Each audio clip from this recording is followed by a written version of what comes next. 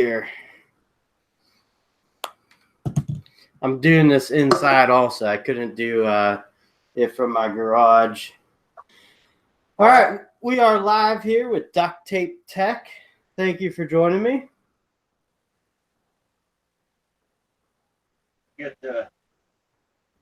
I'm trying to get the chats up also here. Here we go. Dave, how's it going? And Robert Waters. All right, so what'd you do today there, Ducttape? I had to clean a little bit of junk out away from the shop and the buildings. My father-in-law hauled that in. And then later on today, I had my video earlier. We used that tractor and the bush hog. I was trying to bale hay. It was last Wednesday. It ended up getting rained on and all the hay molded on me. So I was going through that field, just chopping up all the windrows, and busting all that apart so it wouldn't lay there and kill the grass out. Yeah. So that's what I got into today. What'd you get into? I sat on my ass in the air conditioning. You're the smartest of the two. So that Massey Ferguson tractor's been working out pretty good for you, huh? Yeah, that Massey's been working out real good. That's probably one of the better tractors I owned since I had that 4020 John Deere. Is there a diesel in that? Yeah, it's got a 3-cylinder Perkins diesel in it. I think it's 154 cubic inches. Cubic inch 3-cylinder diesel. It's a nice little workhorse for you. Yeah, it is. It's been a good tractor. It's about 40 horsepower. It's been a real nice tractor. I've been really impressed with it. It handled that brush hog you have, you know, that first time you took it out, well, on video to plow that field, cut it up. Yeah, it did. It handles that 6 foot no problem. That Woods bush hog, it just plays with it. It does a real good job with that bush hog. I just want to say what's up, Kenneth and William Logan. Thank you for joining us. So what's your plan? This is your busy time of the year, right? I want to say what's up, Kenneth and William Logan. Yeah, it is. It's my sorry, I'm getting my chat set up here. That's fine. Yeah, this is my busy year. Summer, first half of fall, getting hay done, bush hogging done, fields mowed. I got a few custom jobs I do, and then of course harvest hits this fall. You know, October, stuff like that. September, October, November. And I had a question for you. Did you buy any cordless lineup tools, or are you still running your Pro Stormer, Power Storm, Black & Deckers? Yeah, we're still running those 2 old tools. I've been kind of checking some stuff out. I was kind of eyeballing the Craftsman series. Also looked into the Cobalt. I don't know anything about Cobalt. I never heard anybody really do any reviews or talk about them or use them. They do have a line, but I just don't know anything about them. There's a channel, VCG Construction, and they've done a few reviews on the Cobalt. They're a great lineup. They're a great tool. They handle well, from what I understand. The only thing is, because Craftsman's moving in, I don't think they're going to hold a huge selection of Cobalt. Right. But they'll still have it at Lowe's. Now, I have a lot of their regular hand tools. I got their ratchets and open-end wrenches and stuff like that. I had nothing but good luck with those, but I don't know anything about their battery-operated stuff. Yeah, for the most part, I haven't heard too many people complain about Cobalt tools. So that's kind of where I'm kind of leaning to.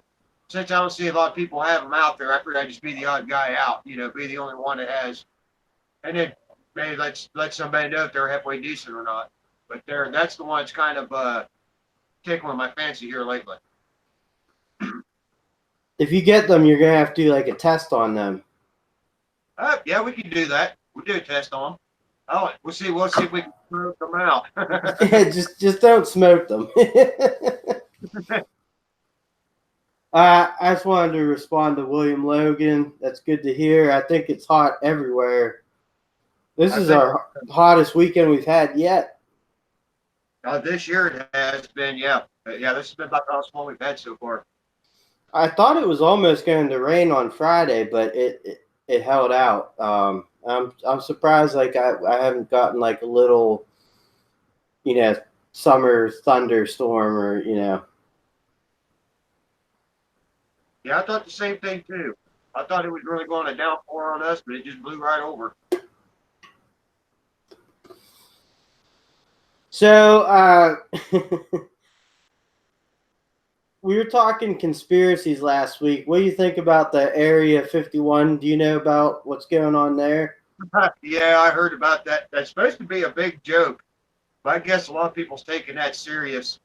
Uh, yeah, them guys running into Area 51 is not a good idea, man. They're going to use all that stolen alien technology on, man. We're going to turn them inside out. They got 18 UFOs. they're What's they're going up? to mess these guys up. What's up, Dan the Bagel Man? Yeah, I mean, there's like 1 million people signed up for this, and whether it's fake or not, I think there's probably still going to be about 2,000 jackasses that show up there. Oh, I guarantee it. There's got to be some dumbasses, you know. But you know, a good way to it's a good time to clear out the little bit corny in the gene pool, though. If you know what I'm saying. Oh, absolutely, absolutely. Do you think they'll use rubber bullets, or do you think they'll just like? We were talking about this at work, and that somebody actually said, "What's up, Junk from work?" Junk. So, someone said that they should, if people storm it, they should shoot one person like in the head, and that will send the signal that they're not fucking around. But that's also kind of a hard thing to do. No, but it makes sense. But I don't think they're really going to like if they try storming that military installation. What's going to happen? I think what they ought to do is like shoot the first one with like some kind of plasma anti-gravity grenade. Like I said, stolen alien tech they got. That will make them all run. Well, yeah, what they should do is pop up a spaceship out of there and just hover above them and herd them back. Oh, yeah, there you go. Yeah, they can get one from their moon base. They'll be all right. Actually, was it yesterday or today was the whatever anniversary of us landing on the moon, right? Yeah, the the Apollo missions. Yeah. Yeah. Is it Apollo 13? No. I think Apollo 11 was the first one. I thought. I Apollo thought, 11. isn't that what that movie's on? They never made it there because of all the. Yeah, I think it was 13. The one. Yeah, it was the one that didn't make. I think it was the one that ended up having malfunctions and had to come back. But I think Apollo 11 was the first one. Someone in the chats verify that, just because it'll drive me nuts now. But you are a bit older than me, so you'd have a better recollection of that. Everyday Fleet Tech says a fleet of A-10s would send the best message. Guy tried to break into Area 51 and he took the room temperature challenge. Apollo 13 was the one that burned up. Okay. Then, yeah, it was Apollo 11. That's right. Apollo 13 is the movie. Yeah, I thought so, yeah. I got that. That was way before my time, but. Just a few years, right?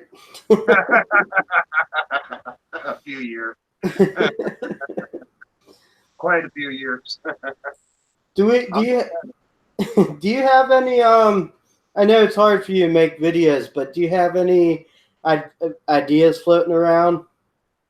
I do want, when I go to work on that the Ford Jubilee, I do want to make sure that's one video I do want to do, show how people how to do a tune-up on it, but also how to take out and install a new water pump on one of those old 53 Jubilees. On the Jubilee. That'd be a cool video for sure. But I definitely want to do that. I was wanting to do one when I was doing the truck. My father-in-law and I was working on it. It took us a couple afternoons to get that done after work. And then we done the motorcycle yesterday. like I said, I was kind of wanting to do videos of that, but it was just one, it was just way too hot to be kind of doing that, and then two, we just have a bunch of our stuff we had to get done, so we just been running a lot here lately. Time's been kind of short, it seems like. Yeah, for sure. I mean, we're coming up on August real quick, Yeah, and but it's going along pretty good, I guess. It's a good yeah. thing. Busy. You gonna do any more videos on your apartment? Yeah, once it starts getting rolling, I'm not going to be doing a lot of work on that one because now it's our big turnover, and starting probably later in this week, I think we have about 30 in a 3-day span that we're going to have to clean up and everything. Right. So you're gonna get pretty busy there for a while then. Yeah, yeah. Yeah. So You have a lot of students that stay in there. Is that part of your turnouts with students or? yeah. One of our buildings is real close to Pitt, Carnegie Mellon, and Chatham University, and so that's a lot of college kids. Yeah, that's why I kind of figured what was going on. You had a lot of college kids in there. And I mean, it's not as bad as dorms. I turned dorms over. I worked at Duquesne for 5 years as a janitor. Uh, yeah, So I know it's, you're talking about there. yeah, it's not as bad as that, but pretty close. Yeah, yeah, pretty grody places too, man. At times. Every single person, they buy vacuums and cleaning supplies, and if you go in there and fix something like 8 months before they move out and go back through and go through the mechanicals and stuff. Um, they're sitting in the same spot, not even used. Right. Yeah. Yeah, You got any ideas? Oh, I'm sorry. Oh, I was just gonna say the thing about college kids is they're not paying for it, so they don't give two fucks. Yeah, that's part of it.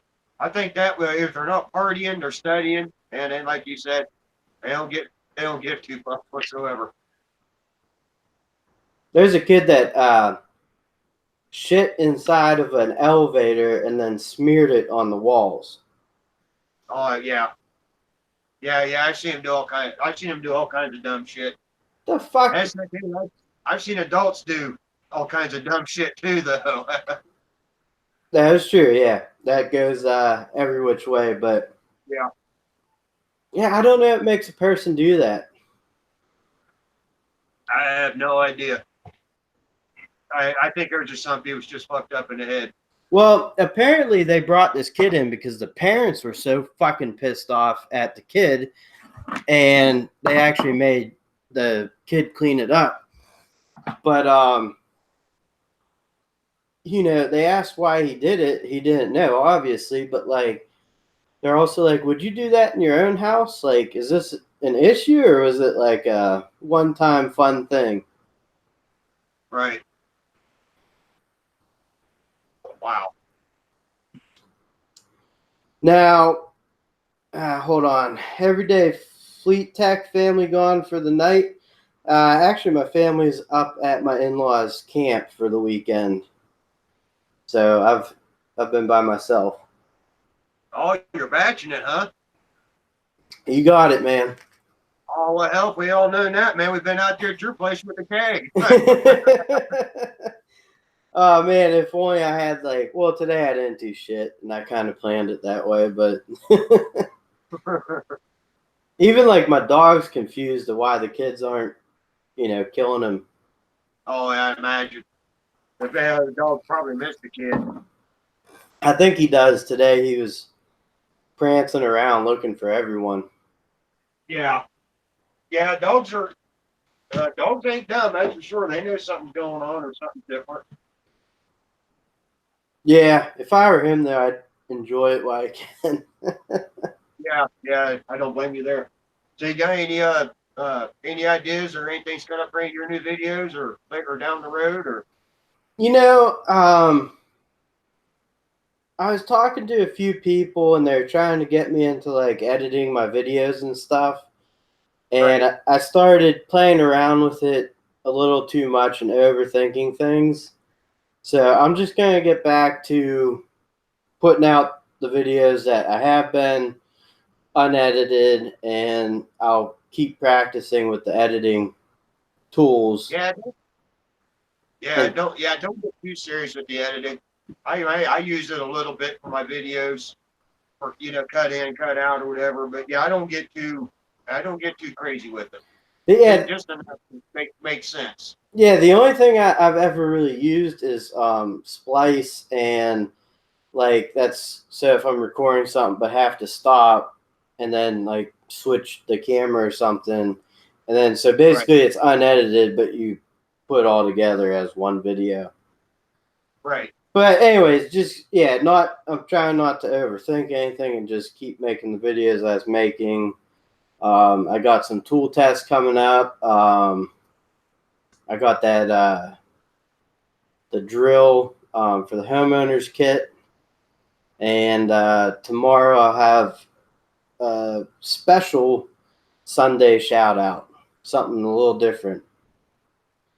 Okay. Cool. That's this Sunday or Yeah, tomorrow. tomorrow? Okay.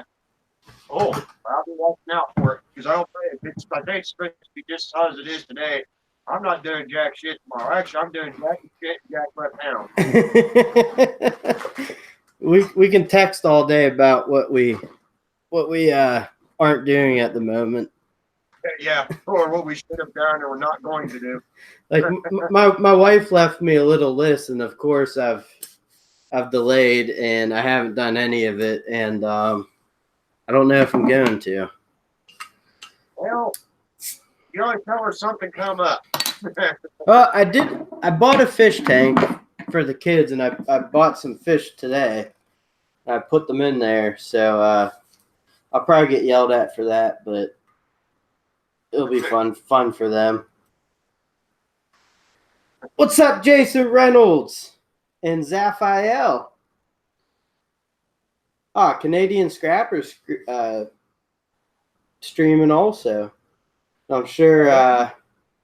Cheers, maintenance man. What are we drinking tonight, Duct Tape? Well, I just finished one beer and actually I was getting ready to go back and get me another one here real quick. Yeah, go grab one, man. Yep. Well, 1 second. What are you drinking? I have. It's called Pacifico. It's probably the only Mexican beer I'll drink. Well, that's not true. Tecate or whatever, Tecate isn't bad either. And that's pretty cheap beer.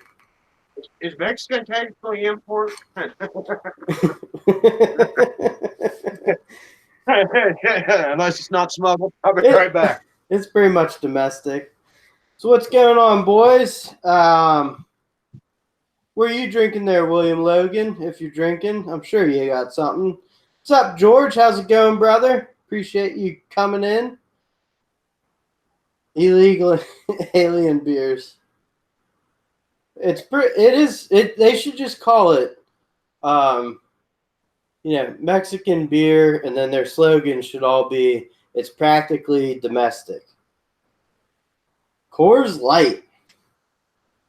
You guys have any topics you want us to cover, discuss, get into some conspiracies maybe? You know what I did realize doing that live stream with you and Caper about the conspiracies? Oh, yeah? Is Caper's really into them. I mean, I have like some general knowledge of a few, but he was a lot more read up on them than me for sure. He was a little better versed in than what I was. That's for sure. Well, I had you two on because I figured you guys would be able to. You'd remember more of those conspiracies. And I would just sit in the background and give my 2 cents here and there.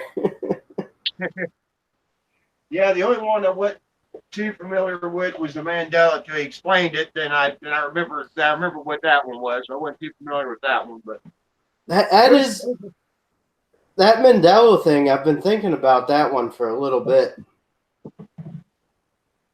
I want to know why water is wet. Can you explain that, Neil? Why water is wet?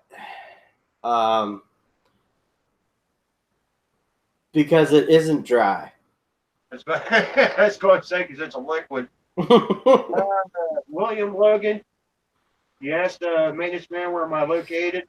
I'm located in southeastern Ohio, Athens County. Yeah, he's about 3 hours away from me, I think. Yeah, about 4 hours away from each other. Yeah, depending on where actually you are. Dave Lawrence, what's up, man? Thanks for joining us. Jason Reynolds, water is wet because it's in liquid form, and it is in liquid form because pressure is too high and temperature is too low for it to be anything other than wet. Is that good enough? It works for me. Yeah, sounds logical. I'm kind of one of those people that go through life and water is water, beer is beer, and I don't think into it too much. Yeah. More of the conspiracies I'm hearing. Okay. Well, another big conspiracy. Okay, like people say we never landed on the moon. Yeah. Or if we did, they're not showing all the footage. Is the other one. You know, they edited some of the footage out because there's a moon base or something up there or whatever. I guess I've heard that a few times. Wait, what? What's that? What'd you hear about up on the moon? Well, one of them is when we did the moon landings. Well, you remember there's a lot of people that said we never landed on the moon, and then there's another group of people that says, okay, we landed on the moon, but they don't believe that NASA showed all the footage what they saw on the moon because there could be a moon base or there's moon people or whatever up there. If it's not broken, fix it. Says duct tape. I hunt in Zanesville area. Zanesville, Zanesville is. I want to say Zanesville is about an hour and a half from where I live. It's I think north, right? Yeah, it's up north. If you go up 13, yeah, I want to say that's like an hour and a half. I think from where I live. It's not too far from Cleveland either, I don't think, right? Oh no, that's Cleveland's way the hell up there. Yeah, Cleveland's Cleveland's like an 8-9 hour drive from where I'm at. Really? Yeah, Ohio. It takes about. Well, it's kind of like your state, eh? It's if you go from east to west, it takes you a long time to cross it. Ohio's kind of the other way, more north and south. What's up, Carver Family Fishing? Thanks for joining us, man. You probably be up there. I'd say 6 hours. You could be in Cleveland in 6 hours from where I live. Yeah. I could be in West Virginia in under 45 minutes. That's how close to the river I am. Okay. Yeah, it takes me about 2.5 hours to get up to Cleveland. Okay. From where I'm at. I'm saying Dave Lawrence, is it possible that out of space has nothing, but there are other dimensions with other life forms, just not out in our solar system?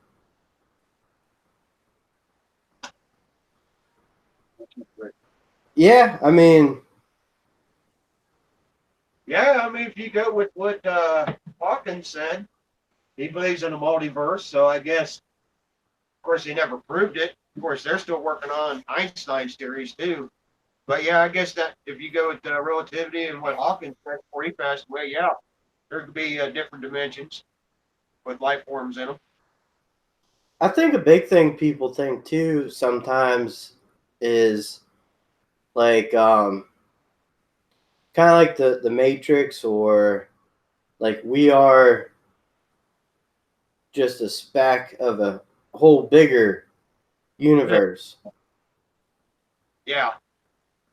Oh, that's another theory too, or a conspiracy theory I heard. We're just a simulation of an alien of aliens.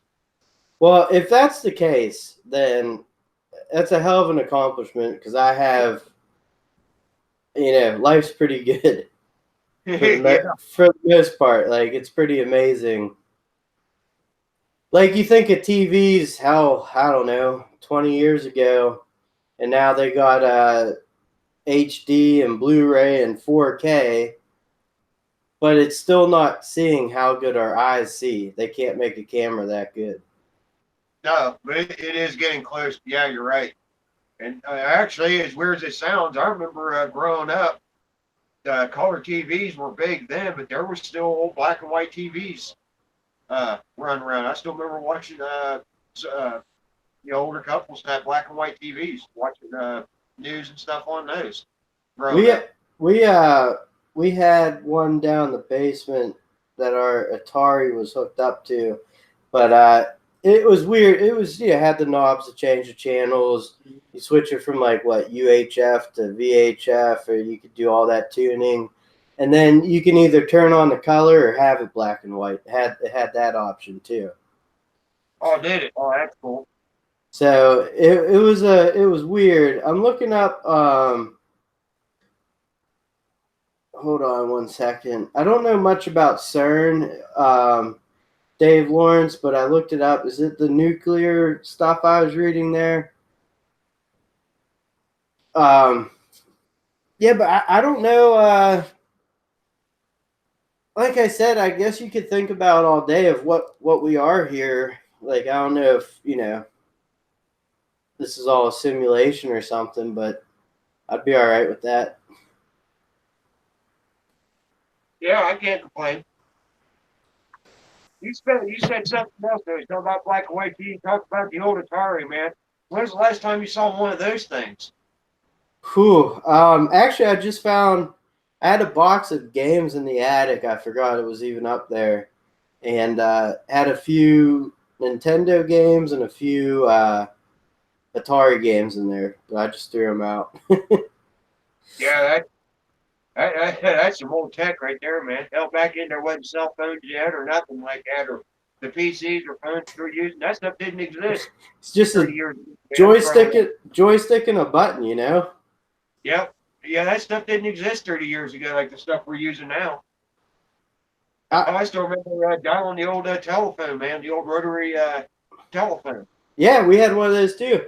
You skip a nut or you forget a number or screw it up, you gotta go all the way back, hang it Yep, up, yep. and then Yep.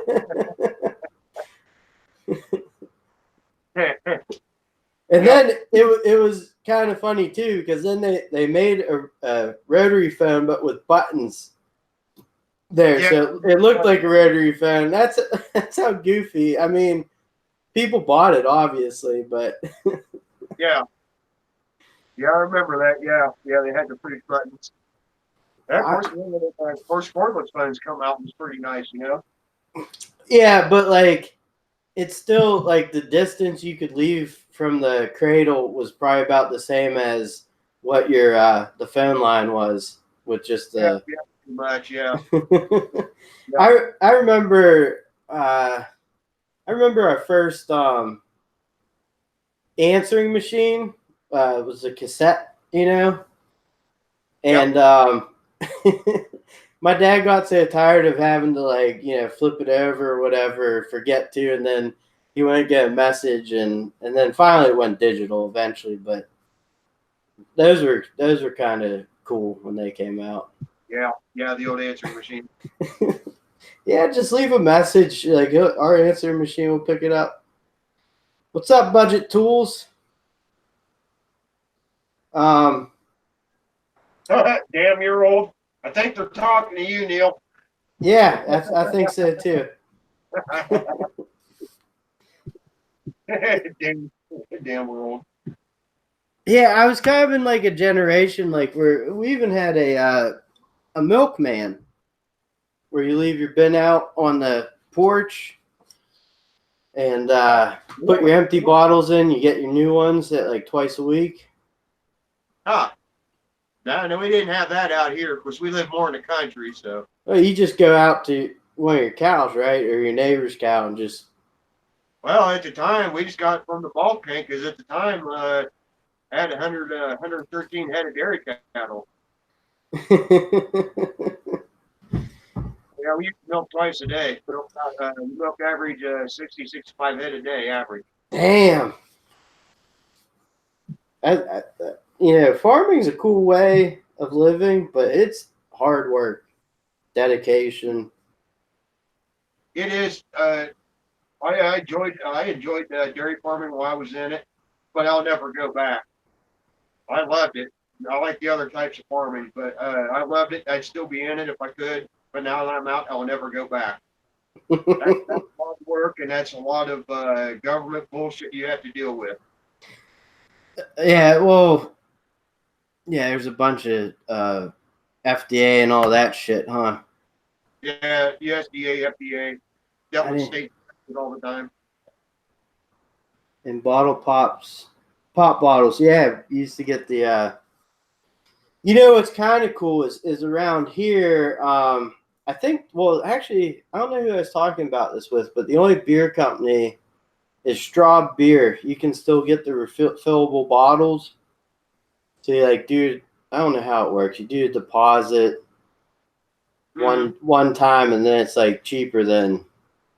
And they're big bottles too, but you take it in, trade it in. What's going on, Antonio? Hey, Antonio.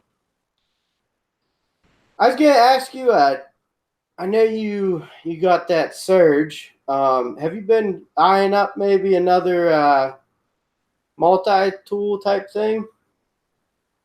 Actually, I've got a couple other different multi tools. The surge is the one that always goes back to. I tell you what, I have been looking at that new Leatherman, the Leatherman 3. I think it's a P4 or S4, but they got a new multi-tool line out that's been looks pretty sharp. But I don't think it's going to be as beefy as my Surge, though. But it does look pretty slick and nice. Looks real smooth and stuff. I've been kind of liking the looks a bit. Is it? I'm sorry. Did your Surge come in that black and the green lettering scheme?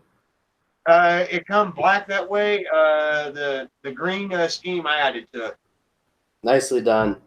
Yeah, I did that myself. I just took a lime green lime paint marker and then painted all the numbers and the lines and everything on, and then just took a rag and wiped it off and let it dry. See, I'm sorry, I'm trying to keep up with the chats also. Me both, yeah. So you just kind of went in there with the paint then? Yeah, took the paint, it filled in all the gaps and the nooks and crannies, and just took a rag and wiped off the excess, and it left all the the numbers were there engraved in, or the inches, cracks and stuff like that. It just left the paint in there and wiped the surface off. But it's going to be hard for somebody to make me drop my Surge. I've been carrying that thing for years. So Have you ever thought about maybe just doing?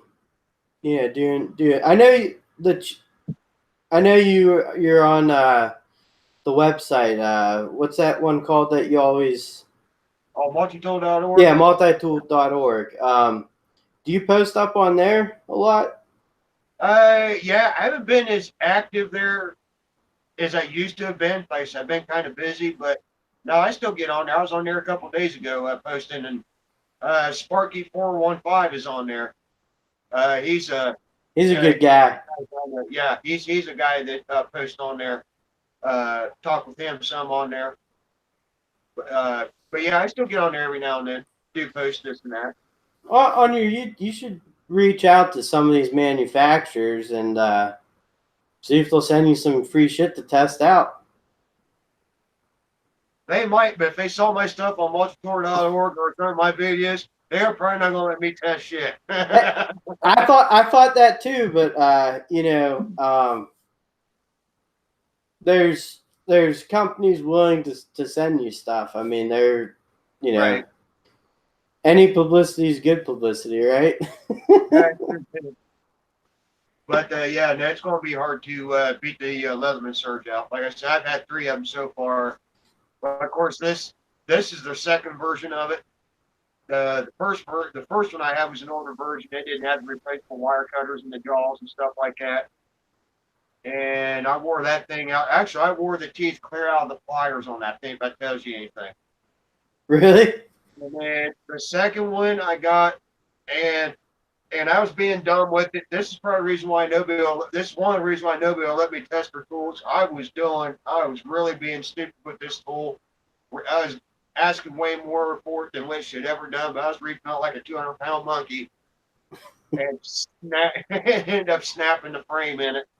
So I bought this to replace the one I did have. But hell, that other one lasted me three hard years of abuse. I mean, I worked the hell out of them.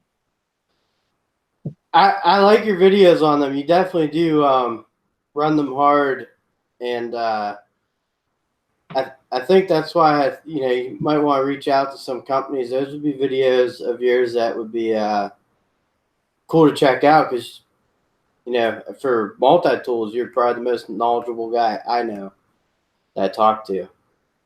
I say me and you get a chance, Sparky. Sparky 415. Like I said, he's on the. He runs some multi-tool stuff and does a lot of modifications to them. He's real good at that. Yeah, I'm sorry, good. Yeah, you go. I was gonna say he's probably the best one. I've done a few mods. It might be worth maybe getting a hold of maybe some older, a couple other different manufacturers. See if they want me to test some of their stuff out. What about Gerber? Have you ever tried? I think actually maybe you have. I remember seeing one in one of your videos. I had a while back. I like the. I don't have one anymore, but I did have a Gerber MP600, multiplier 600. And I really did like it. That was a nice tool. Still, the Surge is hands down my favorite, but it was a nice tool. I did like the Gerber MP600. The idea to slide the pliers just slid right out, one-handed, boom. You had the pliers out. I always thought that was really cool of them. Well, I mean, I will say Leatherman, they definitely know what type of product they have there. So, it's not inexpensive, but it's definitely worth it. I haven't seen another one that really, here in the States at least, or whatever, compete with it. The only one I've seen, you're probably your 2 biggest, I guess, premium multi-tool guys in the U.S., well, in the world in general, will be, I'll fix my camera there, will be Leatherman and then Victorinox, which is Victorinox ones that make Swiss Army knives, and they make a multiplier called a Swiss tool and a Swiss Spirit. You said Victorinox or yeah, Victorinox. Victorinox. Yeah, they're the ones that make Swiss Army knives. They're pretty good quality. Their multi tools are high quality. Some people think they're better than Leatherman. Some people think their Leathermans are better than theirs. I think they're the 2 that are probably equal. Is Leatherman and Victorinox when it comes to most of the brands. Well, I forget Victorinox. They didn't always own that. It was just Swiss Army, right? Yeah. Because I did have an older one that just had the symbol on it. Victorinox has always been around. They had another name there for a while, but there was also Vigner, because there was 2 that was in Switzerland. You had Victorinox and Vigner. I want to say it was Elenox there, but yeah, but Victorinox is notorious for the cross in a like a shield. emblem like you're talking about. Yeah, they've been around since 1892 or something like that, or 95 or something. Dave says my Leatherman took a 120 millimeter motor, sent it in to them. They replaced it, no questions asked. They have it on display. Nice. What kind of aluminum was it? If it's not broke, fix it. I Gerber, I grew up with as the Walmart brand. But back then, for keeping your tackle box or something, I think they made a pretty decent knife. Is that what Swiss Army knife you mean, or No, Gerber's. Gerber's? Oh, okay. Uh, I know a few people has had some of their knives that really liked them. Guy at work, man, carried a Gerber pear frame for a long while. He really liked it. Seemed like it was okay. I never really did use a bunch of their knives. Usually their knives, me, I tend to use either Morricane, Song, or CRKT when it comes to knives. Usually that's kind of my three brands when it comes to knives. Buck every once in a while. You gotta love Buck. Yeah, that's true. I had one of those when I was younger. I think it's just a fixed blade with the sheath. Yeah, I've got a Buck 119 I use for deer hunting and stuff, and then I used to own a Buck 110. It was one of the first folding knives I ever owned when I was a kid. That's cool. Man, those things were beasts. Hell, the damn thing weighed more than I did when I was a kid.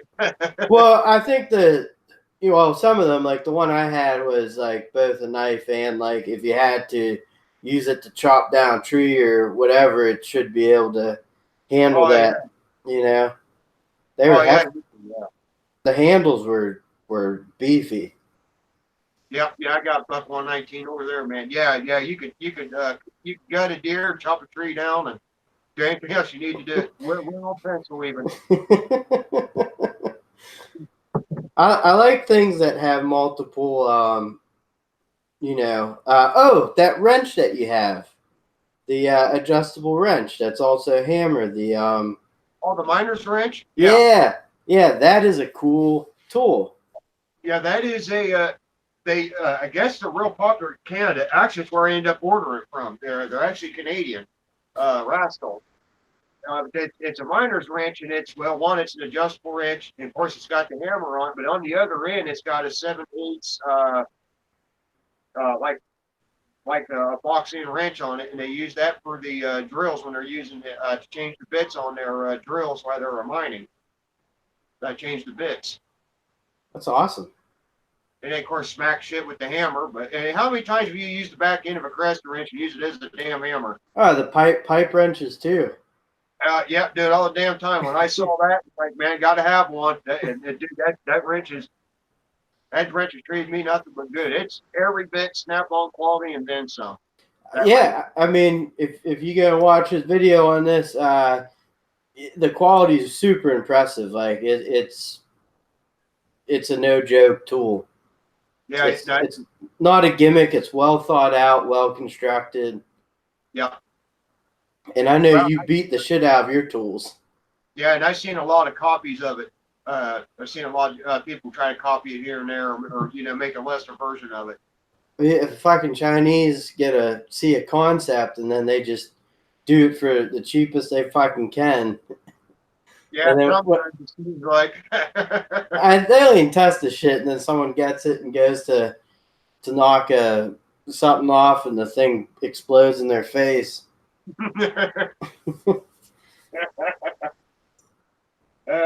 William Logan, you got what? 12-inch?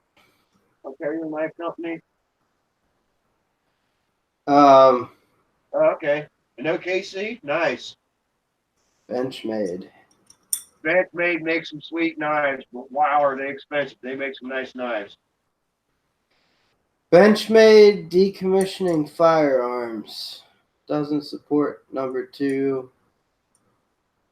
That is true, right? I think, actually. Yeah, I heard something about that. They were against the Second Amendment, right? Yeah, which is stupid on their part. Well, I think they, in their thought, they make knives, right? So if they can disarm guns from people somehow, their business will be booming. I guess it's true, but a lot of the knives they make, some of their knives are very tactical oriented. You know, concealed carry, tactical orientated. All right, see you, Antonio. Sorry to interrupt. See you, Antonio. Hope you get to the store safely. Continue. I'm sorry. I apologize. Oh no, that's all right. Is Antonio taking off? Yeah, he's running to the store and then he's got to pick up his truck. All right. Good luck, Antonio. Glad to see you, buddy. Take care. But where's that? Oh yeah, yeah. To me, it makes sense because they do a lot of tactical knives, or like concealed carry knives, or people concealed carry guns and stuff. And I always thought it was weird when they did kind of do that the anti-gun, no Second Amendment thing. So, which I wasn't really going to buy one of their knives anytime soon because I just don't have that kind of bread to spend on a knife like that. But I'm definitely not going to buy one of their knives now. But I forgot about them being anti-Second Amendment. Yeah, I that was a little while ago. I'm pretty sure when that happened, but half the country is anti-guns gun thing. I ever read about Benchmade being anti-second is donating to local politicians here in Oregon. I just call that a business expense. And I tell you something else. Has anybody heard about the Antifa fucker who tried to bomb the that Cortez calls them concentration camps? I think No, that was in Oregon. that was in Yeah, that was in Oregon. they've been keeping on the down low. Had an Antifa guy tried to blow up he's trying to liberate the illegal immigrants. And so what you end up trying to do, you try to set this massive propane tank on fire. The police end up having to shoot the guy. I apologize. Oregon. But it Oregon? I was getting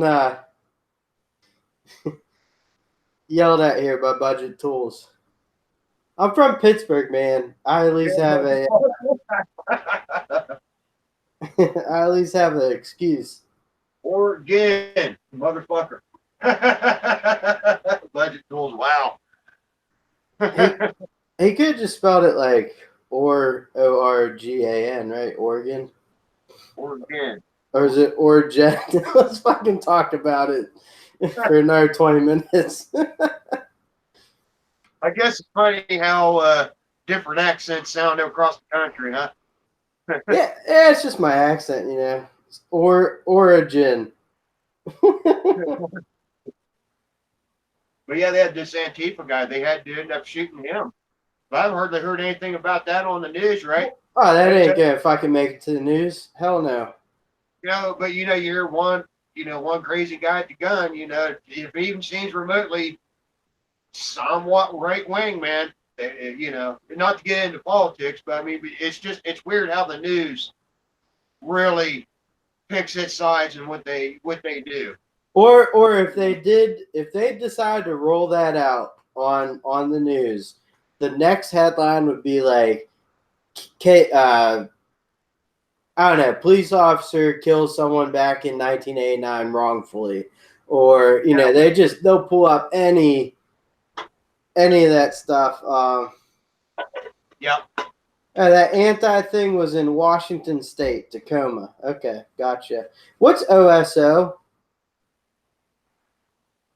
OSO. If it's not broken, fix it. I don't think my stuff's updating here fast enough. Not OSO. I'm not sure what OSO is. I'm not sure either. Washington, Tacoma. Washington, okay. It's Tacoma, yeah. That's right. I wasn't sure it was Oregon. It was, I knew it's somewhere in that area, Washington or somewhere up there. OSO means you are young bucks. OSO It's his old channel name. It's OSO. I'm only 33 years old, so his channel name, got it. Okay. Not Oh, OSO is a channel name. Oh, okay. All right.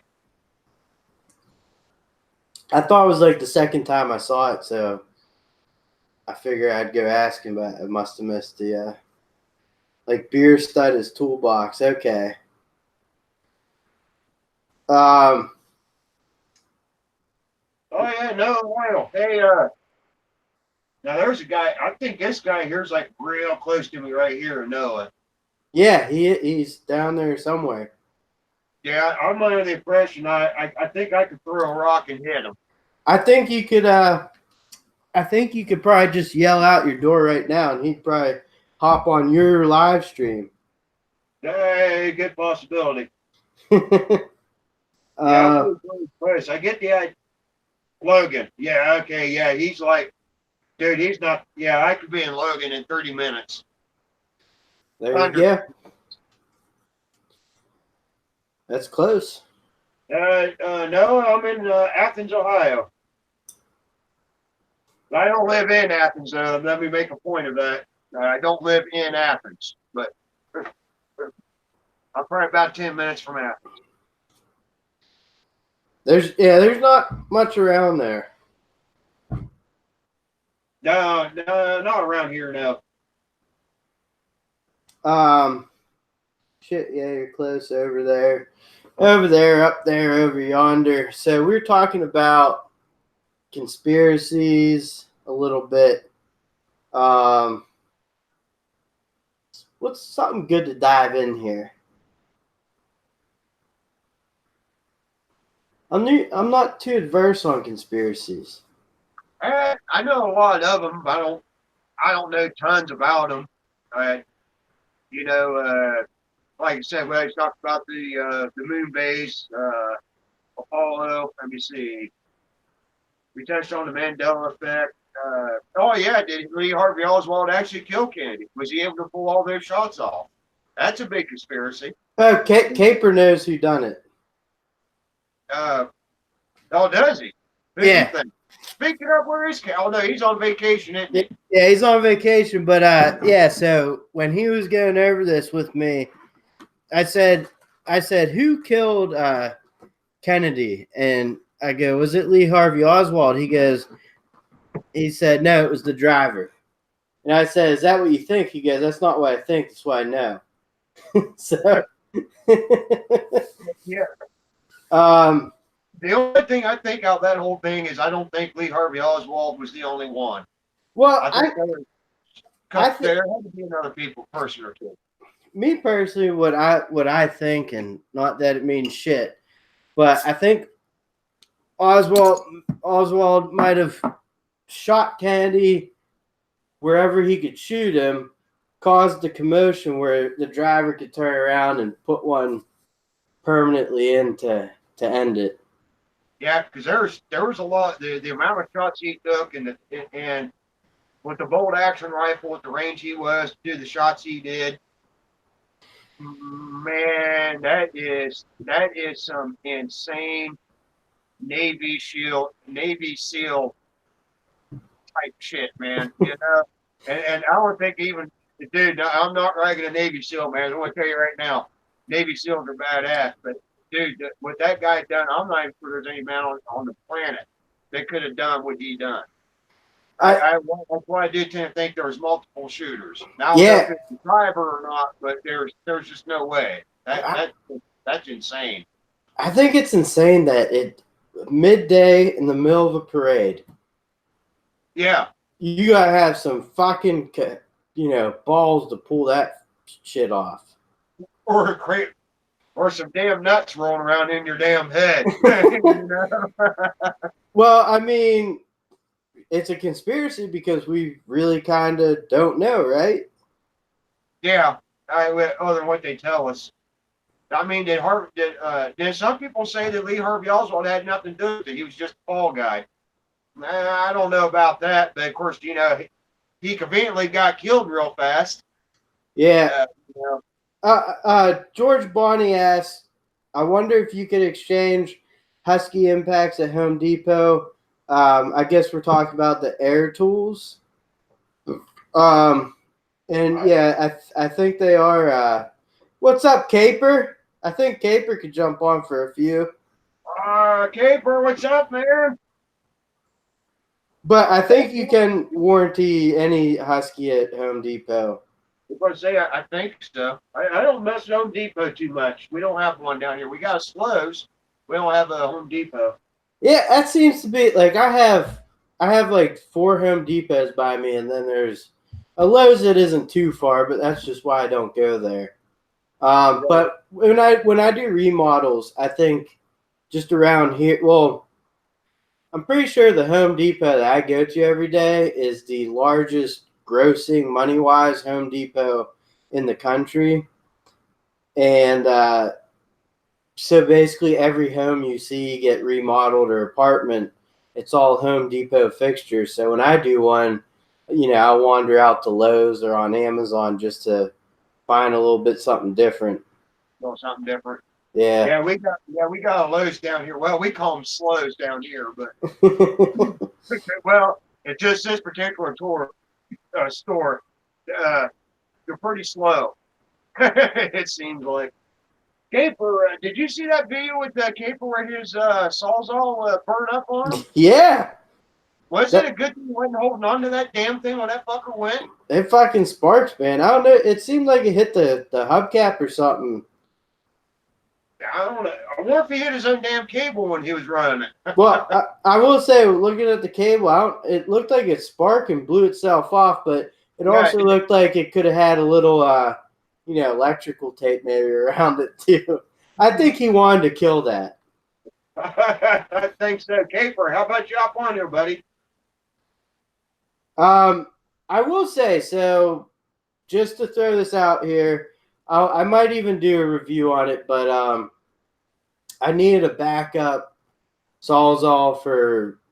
I bought a good one for remodels and stuff, so I need one at the house, like a plug-in one, because sometimes you need that fucking corded tool. And I bought a Black & Decker. It was like $45, and the thing is solid. Has pretty decent case. It feels heavy duty, all metal front. Right. It's a beefy fucking 9.5 amps, I think. So, just throwing that out there.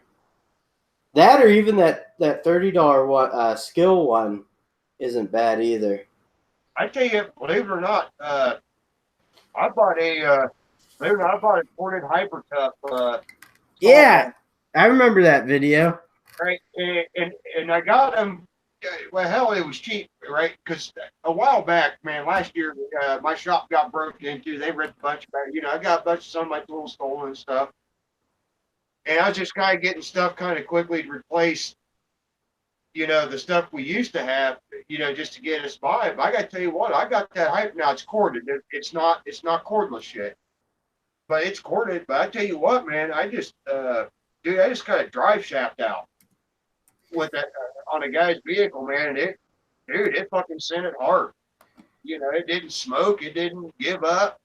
It got a little warm, which when you're hitting something that hard with it, I mean, obviously you're going to, but it never did let the smoke out or nothing, man. It did a pretty good job. Now I have no idea about the cordless shit. I could have done that. They could have took a big damn shit. But yeah, I'll tell you what, man. So I've ran their drill. And don't get me wrong, the drill is a 1-speed, which is pretty good for around the house. It does everything and it works well. The impact seems chintzy, but does the same thing. It fucking works. I think I even drove a 6-inch Spax fastener with that thing. So, it works. And 6-inch Spax fastener with that thing. Boys! It works. You got your sound on there. Oh, sorry. Camper. There we go. How How we you doing now? Casey? Very good, very good. I'm living the dream. Hurry up and wait. You wasn't holding on to that sawzall when it went off on you like that, did it?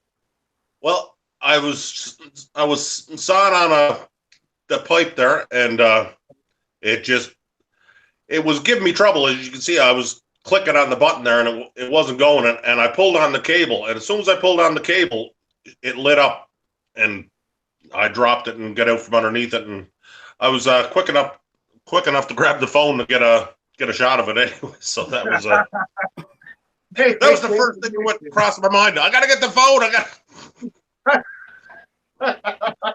Ain't that for you to grab food stick fire extinguisher, huh? I'm glad you're all right. You didn't get shocked or anything. Just missed by this much. That much. Yeah, it was hot. Yeah, I mean, I saw that coming, but I didn't at the same time. I didn't expect it to be. I mean, your cord blew off.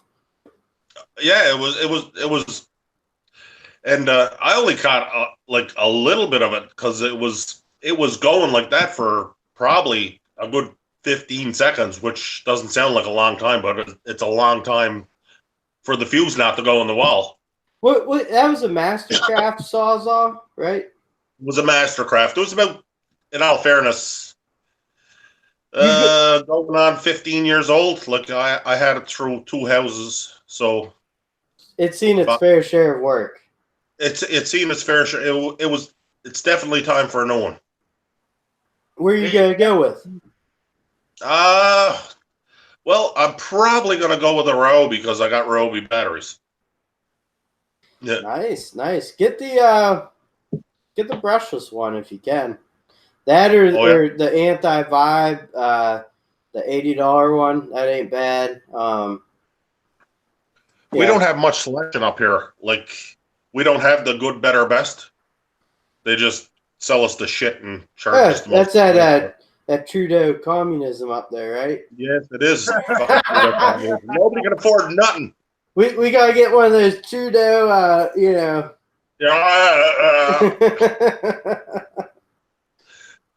He gives cocksuckers a bad name. That's fucking saying something. Concrete. Okay. What did I miss? Well, we were trying to dive into conspiracy theories, but we figured out we don't know fucking 2 shits about it. But you're the professional here. I don't know if I'm the professional, but you're better than us. That's for sure. Now we was just talking about the JFK assassination. Now I the driver thought. I told you. Yeah, okay.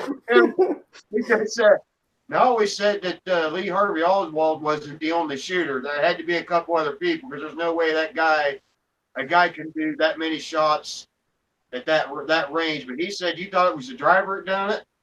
Yeah, I wish I had my computer here so I could do a screen share. I could show you the picture. I want to say, what's up? You can see the driver turn around, and you can see the flash come from the gun.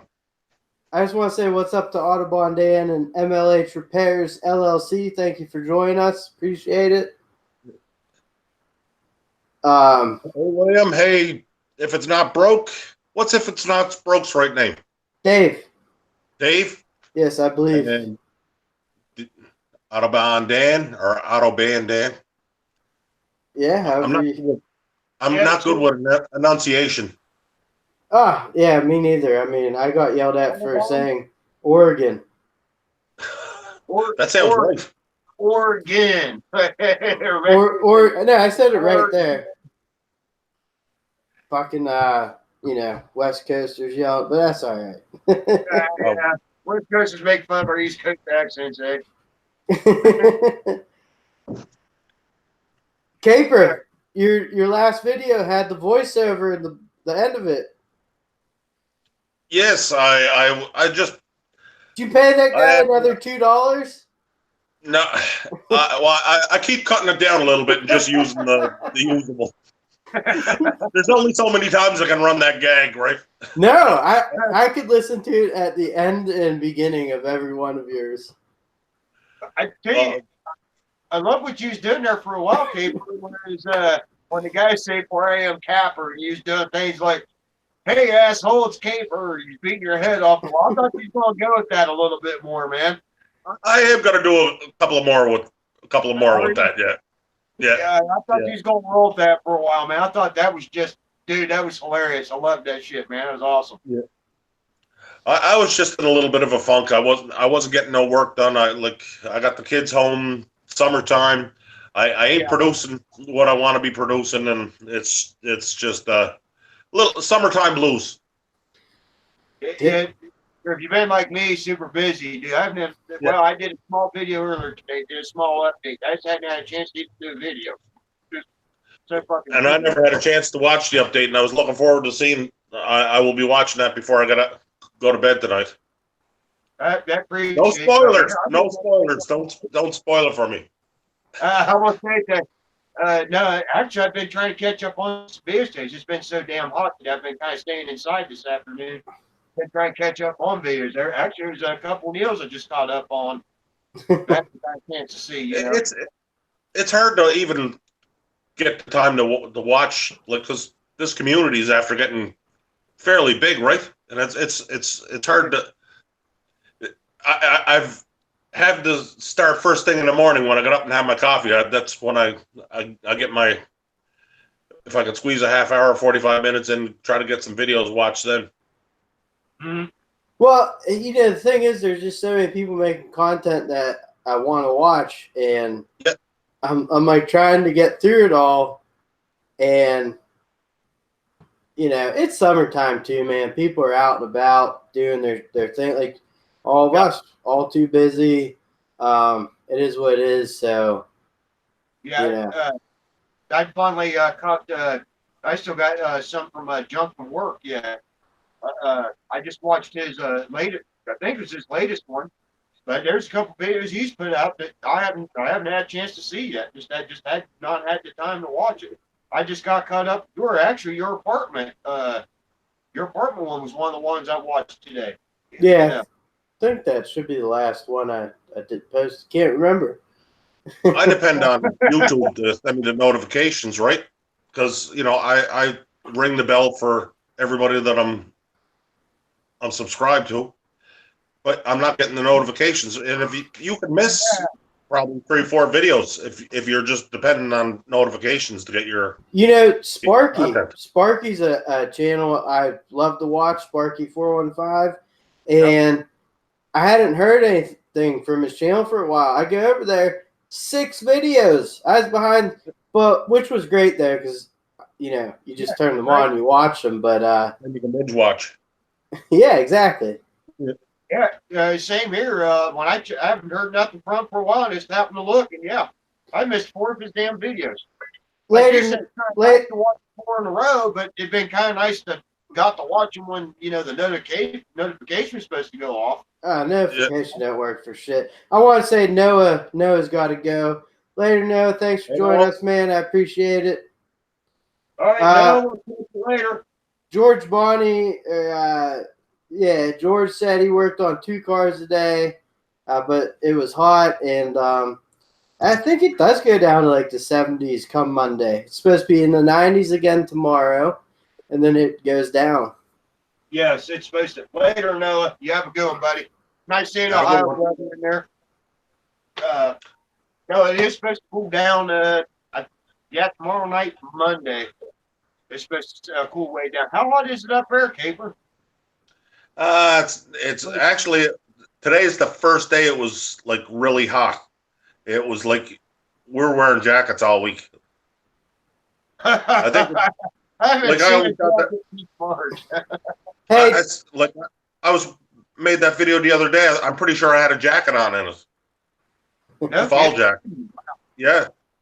That's the weather I'm talking about, man. I love it cold. I'm a cold weather person.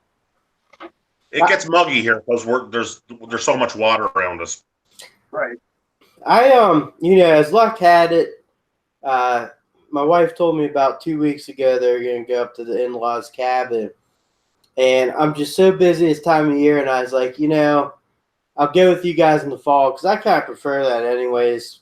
It's cooler out, and but I didn't know it was going to be almost. It was 105 heat index today. I'm glad I didn't go because as you can see, I do not have my garage behind me. I'm sitting on my couch in my basement. Hey, if you're going to chill all the way, man. Chill all the way. Next step is pants off and maybe lay down.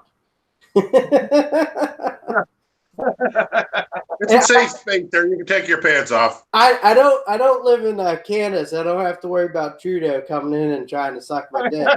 That is a danger. It's a real danger we all face up here. Now, do you guys have same, like, can you take a piss in whatever bathroom you feel free to? What's that? Could you go into the women's room in Canada and take a piss? I think you're allowed, but I wouldn't. Well, no, you wouldn't. Hold on one second. Yeah. My dog's coming down. I don't know what he's doing. I don't know if he's got to take a shit or what.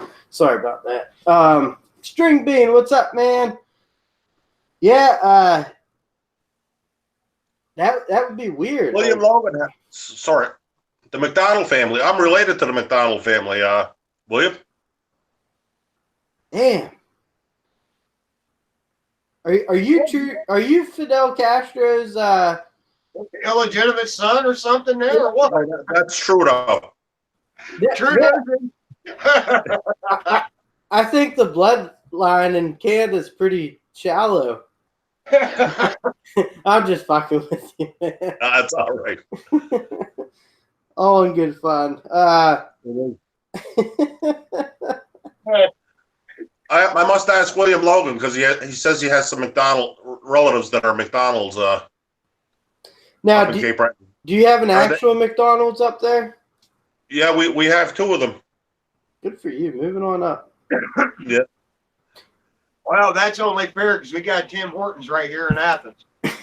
Hey, It's on my mom's side of the family too. Me and William Logan are related. Where are you from, William Logan? He lives in Vermont there. Oh yeah.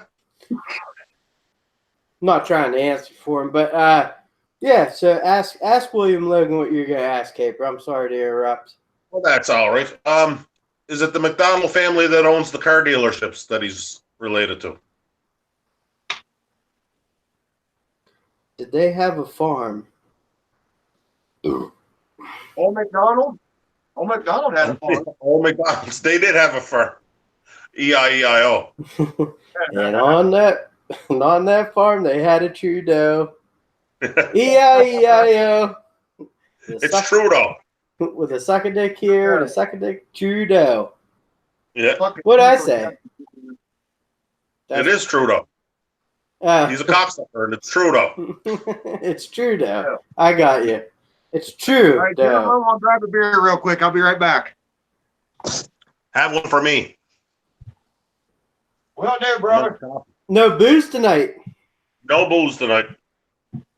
I got some, but we've been packing here all day. We were supposed to get on the road this morning, and I had a Cutlass there for sale, and somebody called. They said, "Oh, you gotta wait." So we put it off, and so he came about the car anyway.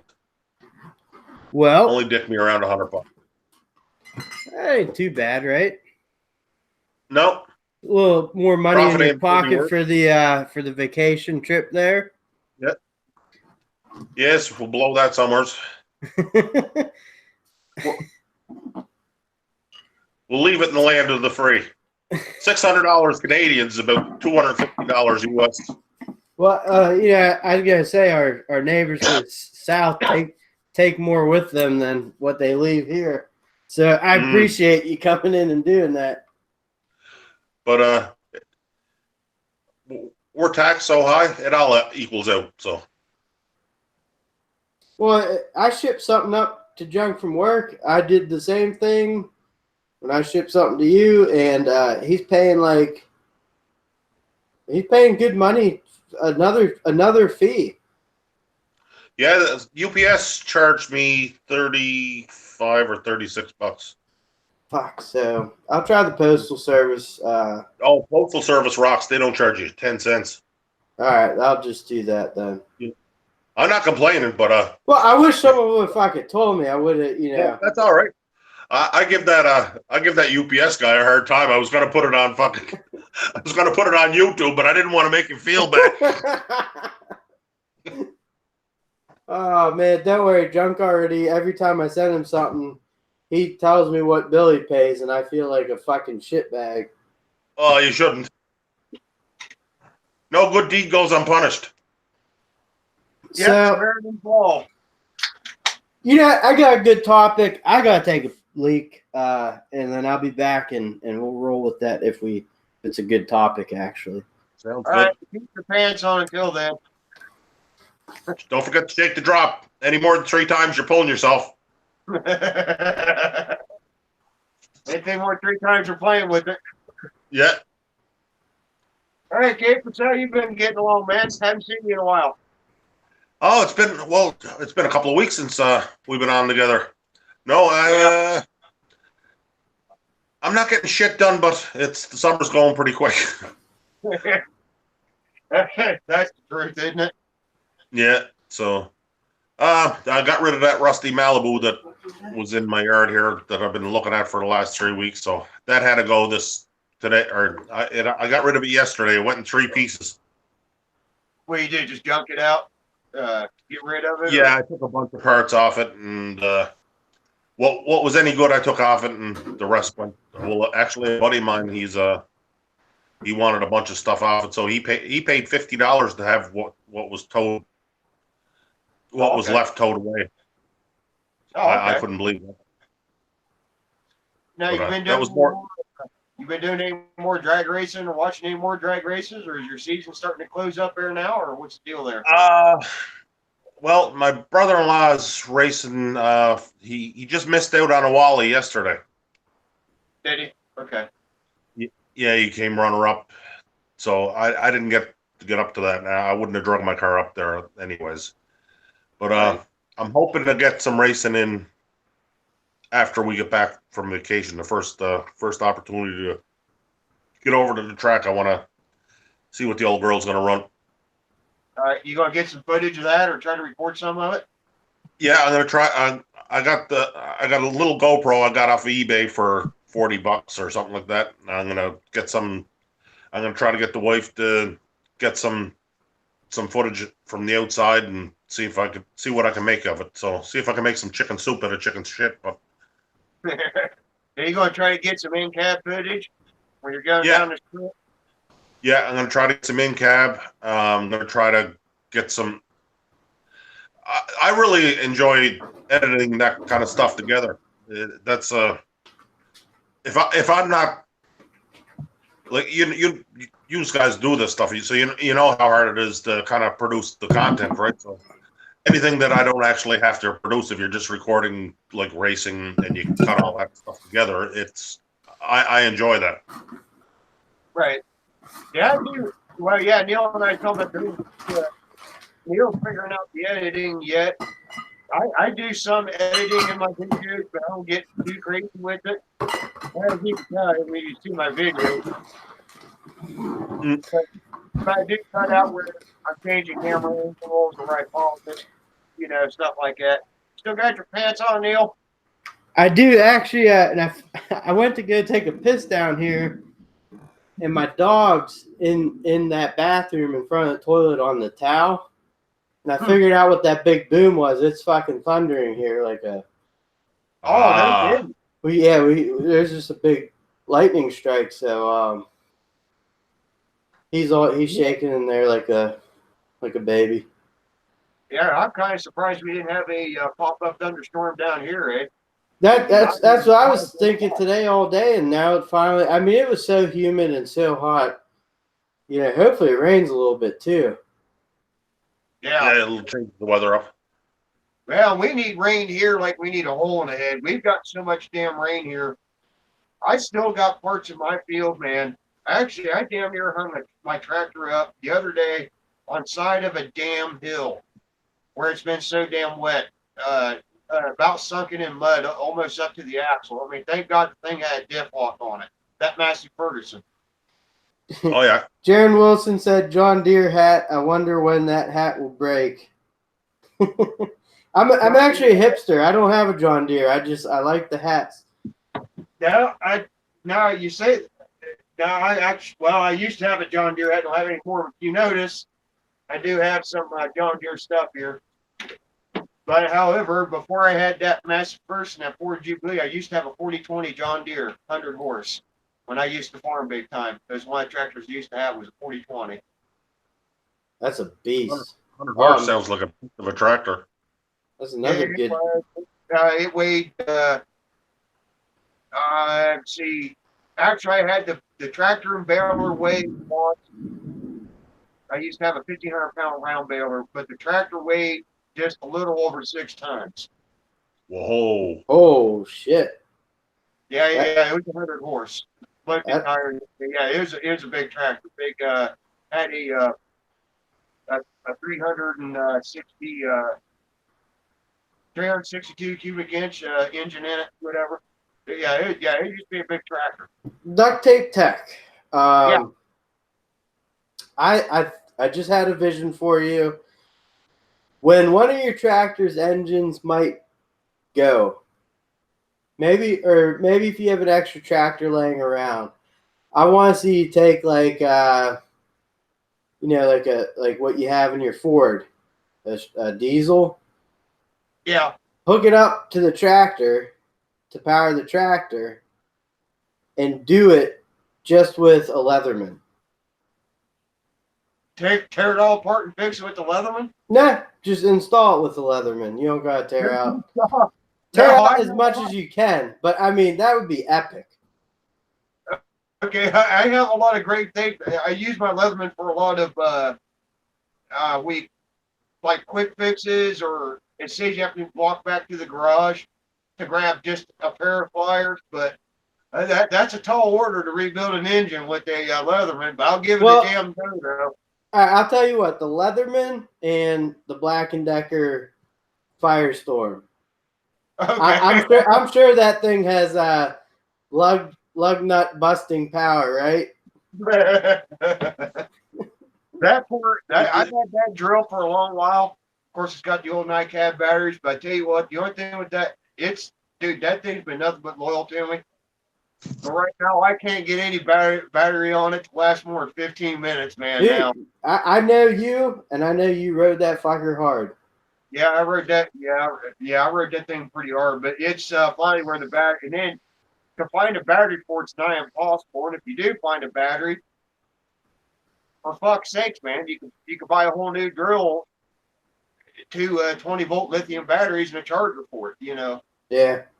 That's why I'm looking for a new set. That's why I've been kind of leaning against the Cobalt, and the other one I've been looking at is actually Ryobi, because of you. Well, you've been talking with that Ryobi. Well, I've been pretty impressed with that and Dave again. I'm gonna do a kind of like a Ryobi wank off video where I'm gonna show all my Ryobi cordless tools and just how great they've been to me. So look out for that one. It'll probably be like a 40-minute video. Okay, cool. All right, and now Caper, Neil and I was talking about upcoming ideas we have for our video. You got any idea for you? Got any new ideas for video or anything coming up? Well, I gotta get some work done on that motorhome. I definitely gotta put in some work on that. I gotta get the floor in it. I got the dash back. That looks pretty good. I got a fair amount of work that I can get done in a short amount of time, which would make for shit lap. Yep. I got to get my shit lap painted. You should just put that in for the floor too, in the ceiling. Shit lap everywhere. Mm-hmm. Yeah. You should get cedar shiplap for the shitter. There's a shitter in there, right? I'll say that 3 times fast. Well, that way it would smell good most of the time. Some hippies had this thing before I had it, so at least now that I got all the old materials out, it's starting to smell half decent inside now, at least, anyways. Does it I've smell got like the motor back grass? together. You got the motor back I've got together? my motor parts back. There you go. Yeah, that's what killed my budget. That's what fucked me for the summer. That engine cost me about $4,000. Wow. You had I still haven't watched the video because you've gotten this one, but you had a camper before this one. Did you sell that? Yeah, that's it was just a wee little bit small for us.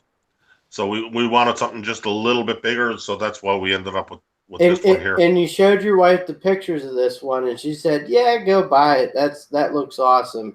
And you were like, "How the hell did I get away with that?"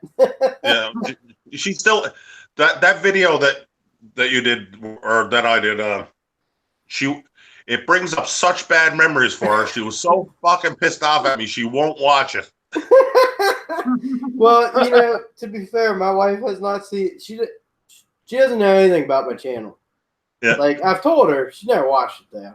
She just knows that when I say I'm gonna go do a live stream, and she goes, "For how long?" and I say, "I don't know, 2 hours." 5 hours later. Yeah, exactly. You got to change your name of your channel to the Marathon Man, not the Maintenance Man. Well, I'm trying to slow up, but like I start talking and it's easy. fun, man. Yeah, it's easy. It's fun. It's a good time. If people are in the chats, I'll sit here and talk until I feel like I gotta go to sleep. Well, just I don't know if you consider or not, but your watch time hours must be way up there with the 4 and 5 hour live streams. Yeah, they are. And it was funny because when I started doing live streams, and it still is. I enjoy doing them. I didn't really think about that. In fact, I didn't know I had analytics until I think 2 months ago. Because they actually, I don't know if the email wasn't set up, but they sent me something about statistics or analytics, your monthly thing. But I didn't think about that off the bat. But I noticed channels must do that to achieve the watch time hours, which I don't know what they are. But I'm so. Well, you need 4,000 watch time hours to get monetized for a year. 4,000 watch time hours for a year. And I've been doing this since what? Making videos regularly since November. And the last time I haven't looked lately, but the last time I looked, I had in the last 6 months about 1,000 watch time hours for the last 6 months. I've been doing this 2 or 3 years. And I'm like, I got 2,000 hours watched the total time I've been doing this. Oh, yeah. 4,000 watched hours to be monetized. No, in a year. But what your statistics shows minutes. Well, yeah, it does show minutes. So you take the number divided by 60, right? And it gives you your. But hell, I'm doing it for fun anyways. And actually, I even thought if I ever got big enough, let's face it, that's a joke. I lose subscribers faster than I gain them. But hey, I'm doing this shit for fun. I mean, drunken work, man. And this is one of the main reasons why I do what I'm doing now is because, dude, what we're doing right now, you and Caper, it's just fucking awesome, man. I love this. Doing Is fun. This is more fun than making content. I can tell you that much. And then so somebody learns something or somebody laughs out of my stuff, hey, cool. But even if I got big enough, I'm not sure if I'd monetize myself. I think kind of one of them things is, screw YouTube, I did watch AVE after all the AVE conversations over the last couple. That guy likes to hear himself talk, doesn't it? Yeah, but he is very good at words. Yeah, that's what I mean. He is a wordsmith. but it's almost like it's. I don't know if it's practice in front of the mirror or practice just from age. I can't tell with him because it It's a could be lot of both ways, you a lot of know. heavy editing. What are you talking about? ABE? Yeah, Yeah. So I only watched one video, but it was heavily edited. I know because I got to do the same thing because you Canadians. well, Trudeau I got comes in. the brain injury. Like I get a lot of gaps in what I'm saying. Sometimes I'll get a funny here and there, but like so, I will cut a lot of time out. But just from the way I edit stuff, I could tell like it's not all just coming off as natural as it seems to. It's very strange because like on my live streams I feel like I'm not a very animated person in general. I'm fun to talk with, I think. I'm just not animated. So Yeah. like my videos are like they're completely different from what I am here, but they're just supposed to be to the point, and I'm trying to do like a thing, and sometimes every once in a while, very rarely, something funny comes to mind. But other than that, I mean, it's just like. And actually, that's what I like about your videos, Maintenance Man. Yeah, I like a little bit funnier, a little shenanigans every night. I mean, look at my videos. But your videos, if I want to look something up, like how to take out a medicine cabinet out of the wall or this and that, you're the video I want to see. I don't want to see 15 minutes of Marky Wink and this guy talking to himself up and how awesome he is. I want to see somebody get something to the damn point and gets it done like you do. And that's a lot to be said. If I'm looking something up, I want to know how to do something or learn something. You're the guy I'm watching. You're the kind of guys I'm watching. You're entertaining, but you get to the damn point and you get it done. I appreciate that. And then I got a couple videos. One is doing a battery install on the 8N Ford. Right? It wasn't one of my videos. Yeah, there was a little bit of shenanigans. For the most part, it's about 15, 20 minutes long, and it was down and to the point. It's one of my most watched videos I got. It's because those tractors are hanging in there, man. They're rare, but they've lasted. A lot of them have survived. Yeah, but it's one of my most watched. And that another video that makes no sense to me is one of my everyday carry videos. That thing is it's the first video I got that busted 1,000 views. I still don't have anyone. I don't have a video anywhere close to busting 1,000 views. Yeah, that's the only one I had. Everything else got 30, 40 views. That one blew right the fuck up. I think the other one with the 9N the 8N Ford was just pure damn luck. I hit that video just hit that niche by pure damn luck. I think that's all that was dumb luck. Well, that's YouTube. I mean, I don't think any of us here, we all have regular jobs. We all pay our bills. And right. I don't think we're like rushing to get to the money. I think, like I came on here 2 weeks ago and talked about some struggles I was having, but it's normal. And I came on here to get positive feedback from people I trust, Yeah. But, right. At the end of the day, it's just make videos, have fun, keep posting, and, eventually maybe people will watch, maybe they won't. Well, I had there a while back, man. There's been a couple times I thought about, I'm doing it for fun, but you kind of want people to watch you and stuff, And then finally, I just got to the point. It's like, you know what? I'm doing it for fun. If somebody watches it, fine. If nobody watches it, fine. But I'm having fun because there's been a couple times I thought about shutting mine down. I've been doing it for a couple years. But if somebody watches it, fine.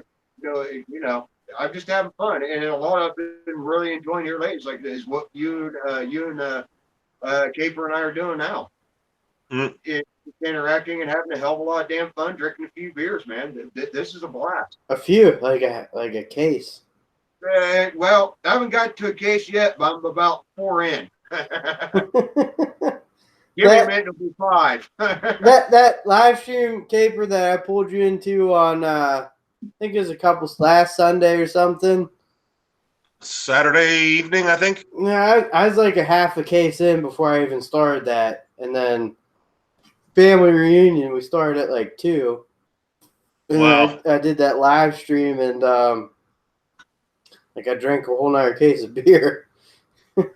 Yeah, I had a fair bit of vodka that night too. Did you lose any weight this week, Neil? I have lost 3 pounds. I'm up 4 pounds, so it was a No. shitty week. I thought you're But, down. You're down 3 also. I thought with the number you no, gave me. 259. I was 255 2 weeks ago, but it's Well, it's that makes me like not happy, but not mad. Sad. Helps me out a little bit. yeah. The summer's only half over. I'm going on vacation. The next video I do for our weigh-ins, I'm gonna say like, you gained 20 pounds, Caper. There you go. I deserve it. I'll come on there and I'll go, you know what? He gave me his weight, but fuck, he's back to 270. Mm-hmm. How's the no smoking going? You still hanging in there with the no smoking? I'm still hanging in. I'm amazed that I'm still only 259 pounds after giving up the smokes. Oh, you've probably eaten everything in sight. Well, I want to, but it's. Wait. Oh, congrats, man! I didn't know you were doing that. Yeah, it's about 3 weeks now, I guess. Oh, okay, cool. Congrats. That's why I chew now. I used to be a hardcore smoker, man. I switched to chew. Budget. I want to go over something real quick. Budget Tools asks 3 questions. Do you guys upload at least 2 videos a week? Do you guys leave comments on almost every video you watch? And are you using all tags, title description, and thumbnails? I will answer very quickly. I do post more than 3 videos a week. I try to do 1 a day. I do comment and like and watch the full videos. Like, I get into people's videos and I just watch them. I know people skip through a lot of times. It is what it is, though. But I do comment, leave thumbs up because, I haven't really seen a bad video. And then the tags and the descriptions and thumbnails, I don't edit. I'm trying to tag a little better now. I didn't know what it was. But now that I am tagging stuff, it's working a little better if you tag it properly. A little tip for the tagging. Just write Bigfoot, right? Bigfoot, yeah, Bigfoot works. Go to TubeBuddy. You can get the free. You can get the free version of TubeBuddy. And if you make a video, look up the highest ranking video that's closely associated to your video. And if you have TubeBuddy, you can go in and copy all their tags, and put them and paste them right into your video. All right. To answer that guy's question, good tip. Actually, I just wrote that app down. Gabe, appreciate that. TubeBuddy. I don't put up videos every day or every week. I do one. I try to do one good one every week if I can.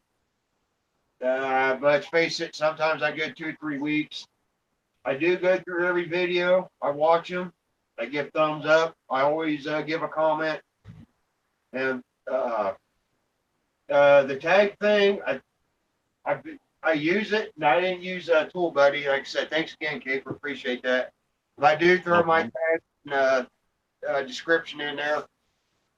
But like I said, I don't do 2 videos every week, whatever. I usually try to get, if I can, 1 decent one every week or every 2 weeks.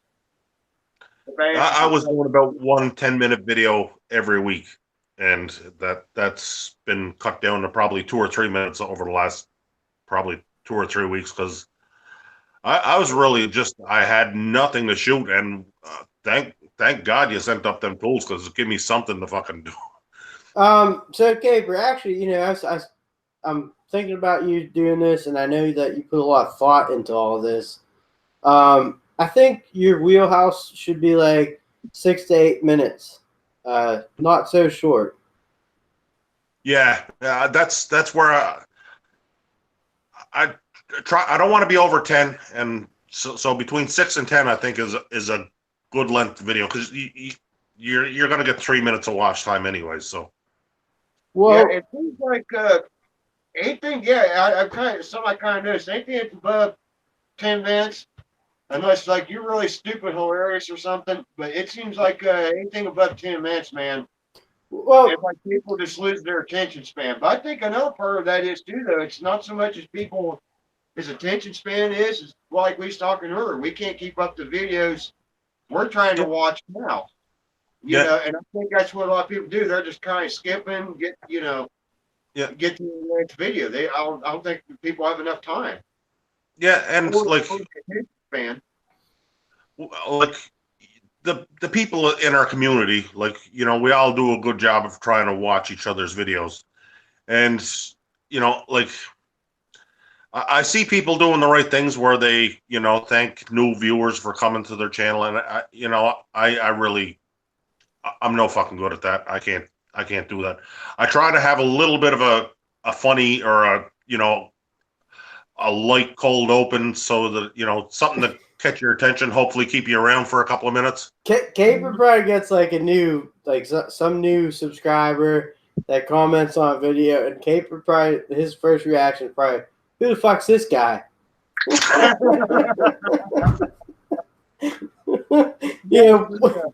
How do you wind up over here? How the fuck did you find me? You should start doing that. No, I'm just fucking around there, but like, you know what I've realized actually with my videos, I've played around with the time frames on them a little bit. The percentage of the retention never changes. Never. But people can just keep up with or put up with me for so long. So, like So I don't. buddy. What I'm saying is, like, don't let the retention or attention span deter you from doing an actual video you want to do. Don't think they have to be 4 minutes, 2 minutes, 3 minutes. Yeah, make it however you think it's going to work. Well, yeah, I try to make it be what it's gonna be, but like I try not to.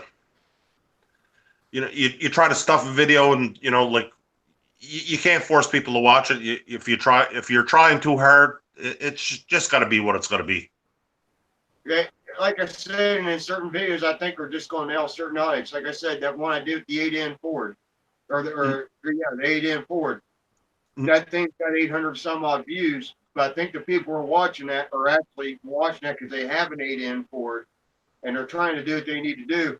And it's got major retention. It's got major views. It's one of my most, and I think it's just one of the videos. I think I just got lucky. It just didn't hit. No, you didn't get lucky. Just think about it, man. You made a video that there's a lot of people out there, or a good amount that want to know, right. Like literally need to know how to do that. Right, and there's a lot of those 8Ns out there, man. I mean, there's a lot of 8Ns. So, like I said, I think I got. Well, when I say I got lucky, I mean, yeah, there's people who wants to know about that. I mean, but I got lucky that video, took off so well. But then you turn around and you take the one video I made, the homemade flamethrower, and I'm fucking setting shit on fire for fun. I can't even bust 46 views. You'd think that would be the one everybody be laughing at and, having a blast with. But, but it's the 8N Ford video is, it's got the. My personal favorite is the one where you use the cordless the cordless gun to get the lawnmower going, or with the tiller. The nut buster. Oh yeah, the road tiller. Yeah. A lot of people don't know that trick, man. You take a cordless drill, man. You can damn near start any lawnmower, chainsaw, whatever with one of them things, man. Yeah.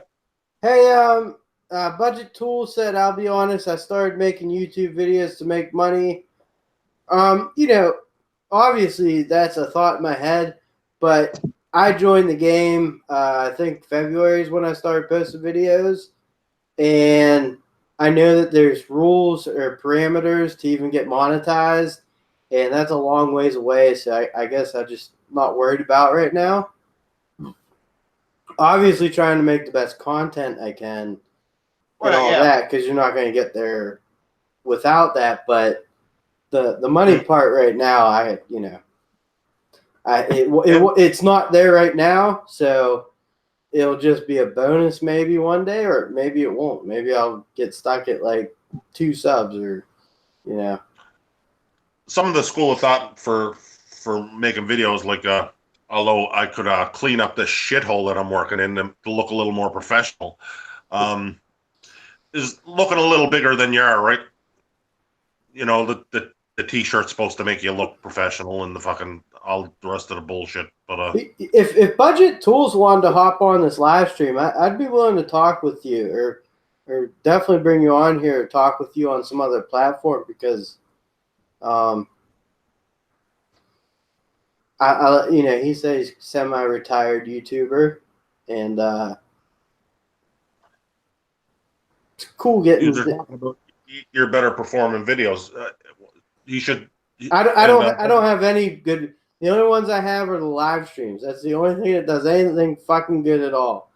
I have one there where I put a rocker panel on a Ford Focus. Now I played with that video would get viewed once every 48 hours, maybe when I first posted it, and now that video gets viewed between 29 and 35 times every 48 hours. So a lot of it was just playing with the tags, and playing with the title, and playing with the screen, the screenshot, or whatever, the thumbnail. Yeah, thumbnail. But that video is probably my best performance. It's not my best video, but it's probably my best performing video. And behind that would be this. I did a couple of videos when I first started on this TV that I put up in my garage, just to learn how to shoot and upload. And it was like one of the first videos I did. And both of them videos are up over a couple of thousand. You have like a computer one or something, or a TV. Then you have a fucking boxing one that has like 15,000 views.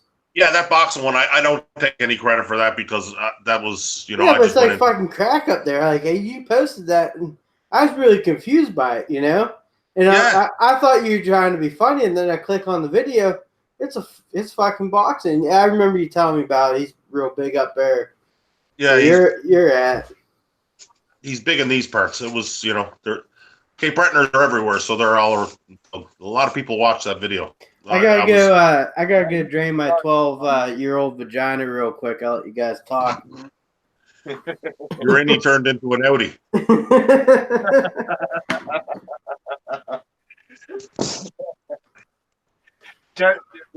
Now you said that that app again was Tool Buddy, right? You used to tell me about Tool that. Buddy, yeah.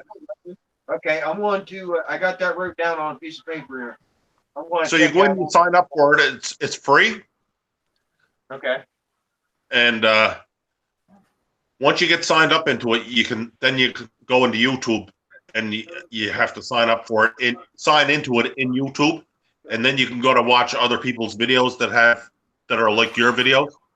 Right. And what I did was just actually the free version. Don't buy into it, because I bought the cheapest version that you can get.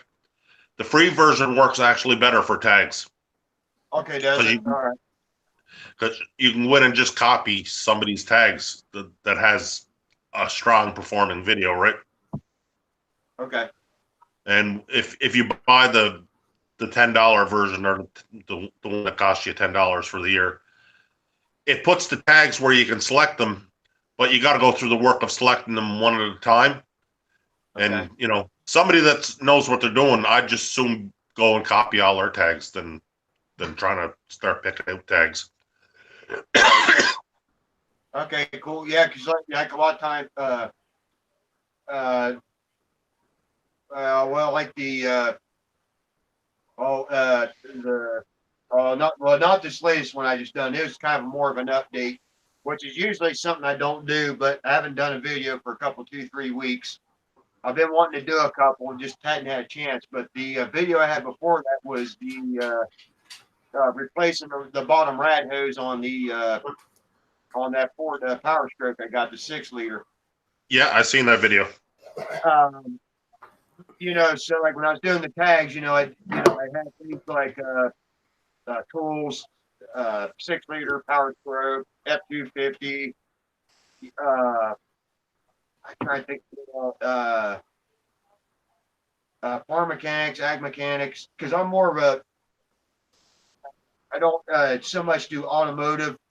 Well, I do my own automotive all the time. I take care of my own vehicles, but I do a lot more ag mechanic type stuff where it's working on a tractor or a combine or a baler or hay rake or a combine, a chopper, a flail chopper or something like that. I do more. But I put all those kind of tags in there, and it kind of seemed to help. But I have a feeling I think my channel is just one of them channels I'm kind of in limbo because my channel does kind of jump around too much. Because another thing I like to do, I haven't done one in a while, is I like to do bushcrafting. I like camping, bushcrafting, outdoors, hunting. With the handle you got, you got the. Can I ask you something there, Duct Tape? Yeah, Neil, what's up? How long you've been making videos for? What, 3 years? You said. Yeah, it's about 3.5 off and on. Yeah. Have you ever thought of like just starting over? That now that you have a grasp of what you're supposed to do, like, do you think, do it again now you know what you're doing, or? I thought about it, but the it's kind of like I said, my channel does jump around, but the one thing about my channel I do try to emphasize on is more self-reliance. You can repair your own vehicle. You can go out in the woods and you can survive. You can, it's, if that makes sense, everything is, you can do it. If you want to take time, you can learn how to do it yourself. I thought about starting again, like say maybe just take my channel and just go straight for just being in the shop only and the agro mechanics and and automotive and just leave it at that. And I thought about maybe starting again and just doing just the bushcrafting thing because I do like to do the flint and steel survival. I love camping, being outdoors and stuff. I mean, that's kind of one of my hobbies I do on when I get a chance to do. Well, I haven't got to do it for a while. And you ever think you would do Naked and Afraid? No, not Naked and Afraid. But I tell you what, if the show alone would show up and ask me, I might do that. I think they might quit that. I think they may have canceled that one. Did they? No, I think they got. No, I just saw a new episode up here just recently. No, they still got it up, as far as I know. All right, maybe there's an Irish show that was pretty close to Naked and Afraid, and it did like 2 seasons, but they did cancel it. But Discovery has a lot of those types of shows. And I was going to say, we were talking about even making money off of YouTube, and then when you first start making money, odds are whatever you're making, whatever it is, you're probably going to just reinvest that into what you're doing on your channel anyway. So it's not like it helps you out in that area. But and like the bear was talking last night, like banks don't like entrepreneurs, right? If you're working on banks, you can't get through this world without credit. Yeah. So like the actually jump out on the limb and do this for a living, man, like you would have to be have a set of fucking balls on you. Well, that's what I'm saying. Like Den of Tools, I think he just cracked 40,000, and he's continuing to grow for sure. But like, I don't think I would be able to make that move unless if I had like, it will never happen, but like 200,000 subscribers. Yeah, maybe somewhere in that I ballpark. don't see me ever making enough to buy a cheeseburger. To be honest with you, Yeah, what I'm going to make. that's kind of what I'm thinking too. Like. Yeah. But I love it. I do. Pete, check this guy out. I'm actually going to click on that real quick. Hey, Ducttapetech, could you plug in your channel again in the chats there? Anyone who's not subscribed, he is what? 2 subscribers, 3 subscribers away from 100. Well, last time I checked, I was 5 subscribers away from 100. No, I did get close one time. I did hit 99, and then you're at 97 last. Popping off again. You're at 97 last I checked. What's up, Client Graphics? Hey, Client Graphics. Speaking of a channel that's growing, if you guys have not checked out Client Graphics, he is blown up, but he, Client Graphics got a good channel. I like watching his. You probably got one of the best handles on YouTube, Ducttapetech.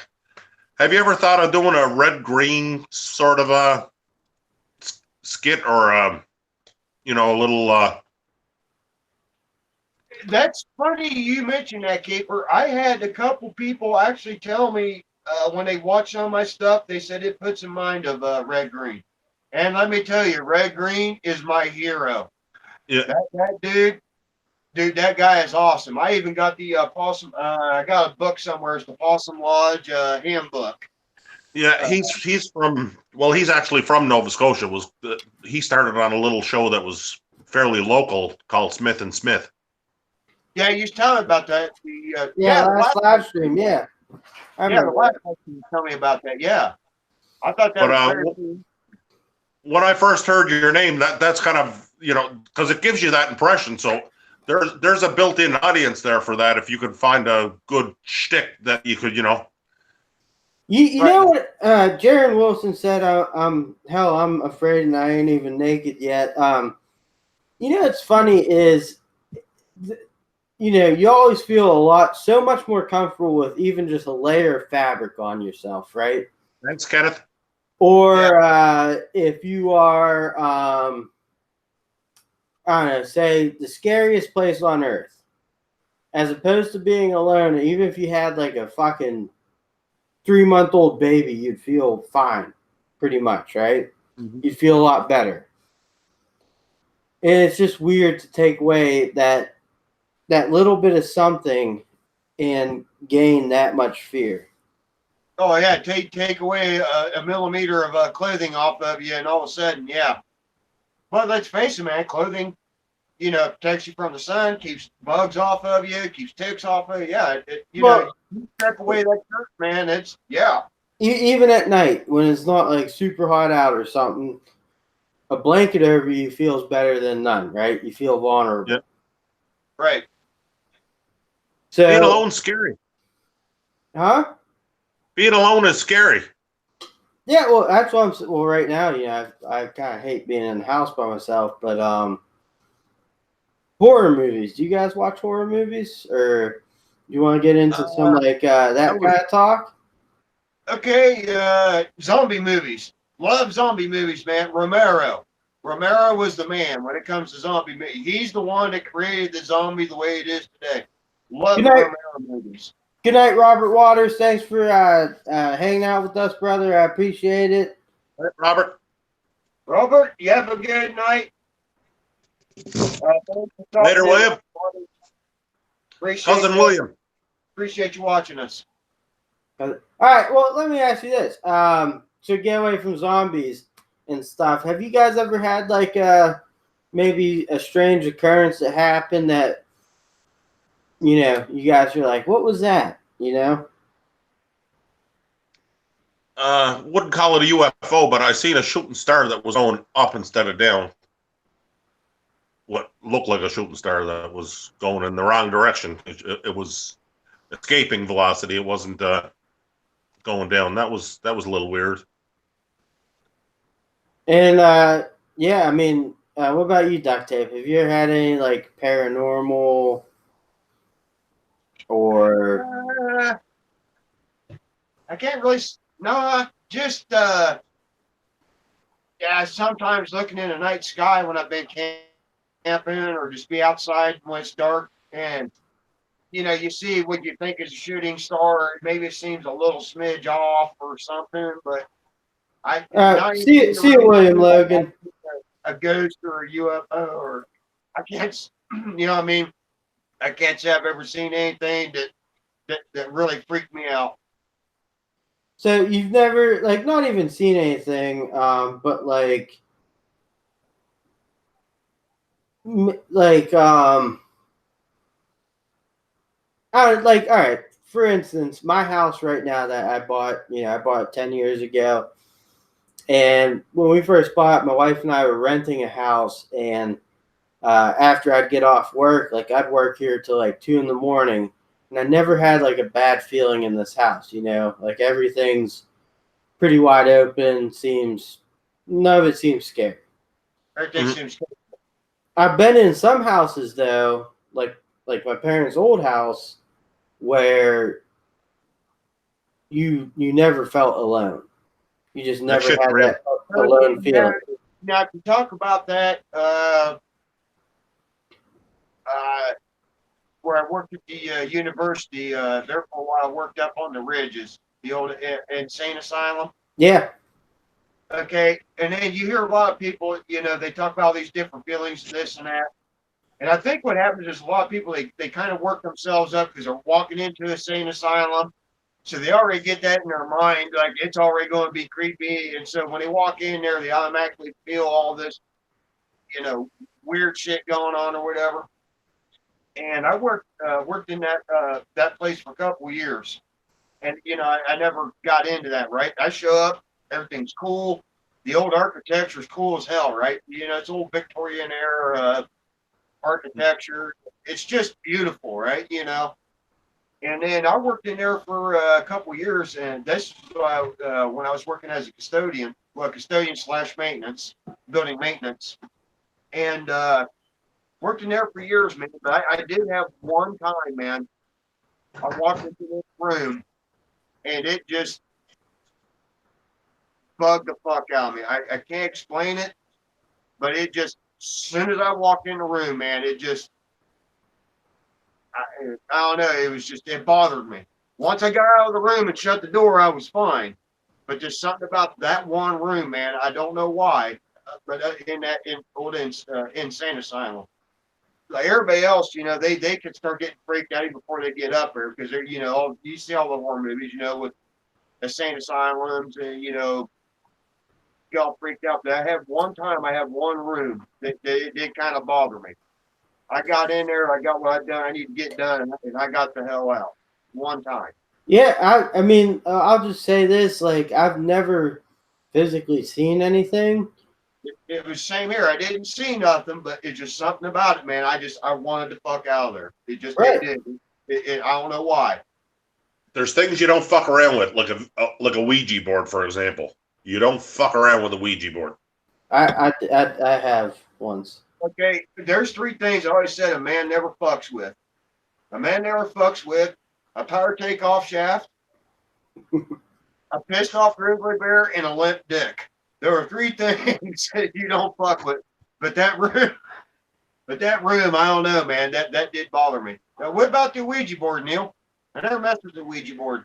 Well, first off, what's up, Dano's Toolbox? Thanks for coming in here, brother. The Ouija board is weird because, so basically, if you've never played one, it's if you have people playing it properly, it's kind of like the twitches in your fingers that move the thing around. Okay. And the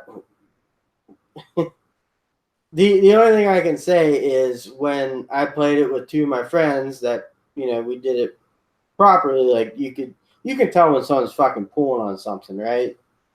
And it does take a while for it to move around the board if you're not pulling to whatever. But I remember I'd never seen a Ouija board, so the first thing I asked it was, "Are you the devil?" And it went up to yes. And that's kind of the only thing I ever asked it. Well, sounds like something not to fuck around with. Yeah, the only board games I'm used to tend to play back in the day when I was a kid was either Dungeons and Dragons or BattleTech. I can't say I've never messed with a Ouija board. Risk was a fun game. I always enjoyed Yes, that. Risk. Risk was a. I kicked a lot of people's ass in Risk. If you get lucky with the dice, that is. Well, you gotta be a good strategist, but you gotta get lucky with the dice. Absolutely. Commitment to time, that's for sure. Now, what about you, Caper? Have you ever had like an uneasy feeling? Places. I tell you, and I get it every time. I don't know if it's like when I cross the border into the United States. A different feeling. You know you're somewhere else. You're only 10 miles from where you've been, but it's a different kind of feeling. Like you know you're somewhere else. That makes sense? You don't have to worry. You're legal, buddy. You don't have to worry, Caper. You're legal. I am legal. But Yep. it is that it's just a different kind of feeling when you cross the border. Like it's you feel like you're somewhere else. Well, all right. So Gotcha. I know that feeling. Yeah. I got one for you, boys, and I'll go on record. I've never physically seen a ghost or anything like that. But so my parents' old house, like I said, you never felt alone in there. And so when we moved in there, I was pretty much in high school, and they would go down to Florida or somewhere out of town on the weekends or something. And my dog, like I'd be sitting in the family room watching TV, and he would go to the steps, the bottom of the steps, and just start barking up the steps at nothing. Nothing was up there. But I didn't see anything either, you know. But that gives you like a weird feeling. And then another instance was, you know, my parents don't believe in ghosts, and like I said, I haven't seen one, so I can't say that they're real. But there's one night is like 12 o'clock or 1 in the morning, and I heard all this walking around, you know, and I thought it was my mom, and I came out of my bedroom and she came out of hers. We thought the other one was walking around making a bunch of noise. Neither of us were though. You know, we thought it was the other person. And then the nail in the coffin was when my wife, when we first started dating, she stayed over there. You know, one time my parents went out of town, and the master bedroom's on the first floor, so we were in there, and at like, I don't know, 2, 3 in the morning, she wakes me up to a noise, and the guest room at the top of the steps has an old rocking chair, and I walked up there, and I started rocking it, and I said, "Is that the noise you heard?" And she said, "Yeah, that's it." And the one thing I will say, it wasn't like a scary feeling. It was just like maybe there's something there. Somebody letting you know they're there. 11:11. Do you see that very often? The time? Yeah. Like, No. No. Okay. You probably will notice it now. Like this, you look at the clock and you see 11:11. It's supposed to mean something. I'm not sure exactly what it's supposed to mean. I think that, and I think it's, I don't know if it's 3:03 or whatever a.m. But that's when Christ died. I think is the other. Okay. Well, there's an old I get no, I want to say wives' tale maybe whatever, but there's something spiritual about a chair rocking when it's empty. It's supposed to be some kind of a meaning. I hear a lot of old timers talk or used to talk about that. I had one day I was driving in my I used to deliver pizzas, and then I was delivering pizzas one day, and a crow swooped down and almost ran right into the fucking window where I was driving. Last second, it picked itself up over the car. And the girl I worked with, I told her about it, and I said that was weird. And she said I think it was her mother was very into like coincidence type things, and she researched it and says if a bird, I guess it's crow specifically, flies towards your window like that, it's like a dead friend trying to make themselves like let you know that they're there, right? And the weird thing is it happened on the 3-year anniversary of one of my friend's deaths. He died in a house fire when he's like 20, 19 or 20. Sorry to hear that, man. I've had 8 friends die in like a 1-year span when I was 19 going into 20, so it's kind of Wow. You sound like me last year. Then I lost a lot of my friends and buddies last year. Mm. Yeah, I mean it sucks, but Yeah, what can you do about it? But carry their memory on, Yeah, exactly. Yeah, my cousin, I know when he's around, he had a 442 Cutlass that we all fixed up together, and I painted it up for him, and like patched it up, and we all it was a community project because we basically grew up in this shit box, right? And every once in a while I see him on the clock 442. I know it's him around. That's crazy. Yeah. My uncle had one of those with the Hurst shifters and the T-top. They're awesome. Yeah, it was a sweet ride. Mm. Well, I mean, do you guys believe in paranormal stuff, or like me? I kind of believe in it, but like until I actually see a fucking ghost or something. I believe that we have people like my father passed away there last year, and like we're talking about that video I did, and you said it was almost spiritual. It felt like he was with me on the whole trip, and I think I talked about this before. Like he was only gone a couple of weeks, and like he was buried. When he was buried, they sang "Amazing Grace."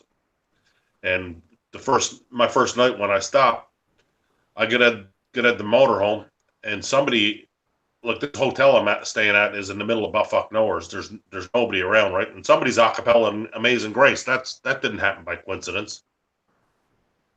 So yeah, I used to be stupid enough to believe that when you were dead, you're dead, but I don't think that way much anymore.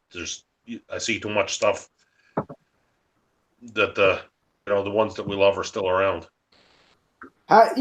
Me personally, I don't like. There's a lot of atheists now, and whether you believe in a god or no god, I believe in heaven and hell and a god, but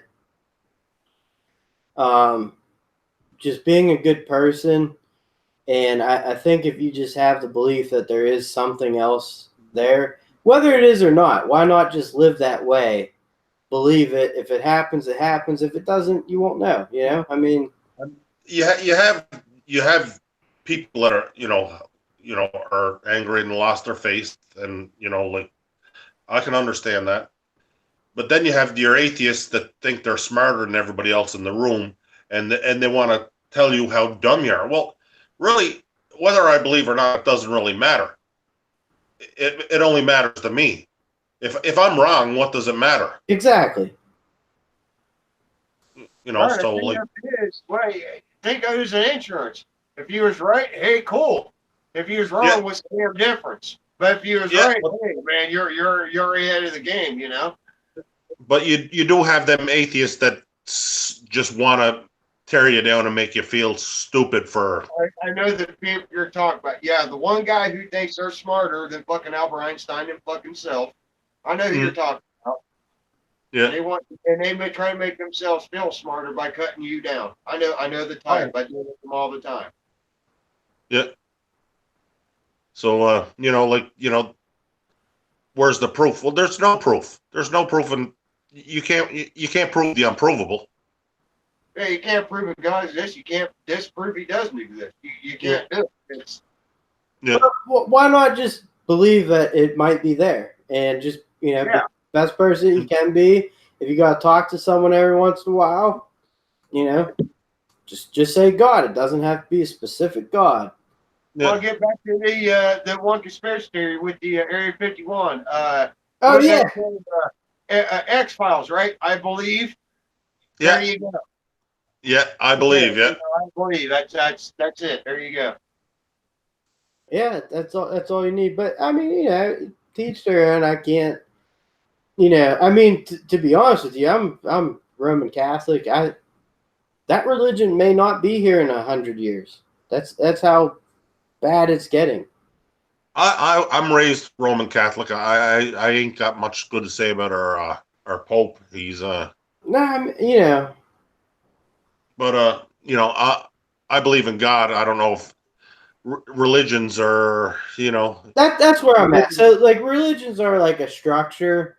Whether you believe in that exact structure is up to you.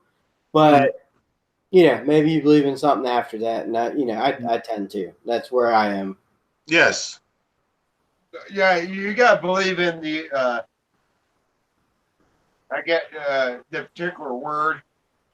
You can't go by the structure. Whether it's Methodist, Roman Catholic, or whatever. I know they got their organization, and it's not the organization you need to follow. It's the belief is what you need to follow or pay attention to, not what this priest or this minister or this pastor or shaman or whatever. It's fucking crazy. What fascinates me is people like Charles Manson and what's the other one? John Jones or whatever, and whoever created Scientology. Just those guys can convince. They can start a cult.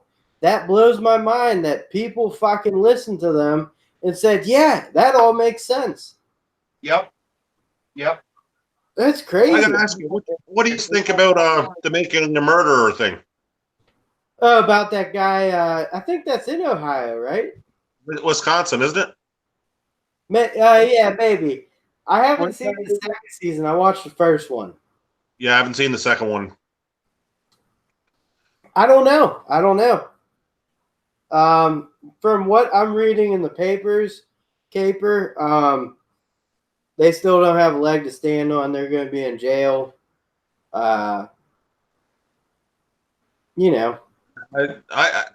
Something dirty happened there. Now they say if this Zellner one takes on the case, that you pretty much. She did. Yeah, she's there, but she wasn't able to come through. You haven't heard anything. The nephew tried to retry his case, and he got denied. And I think the same goes with the main guy. And to be honest with you, if someone else gets murdered in the same way on that property or whatever, they'll probably revisit it, but nothing's happened. It's been, 5 years, 6 years since he's been in jail for it. So, I mean, I think they might have their. Do I think he was framed? Yeah. No, I don't. After what, you watch the first few episodes of the first season and they build it up that way. But in the end, man, facts are the facts.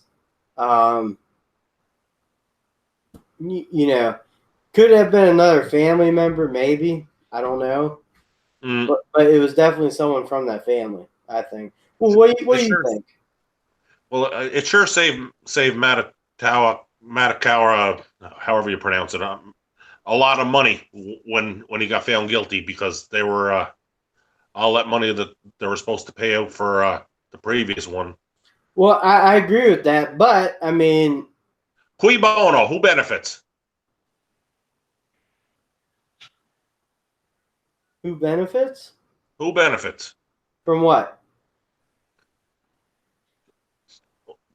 Avery going in jail. I think he's a douchebag. Don't get me wrong. I think Stephen Avery's a douchebag, but he may be guilty of a lot of things, but I don't think he's the one that killed her.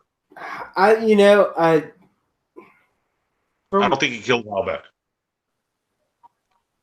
Which, just to interrupt, what show are you guys talking about? I'm not familiar It's on with it. Netflix. It's called Making a Murder, and what it was a family owned a rec yard, and they wanted to sell a car, and this lady came out to snap the photos of it to put on Auto Trader, and she got murdered. They eventually found her car on the property. The thing is I don't know if it was Stephen Avery. Stephen Avery's definitely, I think that's his name. He's slow. It's same with the nephew's borderline retarded. I mean, but he is slow. But he spent a few years in prison. And would you, if you murdered me in my truck, would you hide my truck on your property?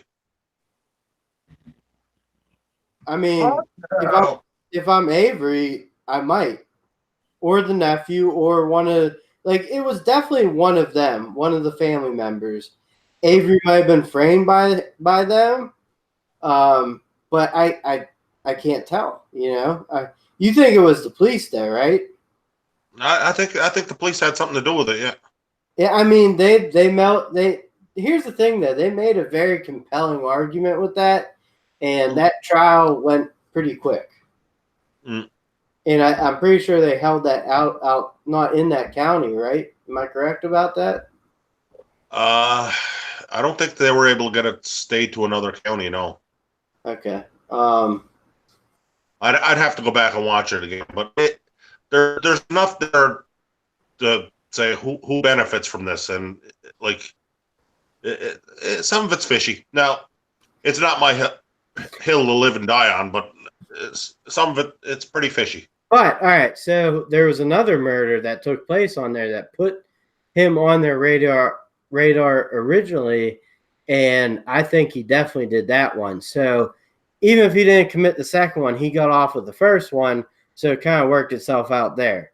So yeah, maybe they got the wrong guy for this one right now, but he got charged what he should have for the first one, right? He wasn't on the cops' radar for that one. Which murder was that one? He got found guilty of killing. What was it? Oh, that was rape. His girlfriend. He was misidentified. His girlfriend, but they let him off. A not guilty charge, and he served no time or whatever. So, but I think he was guilty in that case. So, whether he's guilty of something. I couldn't argue. Right. So basically, what I'm saying is, when you get to the end of that series, he belongs in jail for sure. Whether they have it on the right murder, I don't know. But he definitely killed someone, I think. Jared Wilson said, what about John Benet Ramsey conspiracy? Speaking of Jared Wilson, he was talking about some of the other stuff earlier. That's a lot of tough stuff to hear about, man. I'm sorry to hear about that. Yeah, that's a friend hanging himself and stuff like that. I'm sorry to hear that, Jared Wilson. Sorry to hear that too. I missed that at my I didn't get to see the comments. We're trying to interact with each other and then trying to watch the chat. Neil's doing a way better job than I am, but I'm trying to, man. I'm sorry to hear that, man. That's a lot of shit to hear about there. I think it's a tough one, because I have a wife and kids. So when I hear someone that has wife and kids and things going for them and take their life, like I don't know, like the wife and kids probably are like, what the fuck, Yeah, But I have a buddy of mine he's suicidal, and every couple of months you have to talk him off the ledge, right? And it gets hard. yeah, but I mean, I understand it. Like life's difficult, and everyone deals with it differently. But And some people are just happy being miserable. You can only take a horse to water. You can't make him drink it. yeah. That's, I'm gonna take a piss real quick. John Benet Ramsey, though, give your thoughts on that. Somebody ran. I think it's 1996. The pageant girl was killed in Colorado. I don't know if it was Denver or where, but I don't think they ever actually figured it out. But they did have a special where they think it was just the brother got angry at her and pushed her down, and like something was covered up there. yeah, and the mother ended up dying from cancer, and just the dad and the brother are still alive today. Well, that one that got off there a couple of years ago, 5 or 6 years ago, it was a similar situation where she was drugging her daughter so she'd go out and party at night and stuff. Do you know who I'm talking about? Wait, was that the one that she's free too now, but like yeah, she got away with it. found the daughter in the woods and that shit. Well, I think she should have did life anyways, because she took her daughter and buried it and tried to make it like a John Benet Ramsey thing. Yeah, exactly. All right, you have to. Okay, Gabe, you have to catch me up. I know the name, but I sure the hell can't remember John Benet Ramsey. I mean, I know the name, but I cannot think of what it was that happened. She was a little pageant girl. You see the pageants. So she was a pageant girl, and she was semi-famous because she was doing these pageants, and she got killed. And the parents said that somebody broke in, and I'm not exactly sure because it's so long since I heard about it. But the parents said that there was a home invasion sort of deal. I think I think her parents did it as well, Jaron Wilson. But yeah, it was definitely shady. I think the parents were involved. Yeah, it sounds. That's been a long while ago. I mean, I know the name. When you say Ramsey, man, I know that name, but man, if I can remember what that was all about now, though, that's been a long time ago. That's what, in the 90s? Yeah, I think it was 96. What comes to mind? Do you have any more background story on that, Neil? Max B, what's up, brother? Background story on what? Benet Ramsey? Ramsey. Because, I mean, I know the name, but that's been back in the 90s, man. I can't. I think it was like 90s. Actually, I think it might have been like 92, 93. So basically, she was like a pageant child. I think she was 6 years old, but like, makeup and everything. And she won beauty pageants. And she died one night in the family home. The cops, I think the thing that was, I think they went through the house one time and did not find her, or she was found down in the basement, basically. And I watched the special, and basically, they think the brother got mad because she had all the attention in the house, and he pushed her really hard, or just like blacked out and beat her to death. But a lot of people also think, a lot of people think she might have been connected to, she might have been a target of some serial killers or, perverts, because she did beauty pageants. And apparently just the mom died, but it seems like the parents are taking the truth to their grave. They were never charged, and the son was never charged. It's more of a cover up. It was 96. Okay, I thought. Yeah. Yeah, another night of shooting the shit there, Max B. If you got anything you want me to talk about, just let me know. Christmas morning and found a ransom note. That's right. And like 6 hours later, they found her in the basement. That was it. They found, yeah, you're right, George. Good call. They found a ransom note, and then everyone was out looking for her, and She was cop in the house. found her down the basement 6 hours later. Like Yeah. if you get a ransom note, they're not going to be found right in the basement dead. I mean, Yeah, it smells a cover up. yeah, exactly. And the cops did totally fuck up that case because, and I mean, I guess in fairness, it was a ransom note, so they tried to handle it like that, but they should have been doing forensics right off the bat, fingerprinting and testing and all that shit. So since we're dusting up old school stuff, how about OJ? What about that dude? I cannot wait for him to die just so I don't have to hear about him anymore. Neil said it perfectly. You said it perfectly.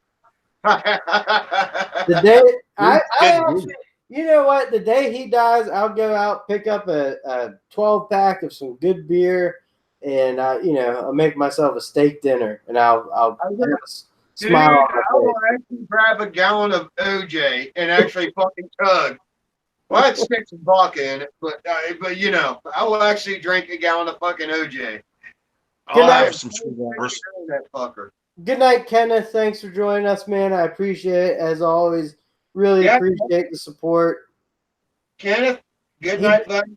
He's a good dude, man. He's been supporting my channel for a long time, and well, a lot of you guys have. Kenneth, where was me again? Dave again, man. I haven't seen him on here yet. Right, he may have a nice. I know on the weekends he's one of the nights him and the wife hang out and stuff. So, he's in my chats last night. Yeah, he's a good dude there. He's funny. Yeah, he's very funny, man. Especially when I suggested when he had that Ryobi fan. I told him, said, dude, you need to open up a beer with it on the Instagram. And I'll be damned, he had the video that whatever. He opened up the beer with that thing. The funny thing was, he's like, I already had it recorded. Yeah. Yeah, I mean, OJ was good. I remember one time, because OJ's, if you want orange juice, you say, hey, you want some OJ? And I remember one morning, my cousin was staying with us for a little bit, and we were eating breakfast. I'm like, hey man, you want some OJ? And he's like, no, fuck that dude. And he went on like a 2-3 minute rant, and I was like, no, do you want orange juice with your breakfast? Yeah. He's like, oh yeah. That's what we used to call it. Yes, we used to call orange juice. We used to call it OJ for short. Pulp or no pulp? What do you guys like? No pulp. Either or, actually. I do tend to like it better with pulp, though. I do too. I like the pulp. I don't know why. Pulp. I like it with pulp with a little bit of vodka in it. I do like it with the vodka. I will put up with the pulp for some vodka. Yeah, well, yeah, man. Nothing like a fucking screwdriver, dude. All right, guys. I'll be right back. Give me 1 minute. All right, Caper. Let's see here, my man. Well, I was saying, I think before you hopped on, if you want a good recip saw, go on Amazon. Black & Decker has a pretty good one for like $40, but it's a 9.5 amp. Comes with a case. I have it. It's a very solid unit. You should look into. Anything I should be looking for when I cross the border next week? Well, I think the only thing I could tell you would be Harbor Freight, but I've never been to one myself. Client Graphics, he had a couple of coupons up. I got to see you. I'll tell you what, Caper. Do you have a Harbor Freight across the border from you, close to you? There is a Harbor Freight right at the border. All right, listen, man. I'm gonna tell you this right now. The next two vehicles that you want to invest money in, fuck it. Spend that money at Harbor Freight and make a bunch of videos and tag it. That shit is like crack on for YouTube. People fucking love it. It seems to be. Well, I'm not close enough to a store to. No, I've seen you take road trips. You got road trip it, go down there with some serious cash once every 6 months. Yeah, that would probably work because I tell you, it's we have Princess Auto up here, but it sucks. Well, I'll tell you guys something a little depressing. So I set up this fish tank today, and bought I think 8 fish, and 3 have died already. They're upside down. Okay. Oh, they're dead. I already flushed one down the toilet. What? I'm sorry to hear about the dead fish. What kind of fish are they? They're just like freshwater, tropical. But yeah, I mean, Carp, whatever they are. yeah, they're colorful. They're nice, but I had 2 Dalmatian ones and a shark, and they all died, but the other ones are fine. Algae eater, it's a little guy, but he's doing awesome, man. He's just like. I tell you what, 2 years the algae eater will be 3 times the size of any fish you got in that that tank right there. Well, I'll tell you right now, man. I had a 55-gallon tank, and the only 2 things I had in there was Oscar and an algae eater, and the algae eater was about 2 feet, maybe 2.5 foot long. That thing was fucking ginormous. All you had to do is take that tank, stick it in the sun. You don't even have to stick food in the fucker. That algae eater will live forever, man. Well, I'll tell the people. Jaron Wilson said, "What'd you do, Clorox?" No, I honestly, I bought the tank a few days ago, and I've even been running it. I cleaned everything properly. I put the bags in there for half an hour with the fish in, and then I put them in there. They're getting acclimated. There's no issues with the tank, but I think I just got 3. Hate to say it, but 3 duds.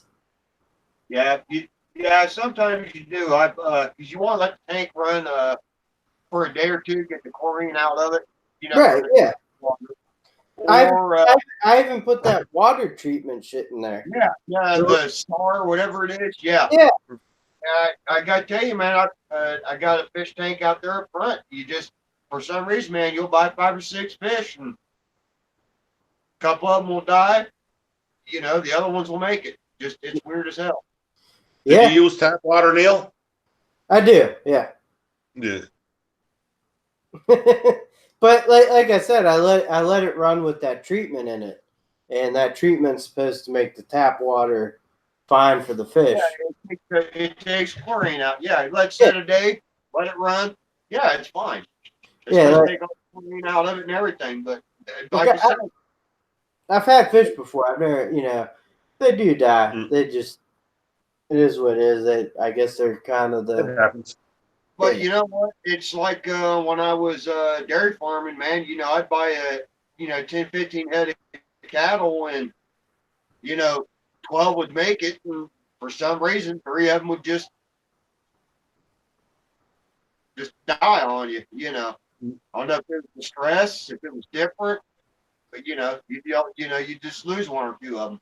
That's what, like the first one today, I'm there, and they all went in fine. They're doing fine for a while. Put a little food in. They're all eating. Then all of a sudden, I look over, and this one's like, he's upside down, and just like, the water's carrying him, but he's still breathing. And every once in a while, I'd get a little jolt of energy or something, and then he wound up stuck behind the heater and died. And then these 2 fish. One was acting goofy a little while ago, and the other one was fine, and now they're both dead down on the bottom. Well, their gills are going, but they're not moving. So one thing But like you were saying, the videos don't get the watch time you think they should. Like some pretty good conversations come out of these hangouts, right? Now you can download. So we think. I don't know. Well, with Hangouts, like I don't tag them. Like after this, tomorrow, or the next day, I'll put your guys' channels in the description to say who I had on, so people could click on it if they want to. But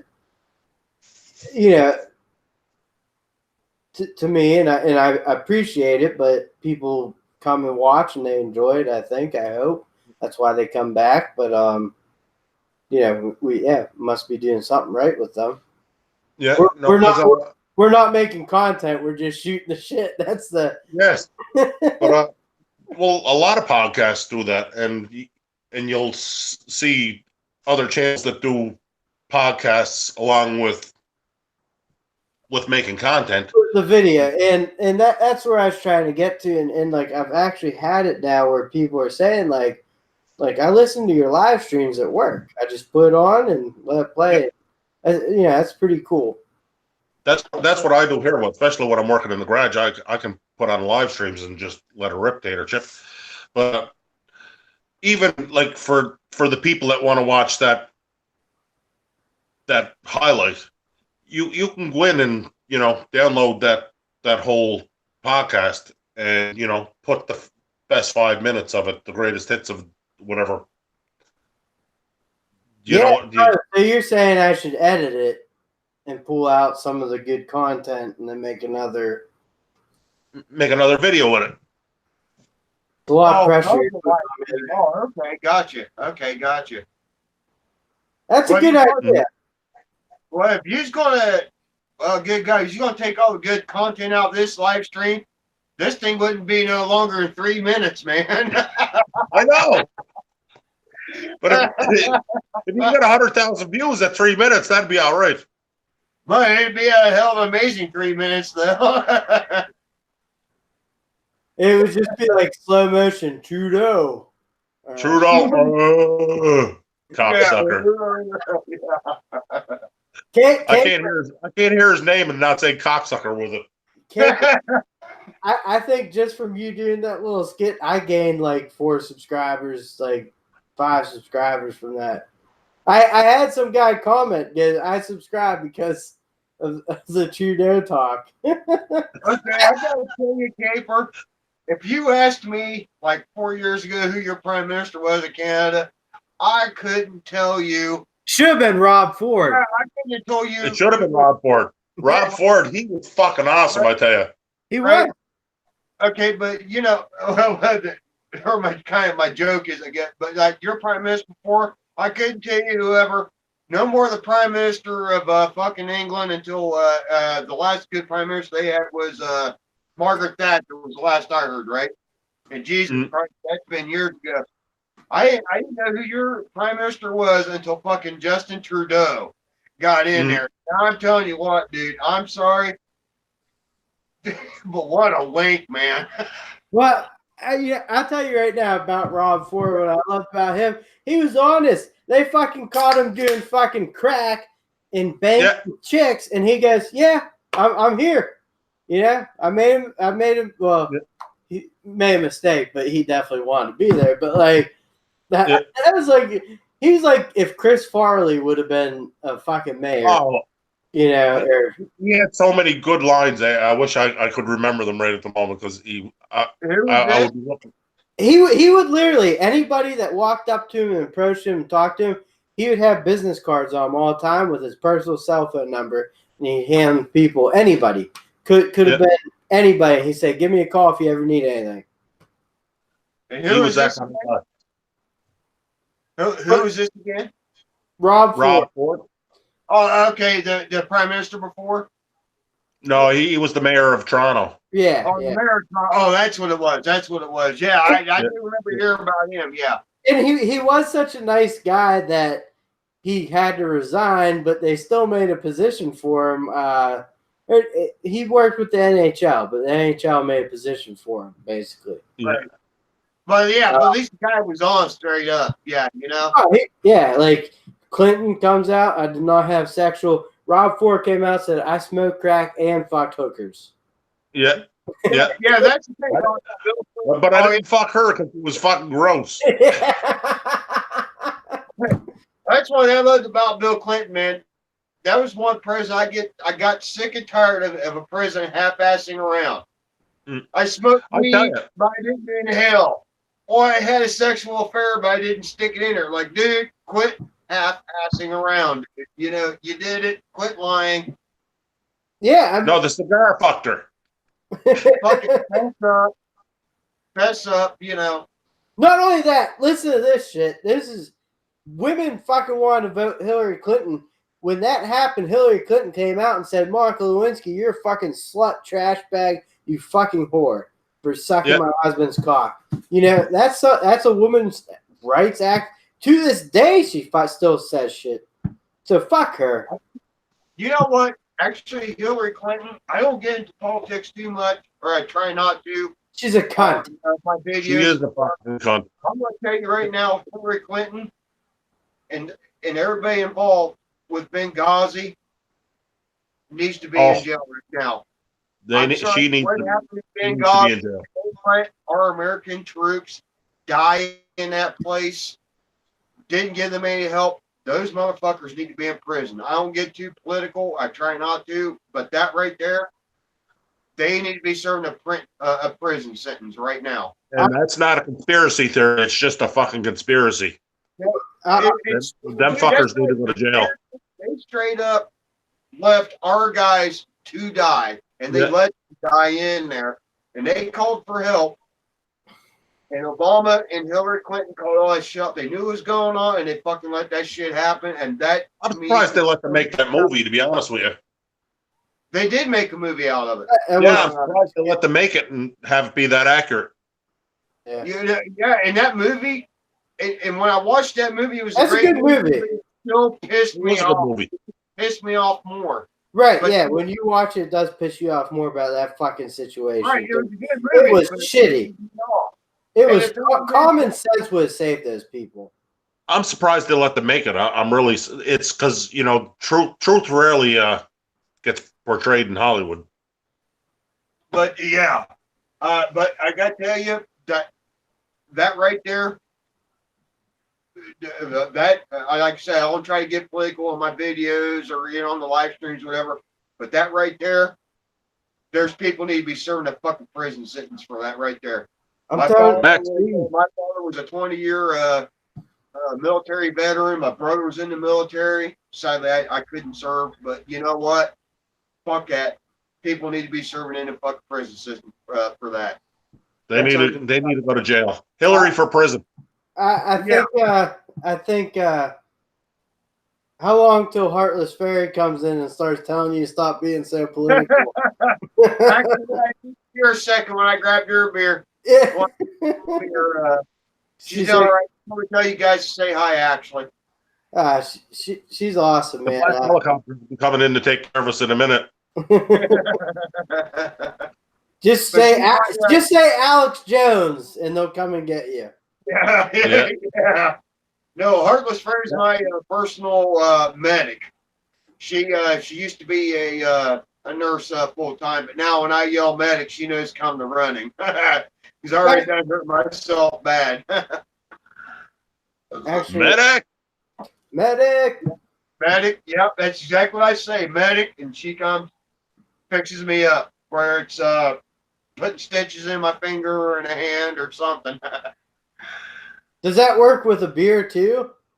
No, actually, the sad thing of it is when usually shit like that happens, believe it or not, Neil, I hadn't even been drinking.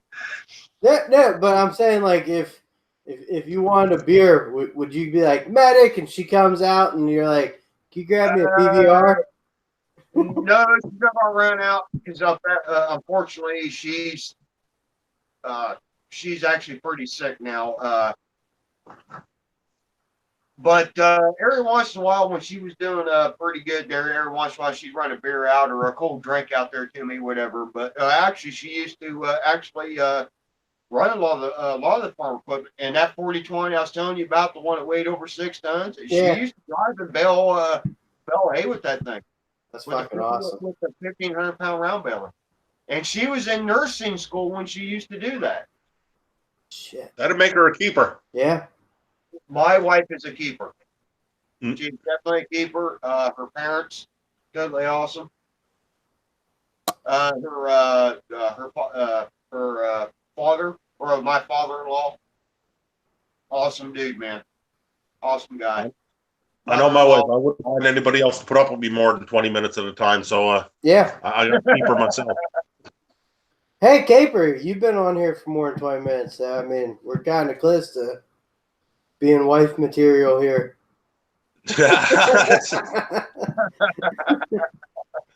Hey, baby. No, but seriously, like when I married my wife, my mother-in-law has always been very nice to me, but like she's like, we don't have to like each other, or like we don't have to be friends. We're not gonna be friends. I'm like, okay. And now she fucking like talks to me all the time. And I'm like, remember when you used to say like we won't talk or we won't be friends or go fuck yourself? And she's like, yeah, that was like 10 years ago. I'm like, I know, but You grew on her. Why you so much, Neil? Because you know how to fix shit. That's why.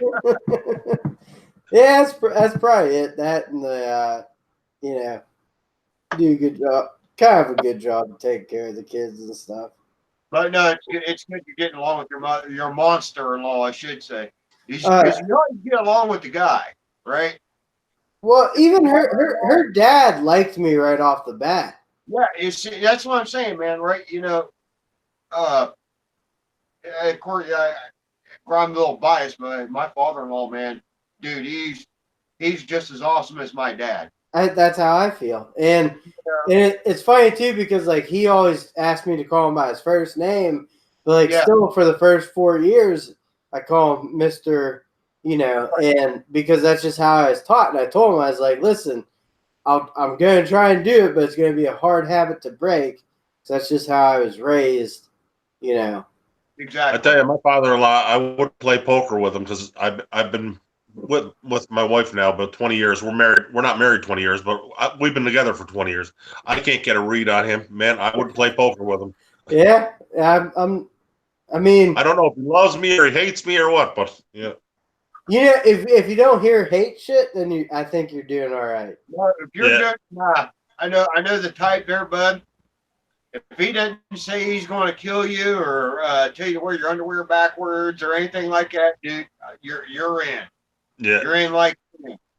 If he tells you, if he looks you dead square in the eyes and does this whole thing right here, says I ain't afraid to go back to prison, you need to be worried. I think you're good, man. Yeah. I know my father-in-law chased the boyfriend out of the house of my wife's, with a gun, and I've yet to see one of his guns. So I think I'm doing all right. Yeah, you're doing good, Neil. Yeah. If he wasn't cleaning his 12 gauge when you showed up to date his daughter, yeah, you're good. I actually recently helped him. They moved, and he asked me to help him move his gun safe, and that thing weighs 500 pounds, right? So it's me, him, who's the second youngest at, he's in his 50s, and then the next two guys were one was in his 70s, the other one was almost there. So William Logan's living the dream, married in 84, divorced in 88. Never look back. Kids, I just have a girlfriend 20 years younger now. Fucking A right, brother. Yeah. So I'm helping move this fucking gun case, and we get into the house. We have it on a dolly, and we get in the house, and the door swings open, and every guy besides me goes for the door. So everyone removes their hands. So I'm standing there holding this fucking thing up on the goddamn dolly. They praised me that night for being a hero, for not letting that drop. No kidding, that's a lot of weight on a dolly, man. Yeah, but I mean, Yeah. the angle and my Yeah. legs and everything were kind of helping, but I thought for sure I would have, because I pull my back out pretty frequently because most people's backs bend in three spots where the pressure's equally distributed. Mine is 85% on the bottom. The tops don't do shit, so it's pretty. If I don't lift correct, then I'll put my back out. Yeah, 500 pounds of weight on a dolly, man. That's and running a dolly. 500 pounds might be light for a gun safe, but it's heavy on a guy. Yes, it is. 500 pounds is 500 pounds, dude. You're talking about a quarter of a ton or a half a metric ton. Them truck dollies or them dollies, there should be a way to put brakes on them. Yeah, I mean, some do actually. I've seen some that do have like a handbrake where you can kind of control the wheel. Well, pallet jacks, they're you can put them up and down, like stop. Yeah,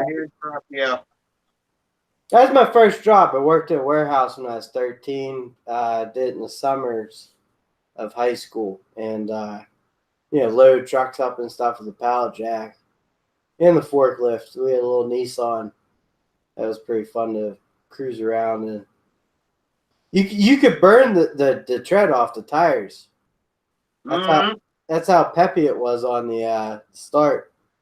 Was it a propane or a electric one? Propane. Yeah. Yep. Propane and propane accessories. King of the Hill is probably my favorite cartoon show out there because I think it's so true. Oh, I watched that for years. It's still on. Is it still on? No, they took it off a couple years ago, but like even the reruns, they don't really rerun them how they used to. I used to like Family Guy, but that's getting fucking hard to watch now too. I liked kind of like Family Guy, but like it is just a ripoff of The Simpsons. Yeah. The Family Guy. I never watched tons of King of Hill. I don't watch tons of TV, but the Family Guy with it was, if you can sit there, you can watch 4 or 5 episodes and not crack a smile. But then you turn around, you get one episode, man, and you would just laugh your ass off. And the one episode was Red Bull, right? So Peter's drinking all this Red Bull. He gives Peter the Red Bull, or whatever the boy kid, his son's name is, Chris, right? Chris, yeah. Gives him the Red Bull. So anyway, like Peter's milking the cow, the fucking udders, his catch on fire, right? And then next thing you know, you see Chris running through so there's cows running through the yard back and forth. Yeah. The fucking udder on fire. And then you see Chris running back and forth through the yard with the cow. His crotch is on fire. He's been ranking that damn hard, That's the thing with the Family Guy, right? That one episode was fucking gold. But the other 15, man, it was like, what the fuck is this shit? It's not even, the other one was McStroke when he had a stroke. If you watch The Simpsons and you watch Family Guy, you will see that the Family Guy just takes the Simpsons episodes, the exact content, and just makes them a little dirtier. That's the only difference. And I wasn't even a huge Simpsons fan. But like I said, I just don't really watch a lot of TV. I didn't watch The Simpsons. I didn't watch a lot of Family Guy. I think American Dad's better, but I still don't watch a lot of American Dad. It's better than Family Guy. Well, I was thinking about the other day. So, like, women always, this is just something for fun here, but periods and stuff and childbirth, what they go through. I understand it's hard, right? Hard shit. Well, here's my only counter argument to that. Stick a 13-year-old's penis on them for a fucking month. When you are 13 years old, you can run into a wall the correct way and fucking come. It is a goddamn nightmare to walk around with a 13-year-old dick on you. If we're all being honest, it was a trying time. Like the thing, you're like, what's this stuff? Why is there goo coming out? Like, I mean, between like ages like 10 and 13 or whatever, but like, fucking wake up every morning and you're holding your dick down to piss into a toilet. That's torque. That's torque. That's torque. Best video ever, Caper. Best video ever. I'm just saying, man, like 20 years later, I still wake up most mornings. It's fucking hard. It's not easy. They think like you have a penis and you're like, oh, yeah. If you had a fucking preteen dick on you for a month, you'd not want to touch another one again. Right, that's the running joke used to be that was perfect normal to run around the fucking hard on at 13 years old all the time. Yeah, I'm fucking. Yeah. Can't leave the fucking thing alone, eh? That's what, fucking. Everything would get your dick hard, Yeah. Like when you're that, I'll just joke, like when you're that age, like if you're in a room with a 60-year-old woman, your brain will think of a way to find her attractive, whether she has like big old 60-year-old women tits or like, some feature. That's where your mind's going. Yeah. You can never get up. You can never get up to go to the board to write out the answer. You don't control it; it controls you. Yeah. All right, what we got going on here in the chat? Did I just see something about a 1911 is not a good EDC choice? EDC, a firearm, never. Okay, I feel confident. Yeah. No, actually anymore, if you're going to carry a concealed weapon, don't get me wrong, the 1911 is a proven weapon way back in the day. But if you're going to carry a concealed carry weapon, you really want to rock a 9mm, a 45, or I just lost my. There we go. A 9mm does about the same damn damage as a 45 does. But you get more rounds. I do have a question. You guys probably would know better than I. Well, actually, duct tape, you would. But so like when Obama took over, everyone was very, very afraid that he would make gun laws very strict. So I knew a bunch of people that went out, applied to get guns and stuff, and got them because they were worried that the system would be fucked up. But word on the street is during the Obama administration is when the most guns have ever sold in the U.S. Right. No, they were. He was actually, and luckily it failed through Congress and stuff. They were actually trying to do an assault weapons ban again, a bunch of stuff like that. If you remember in Clinton's era, they did the assault weapons ban. Hillary Clinton had got in, she would have been bad. Yeah, right. But listen, man, I don't like all the death either. It's fucking, it shows up. It's stupid. I don't understand it. I like, especially Sandy Hook. That really fucked with my head a little bit. Right, you got this stuff going on. But so these aren't auto, like they're semi-automatic weapons. They're not fucking.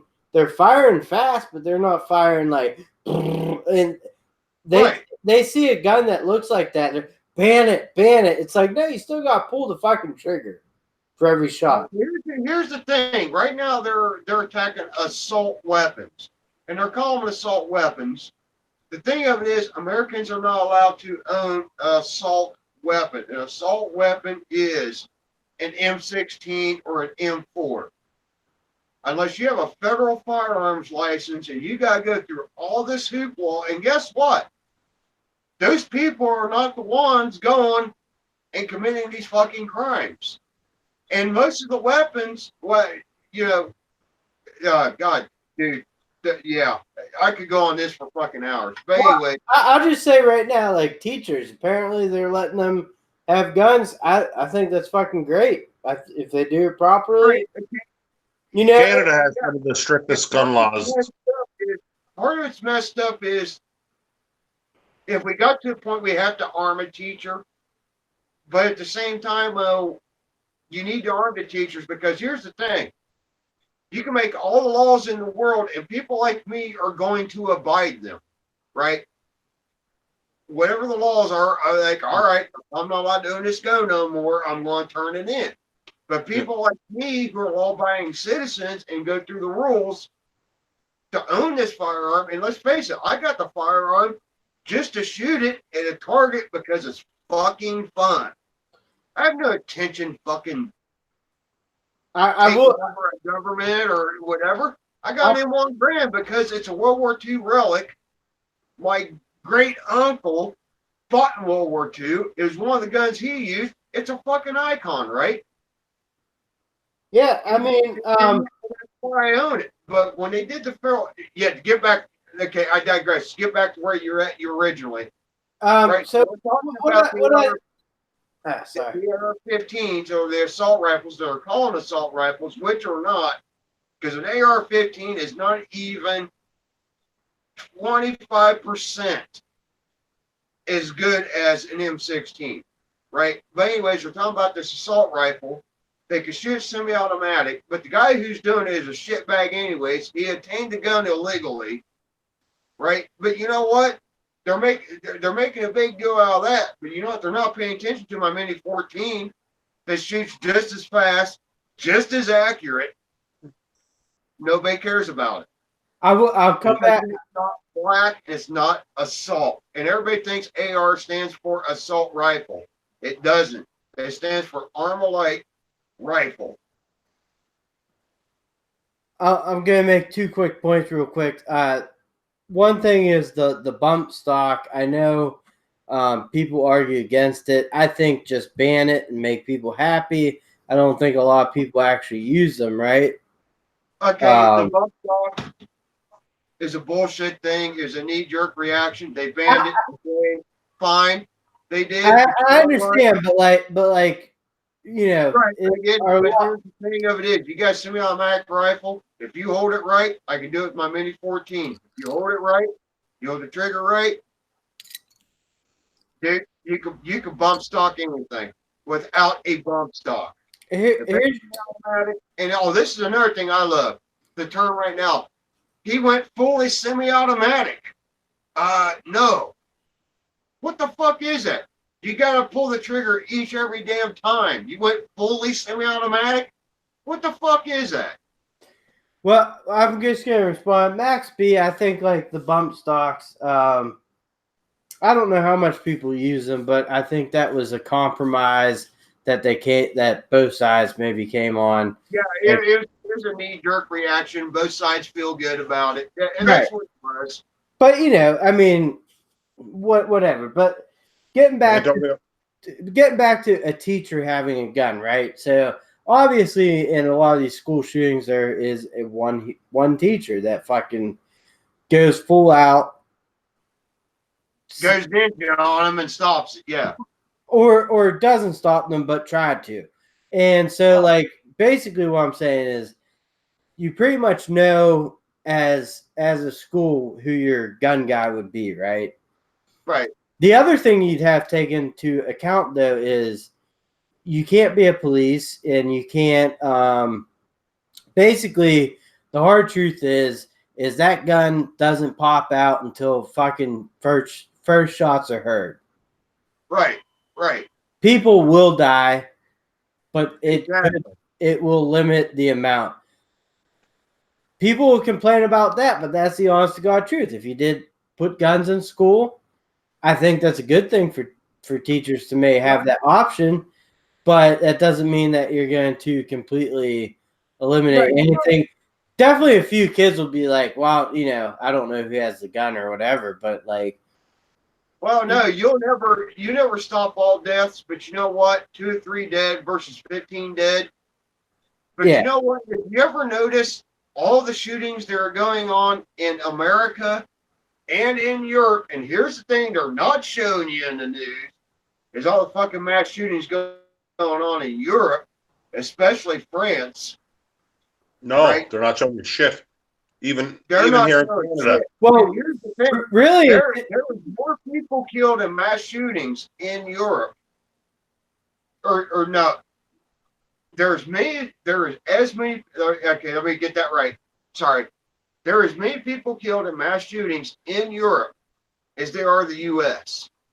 The only difference is they don't show the damn news. But at least one person can sit there and shoot back out. But here's the thing. If you ever noticed, every place we have a mass shooting, what is not allowed in the facility? Whether it's in the theaters or in the schools or whatever. No firearms allowed. Right? So teachers can't carry them. The civilians can't carry them. You know, the adults can't carry them. But hey, that bad guy didn't pay attention to that rule, even though he wasn't allowed to have that damn gun he acquired illegally. He got it anyways. He walked into a place that was not allowed to have firearms, and he done it anyways. So tell me how well those fucking anti-gun laws are working for you right now. Well, I'll bring up two things real quick. One of the worst things to happen, but maybe it's a good thing, is that it's not a good thing, but in New Zealand they had that mass shooting, but that was very public to come out. So that was the first time I can remember in recent years that a mass shooting happened outside the U.S. Second of all, we had one here in Pittsburgh at a synagogue, and my pediatrician, my doctor, was killed in that. A guy who I've seen for the last 20 years of my life. Sorry to hear that, Bill, but I did hear about that mass shooting, unfortunately. And that was just some fucking nut job. Yep. That hated Jewish people. I don't understand that. But coming from that perspective, still, I think 99.9% of gun owners use their guns for gun purposes, whether it's hunting, having fun, just shooting older things at targets or whatever. They have the population of Canada wouldn't fill New York City, and per capita, we probably have as much violent gun crime as anywhere in the world. We had the mass shooting at the mosque, which that was right after, I think, Pittsburgh, right? Yeah, right before that, I think. But before or after, yeah, it was pretty damn close to that timeline. Real quick, DJ, I can't remember before or after, but it was close. I mean, you can't even buy a handgun in Canada unless, like, you got to go through so much rigmarole that, you know, and you got to call the police to tell them that you're moving it if you're taking it to a hunting range. Like, there's so many laws. But, you know, right after you guys had in New York there, where the guy rented the van and drove through the park, same thing happened here. They did the same thing in Toronto. So, you know, like, as hard as it is to get guns here, it's easy to rent a van. You can get a truck. You can steal a truck.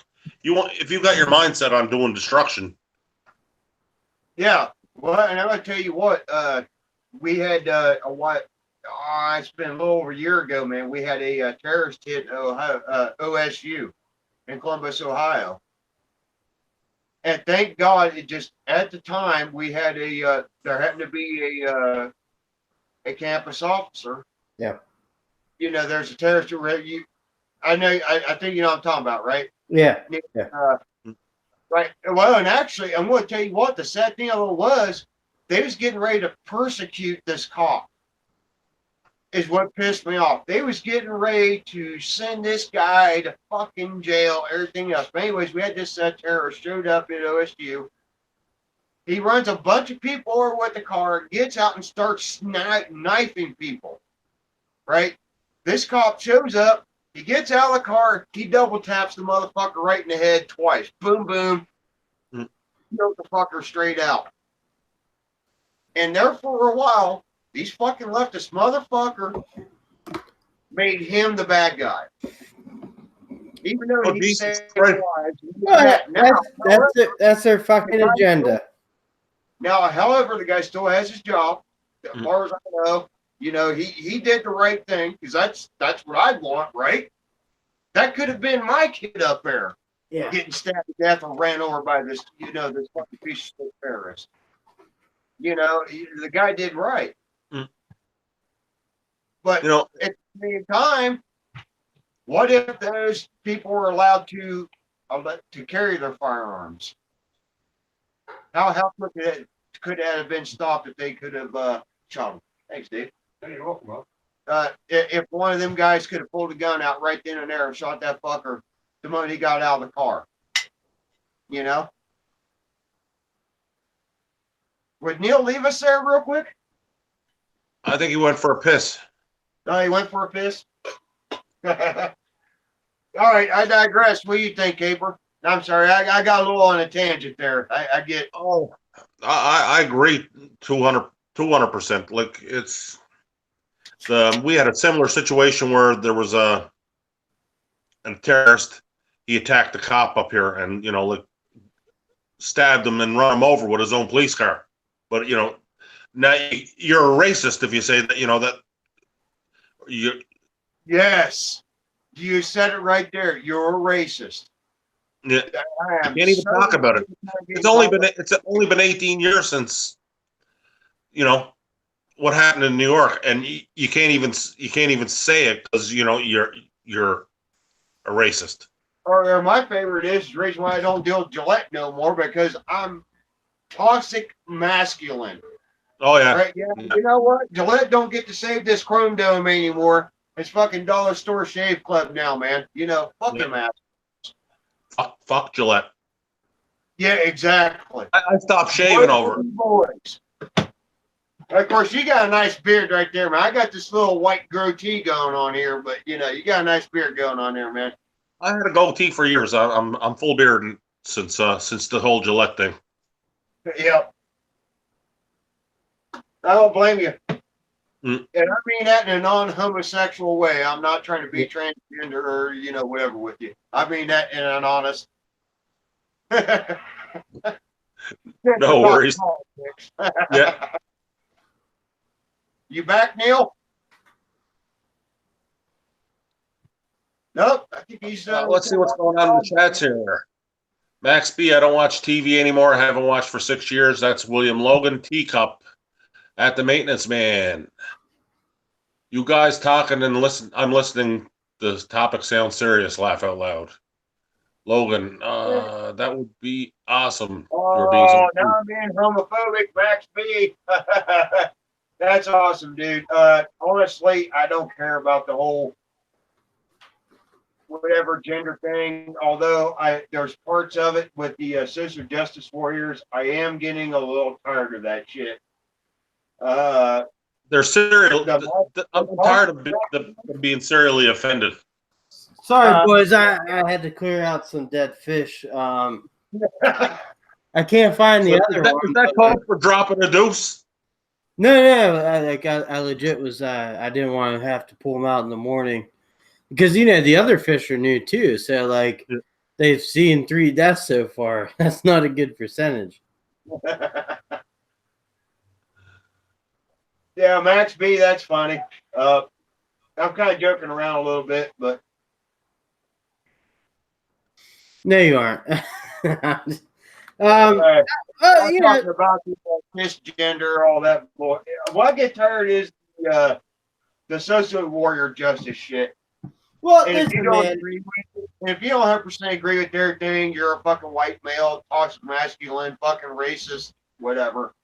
But listen, I can see both points though. Like, don't get me wrong. There's 2 genders, right?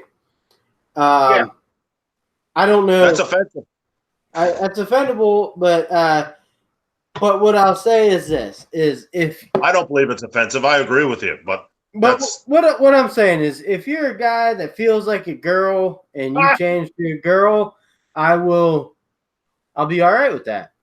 If you're a girl that feels like a guy and you want to change to a guy, I'm all right with that. Beyond that right there, all the other, I'm a unicorn. Yeah. That's a whatever. I agree with you saying, and Max B just said it right here. I, for one, love my social justice ability to sexually identify as a spotted walrus. You know, and he's hitting what I'm talking about. What you just said makes sense. That makes sense. Is I'm saying I accept gay people, and I accept if you're a man that feels like you're a woman, you want to change that way, good for you. If you're a woman that feels like a man, you want to change that way, good for you. Right. Beyond that, I don't know what the fuck else you want me to say. if you're a man that feels like a woman that wants to take a piss beside my fucking 5-year-old No. fucking daughter. No. You still gotta go to your gender. I don't care what you think you are. Go to your bathroom. Go to your fucking bathroom, right? You know, but and here's the other thing too. With, the bathroom thing. Because still here in Ohio, if you're a male, you go to the male bathroom. If you're a woman, you go to the yeah. You could be a man who wants to turn into a woman, but until you're a woman, guess what bathroom you're using? The male bathroom, dude. The last thing you need is some guy in a women's bathroom watching some 5-year-old little girl use the bathroom. No, dude, that shit ain't cool. Here is one thing though, like as a parent, me myself, if I take my kids to a movie by myself, my daughter's gonna piss in the men's room, where I take my son to piss. And vice versa. So that's no different. And my daughter's 5. I wouldn't let her go in unattended, And but you wouldn't let her piss in the men's bathroom when she's 16 years. Yeah, no, that's different. Right, yeah. And that way. Yeah, you always take your little kids with you. So I'm just saying that point, even if you had some fucking weirdo, as a parent, you should still be in there with your 5-year-old kid, no matter what fucking they are. Well, let's face it, it's less weird if you take your little 5-year-old girl with you into the men's restroom. As opposed to the women's. It's less weird if you go into the women's restroom to watch your little girl. Yeah, to make sure your little girl can. Yeah, way weird. I wish I could though, because the women's room is a lot cleaner because they don't piss all over the seats. So same topic. Again, the worst restroom. A man that feels like a woman that wants to basically do maybe pro sports like a boxing. Oh no, fuck that. No. I know what you're talking about. Joe Rogan talked about this. There's a female or a male wrestler that felt like a female and went into female wrestling and fucking owned chicks because he was 6 foot, 200 pounds. Yeah. So I mean, if a girl wants to play a guy's sport, like a girl, I'm all right with that. If they're competitive and can make the team, that's fine. That doesn't bother me. They want to play football or men's baseball over hand toss, whatever. It's one thing for a woman to play in a man's world if she wants to. You're just a pussy. Yeah, but if a man wants to play in a woman's world, you're just a fucking pussy. Yeah, you couldn't hack it in the man's world. You can't hack it. I got you. I'm not saying women's sports is bad either. No. Fast pitch softball, I would fucking get rocked in that. Yeah. They can cross over probably more easily into our sports than we could, the ones that are more female dominated. I am very in the middle on a lot of things, but I think I have a very good perception of what reality should be and is. Here's my thoughts on the whole transgender fucking in sports. Have your own fucking transgender fucking league. Yeah. Actually, you know what? Actually, I think you just nailed it, because one thing I am aggravated is you see a guy who self-identifies as a woman. So he goes in He's trained as an athlete. He goes into the women's league, and of course, obviously, blows it fucking up. Now, I'm not saying women are weaker than men, They are though. but what I mean is, yeah, physically, yeah, men are bigger. They're stronger, whatever. But that don't mean that doesn't mean the opposite sex is weaker. No, it doesn't. Right? But let's face it, guys are stronger. You know, stuff like that. Now, Right, however, but women's got their set of traits that makes them better than guys, right? exactly. So It all balances out in the end. the bicycle we just had right here in Ohio. We had a marathon. We had this one guy hop over because he self-identified as a woman, and he won the whole fucking thing. And he fucking feels proud about it. I'm going, dude, that's what the fuck, man? You act like you just won the fucking Olympics, obviously knowing you could beat all these chicks. There, you know, it was no damn comparison, and that's not damn right. And to me, one, dude, that just completely fucking disregarded everything those women did. You know, Somebody said it earlier. You give these fuckers an inch and they'll take a mile. Chicks right now without fucking bicycle my ass in a fucking heart. I couldn't even keep up with these chicks. No way ever. Well, look at Serena Williams. She would probably be like the third, but if she played in the men's sport, she'd probably be second or third best. That's a fucking man. I'll tell you what, man. She's a fucking beast. Right. She's a man. Now you do have a female. Now you do have a few, but there's some women in the WNBA that could probably play in the NBA. I'd say that chick got it. And I've seen a few women that could easily compete in the men's world. Not often, but it's not fair to have some guy who's damn near a fucking an Olympic champion to compete into the women's sports. Dude, it's just not damn right, you know. And I think Caper said it himself, because what they're doing is they're taking advantage of their physical physique. You know. Let's have a little internal poll here. Who thinks Michelle Obama's piss is standing up?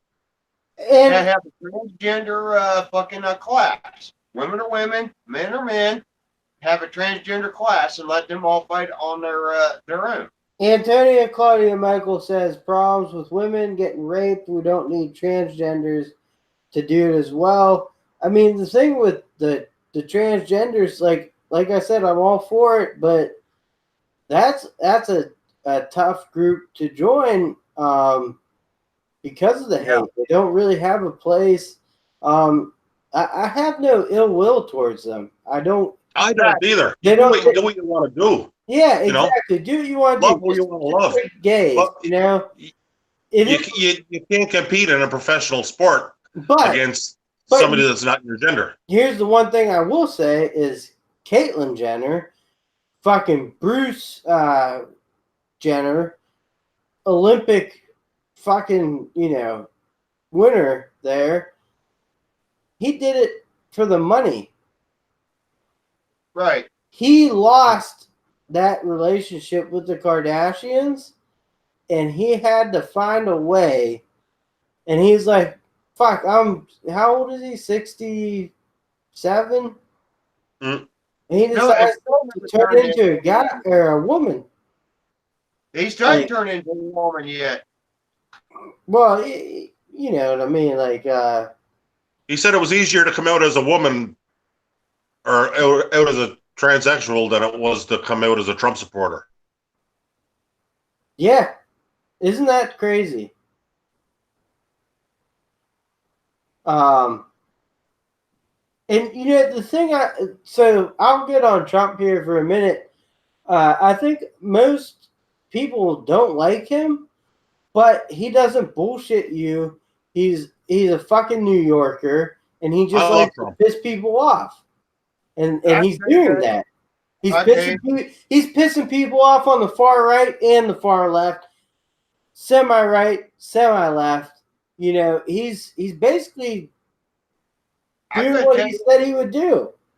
I tell you right now, I may be the one of the very few people on social media who ever admit it. I voted for the guy because there ain't no damn way I'm voting for Hillary. I'll say this right now. I did not even vote this election. I know that's the most un-American thing you could do, but I will say my wife voted for Trump. So I did vote for Trump. I will admit it. I voted for Trump. I'm going to tell you right now. There's times when Trump first started running for president, he'd do the tweet shit, this and but let's face it, the media we have in the United States now, let's face it, it's alt left. They're not going to report the news. Dude, they reported he was going to fucking lose the whole damn time. All the fake news and shit like that, whatever. I mean, let's face it, he did it by social media. And dude, he played the fucking Democrats like a fucking violin, dude. And he's still playing them like a violin. He played the fucking Republicans like a violin. Right. Well, and just getting ready to say he played Republicans. But right now you got that Cortez, all them other dumbasses. He put a couple tweets out, and of course now they're trying to say it's fucking racist, and it wasn't. Now I'm not saying that being a initial Trump supporter. What he said wasn't fucking racist. Ducttapetech, you're a fucking white male. You're privileged as shit. You own the goddamn earth. So, you know, white you privilege. shouldn't be talking about the fucking topic. It's fucking white privilege. You're toxic, if I was man. White privilege, speaking of white privilege, did you get your white privilege check today? I didn't get mine yet. I didn't get mine.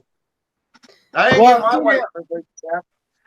Wait a minute. Oh, if I was white privilege, I'd probably still have my fucking dairy farm. Well, here's one thing that kind of like, yeah, we're getting into this. So I'll get into it. Fucking, you know, women about rights and stuff. I think a majority of women, I think, have it pretty good in the U.S. They're complaining about their rights. I'm like, well, let's fucking, you know, let's get African Americans caught up. We're still working on that. We're still working on racism. Let's catch up with that and then do the, you know, whatever thing. The thing of it is, it's done. The racism, the equality. No. Here's what I'll say about the race thing. All right, it exists. It is still there. The wage gap is there on the racism, or you know, blacks and stuff. But I will say, I think it's slowly getting better, and that's the best it can do. It's just going to take time because they're behind a couple hundred years. The thing of it is where's this now? Southeastern Ohio? No, it don't exist. And actually, Morgan Freeman said it perfectly. Yeah, he did. It's done. Quit fucking talking about it. The racism is gone. There's always going to be racist fuck. There's always going to be a Hitler. There's always going to be that one guy, man, who's always going to be racist, whether it's against Jews. And dude, I'm telling you, I've seen colored people, Chinese, you name it, that was twice as fucking racist than a Ku Klux Klan member. You know, but the thing of it is, predominantly, it's done. The wage gap with women, there is no wage gap.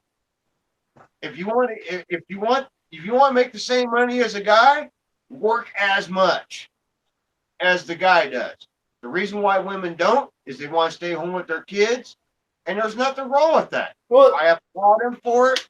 That's a good thing. Because I'm telling you what, my wife was destroying my fucking paycheck as a lab animal technician. Okay. Well, you know, the women are making the money the same as guys. Dude, I'm in the union. Everybody makes the same fucking wage. At Ohio University, the women make actually more money than what the guys do for the same damn job because they're trying to do that whole. And dude, we got, we got people caller. I'm not trying to single people out, dude, but everybody's making the same wages or better. Well, The thing what I'm just trying to is, it's done. Quit talking about it. It's done. Well, what I'm getting at with it is true, and you can still argue about it, but there are racist people, yes. there's racist people, and there's a little bit of a wage gap, but in time, because now more females are joining the workforce, taking serious jobs. Right. It's all time and patience, and it will get there. And me personally, I'm all for it. Like, I want everyone to get along, and right, exactly. That's the bottom line. And is it getting there as fast as I want? No, but is it going in the right direction? I think it is, for the most part. In Canada, we've had about 30 years of reverse discrimination, and a white person is not entitled to an education. They're not entitled to. You're last in line, right? Why can't everybody just have an equal shot? Okay, and in the U.S. as of right now, with the women and men, not talking to caller, the women make the same amount of money per hour as a guy. The reason why guys show a higher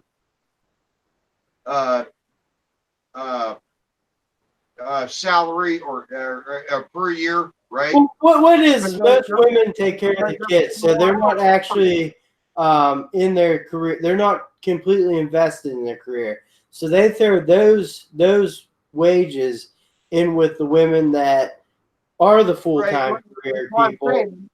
Right, so the numbers are mixed. They're fucked up. They're skewed. Yeah, the numbers are skewed. But you take somebody in my union right now, that woman is making the exact same pay as I am.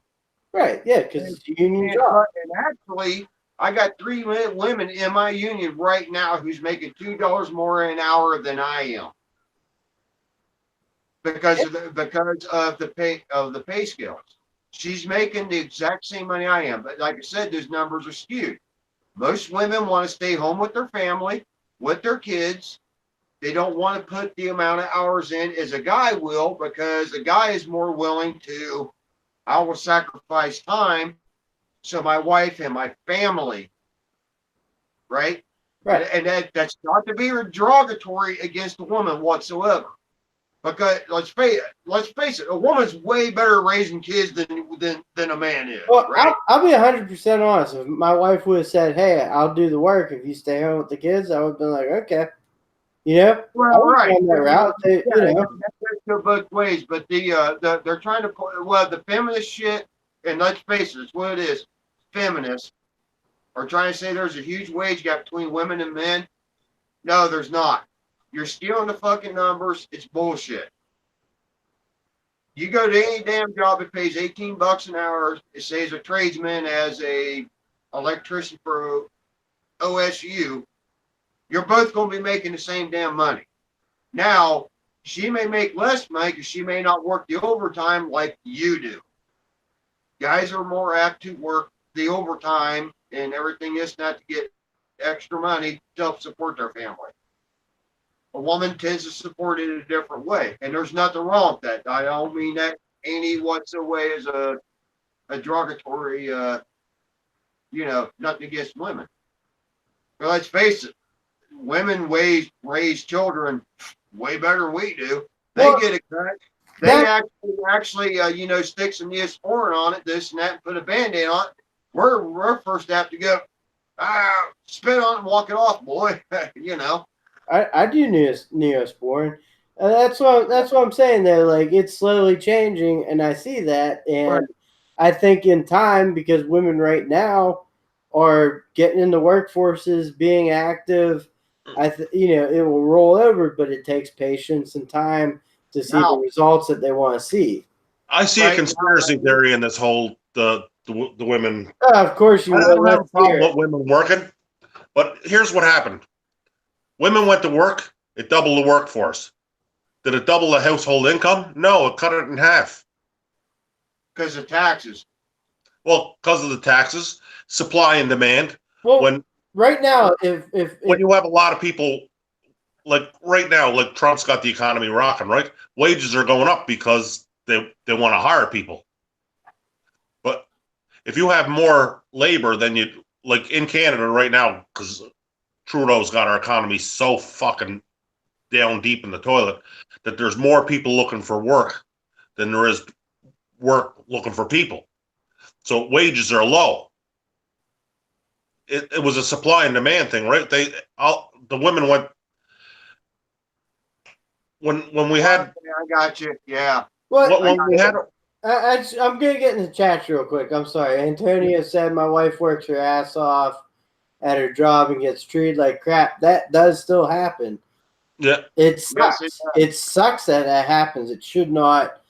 That anyone working their ass off, gender, whether you're male, female, tranny, or whatever, if you're working your ass off and doing good for your company, you shouldn't be treated like shit.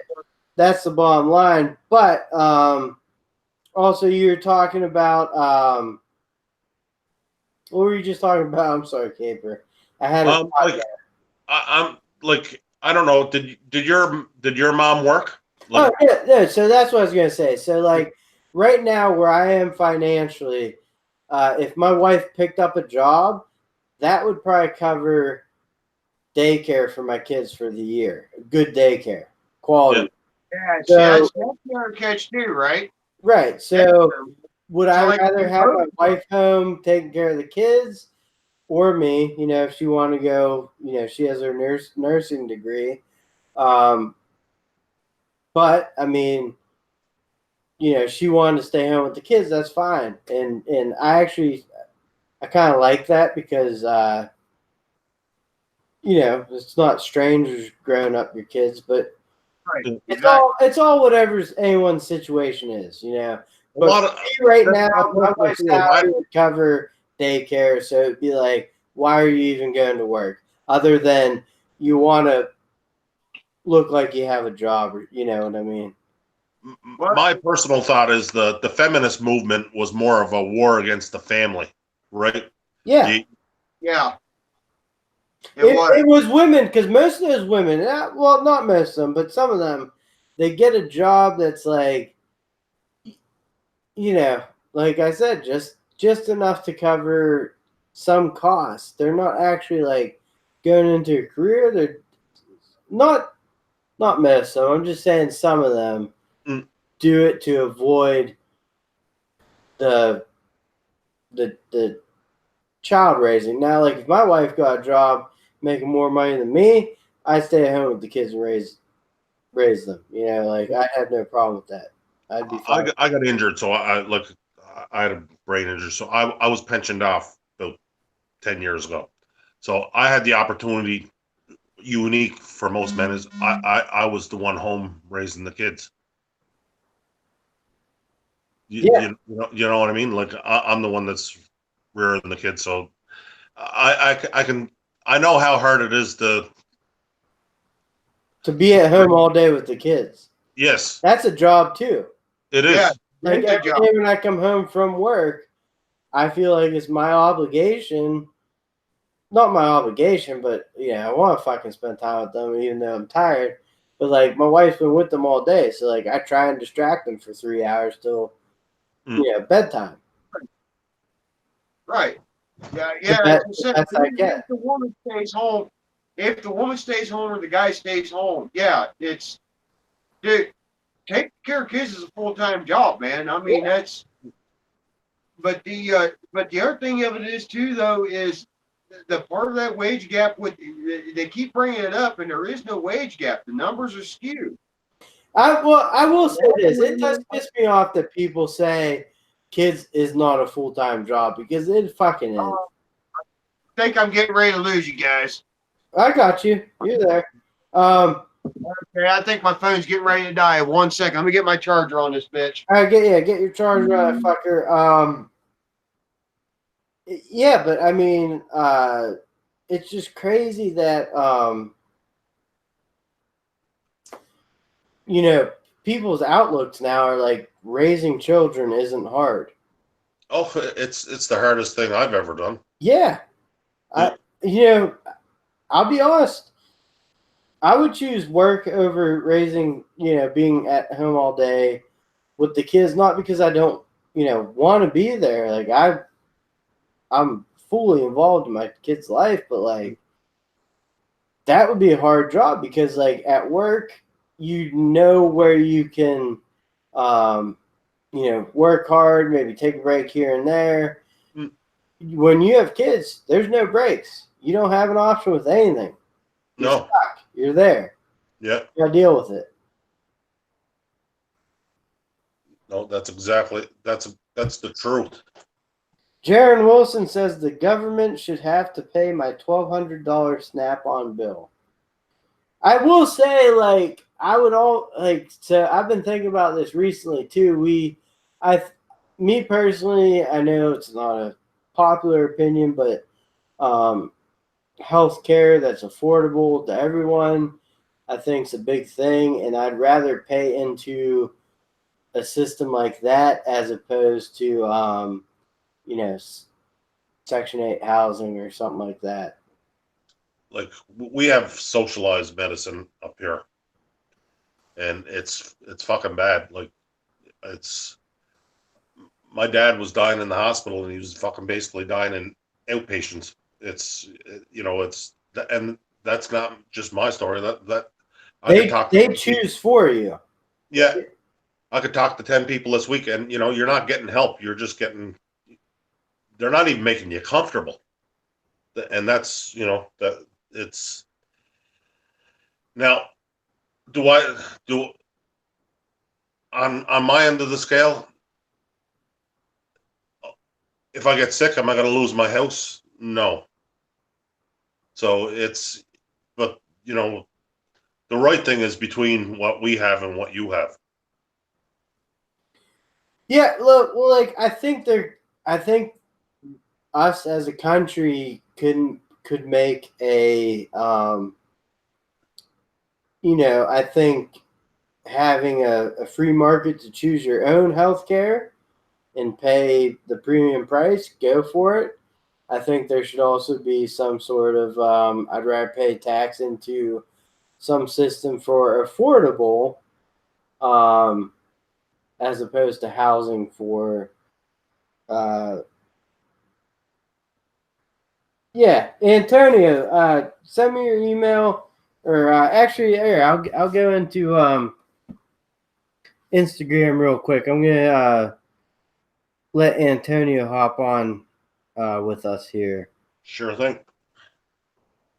I know he has a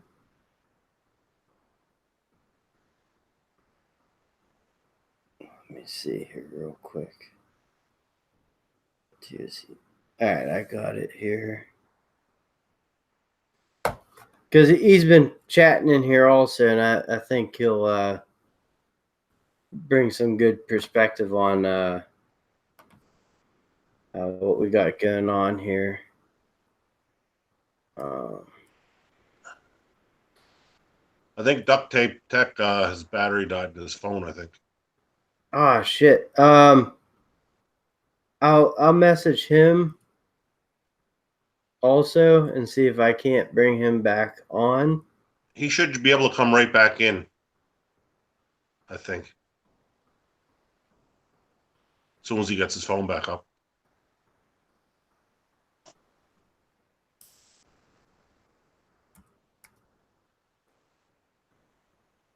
Because that happened to me there last week. My phone died.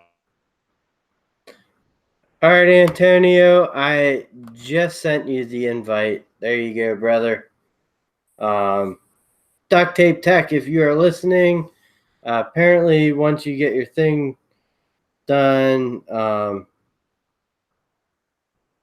charged up, you can come on. What's up, Antonio? What's up? How's it going? It's going, man. It's going. What about you? All right. I saw you the Justin Dow video today. I think you did an awesome job there. What Justin Dow video? Where you did the earthquake lineup.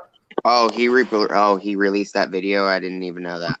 Yeah, he put that up today. That was awesome. I have like, I think it's like 250 something videos to watch on my in my email. So it's probably somewhere in the email. It's tough keeping up with all the videos. Yeah, It is.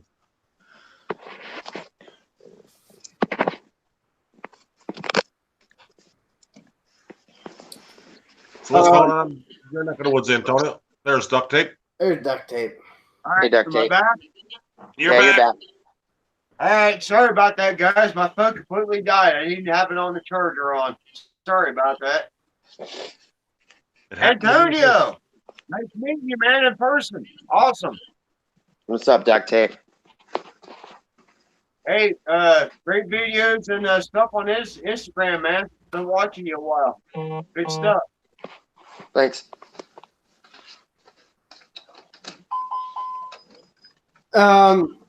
So Caper, I forget where we were at. You were.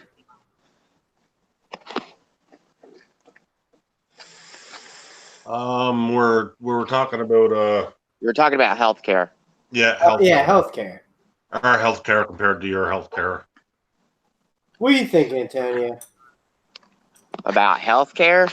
I honestly think that my taxes shouldn't be going to a bunch of fucking black women that have 15 children that want to live off welfare. That's what I think. I think my taxes should be going to. Think my taxes should be going to my actual physical health care, not because somebody wants to sit on Social Security and fucking milk the system. Well, that's what, well, I'll say right now, I have Obamacare,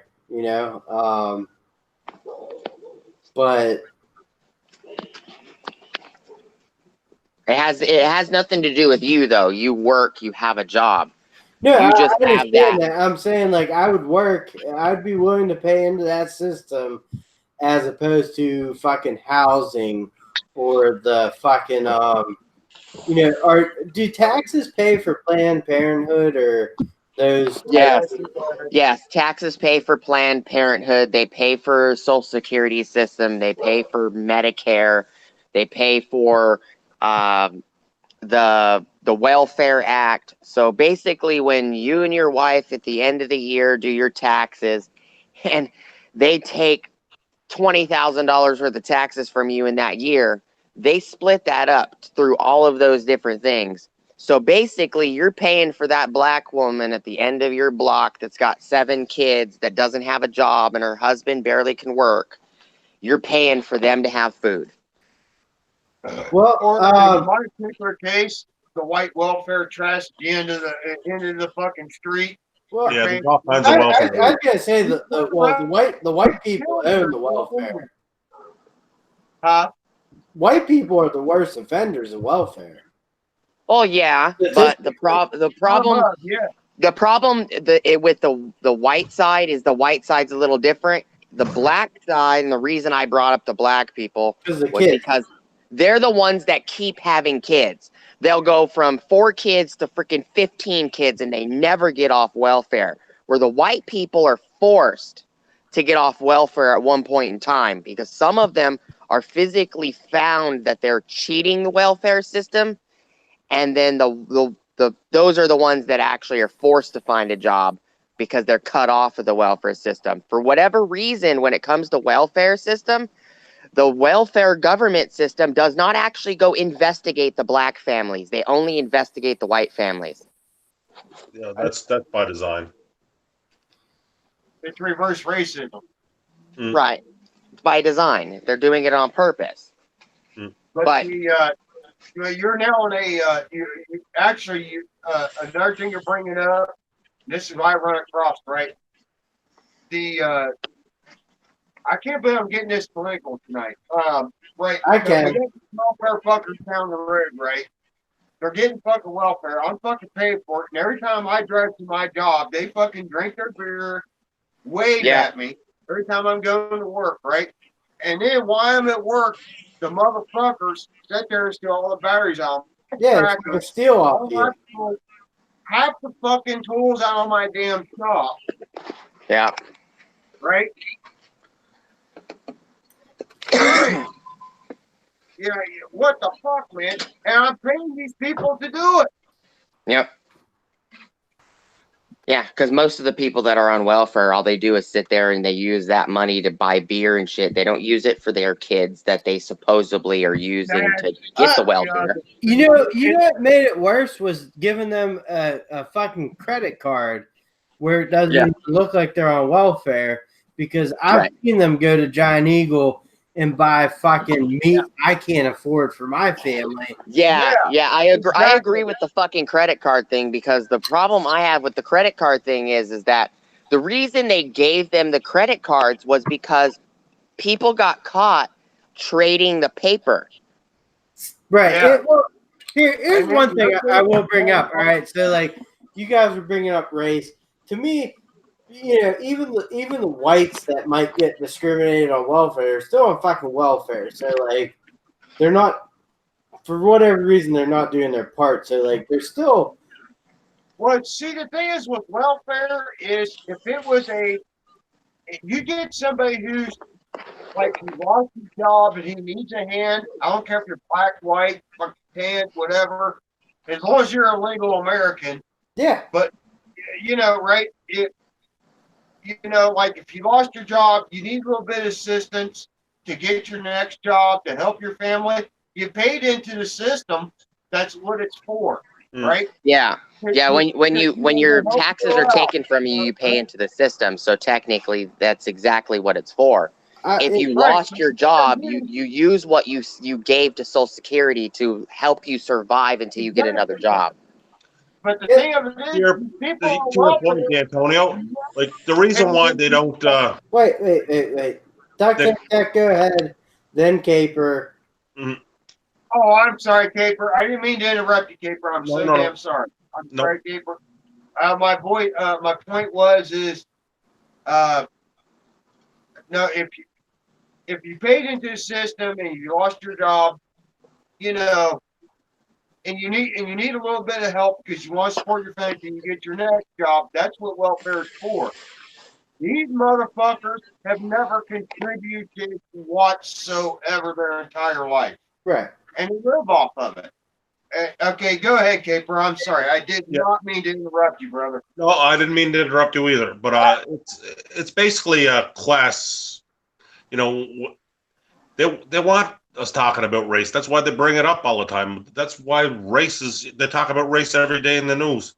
It's not about race. It's a divide and conquer tool. It's, you know, like this person's got it better than you are, so you get pissed off at them. If we all raise each other up, a rising tide, we could all lift up. But you know, to that point, racism does exist. It's still there. Oh, it does exist, but there's a reason racism exists. We wouldn't have war without racism. The reason I went to Afghanistan was because my country decided to jump in and in a place that they didn't belong, in my opinion. It was not our place to go to Afghanistan and give Afghanistan a bunch of fucking rules. That was Afghanistan's place. We should not have stepped into their territory and said, you know what, we're going to make your country better when we can't even make our own country better. We have fucking veterans that are fucking sleeping on the streets because the United States government just told them and brushed them off like they were garbage. And then we have fucking families that are homeless on the side of the street. And where the fuck is all of our country's food going? It's going to every fucking country that has a natural fucking disaster happen. Because we can't even take care of our own fucking people, and we're giving all our food to a country that just had a hurricane hit them. In my personal opinion, the United States needs to stay out of everybody else's fucking business. That's my opinion. That's a good opinion. I will say this, though. War makes the economy boom, and that's the bottom line. Exactly. And, you know, love it or hate it, it just is what it is. It's one of those shitty fucking things. And the Middle East should be able to sort itself out. We should not. The Middle East's been fighting since 2,000 or 3,000 years ago. They didn't need our help to begin with. Dude, I think dinosaurs fought in the Middle East.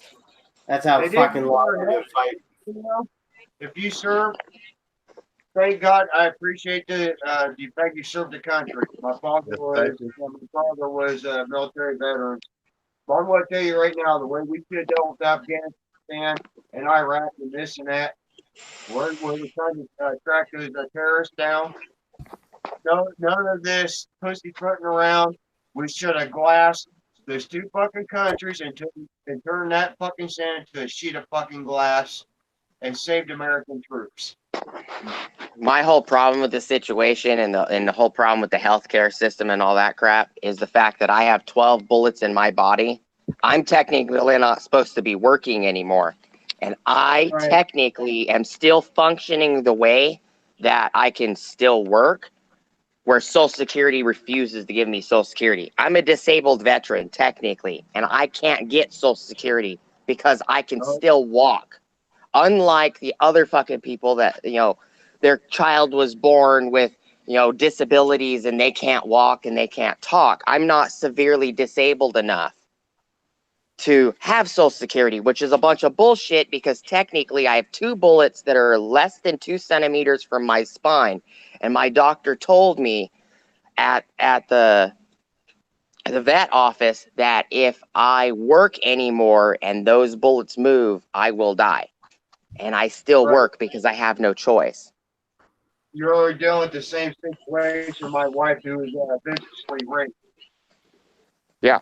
And she's not allowed to have anything at all. Because I'm not disabled enough, or she isn't disabled enough. Because for whatever reason, the United States government deems how disabled you have to be in order to get a paycheck. I agree. And my wife paid into the system for fucking years. You paid into the system. But you're not allowed to have nothing. My wife's not allowed to have nothing. But even though you guys paid your price and paid into the system, and you're not allowed to have it.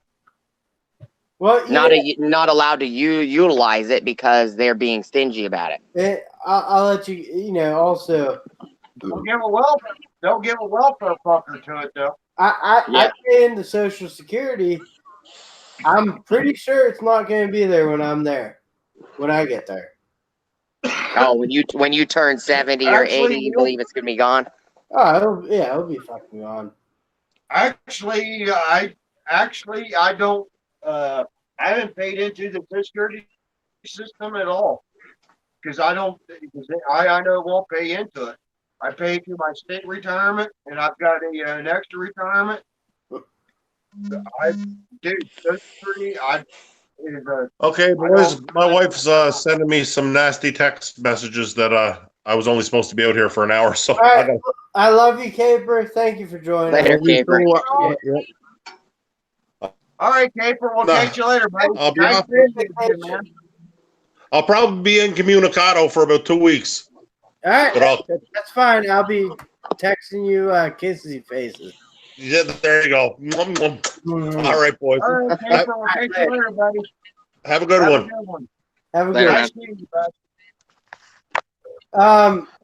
And Antonio, I know last night you wanted to jump on the stream. I was, that's the first time Den of Tools was on, and I was feeling them out, and neither one of them was really jumping on anyone wanting to come on. So I was kind of just going through the waters cautiously. Well, it would have been helpful if you would have brought me or somebody else on. You claim I'm a large channel. Well, technically, I'm buddy with Jeff from the Den of Tools. Why don't you do a live stream with them? Your buddy. Because the Den of Tools doesn't do live streams. That's what you don't understand. He's never done a live stream physically on somebody else's channel before. He does live streams once a week with himself and his family and his wife. He doesn't actually go on other channels. And I've never done a live stream with the Den of Tools specifically because we never had the interest to do so. That's between you and the Den of Tools. I mean, he went on Junk from Works before mine. Well, that may be true, but I wanted to jump on because Justin Dow wanted me to jump on. Let's be honest and realistic. Yeah, Justin Dow sent me a message and said he wanted me on there. And I was waiting for the cue, and I never got it. He never said once, you know. And I'm not saying anything. That's not an excuse for you not getting the message, dude. I don't even know why you brought this up. This is not the discussion that needs to be on a live stream. This should be a discussion that happens on a private phone call. All right. What do you guys want to talk about then?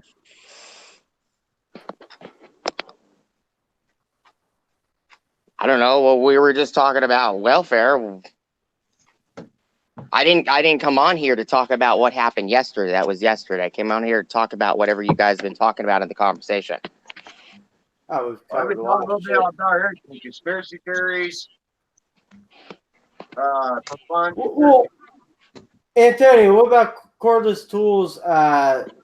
Ducttapetech's looking to buy into a line. What line would you suggest? What is he specifically wanting? Well, I think he has a broad range. He does mechanical work. He does homeowner stuff to have around shop. So a good battery platform, an affordable tool, a reliable tool.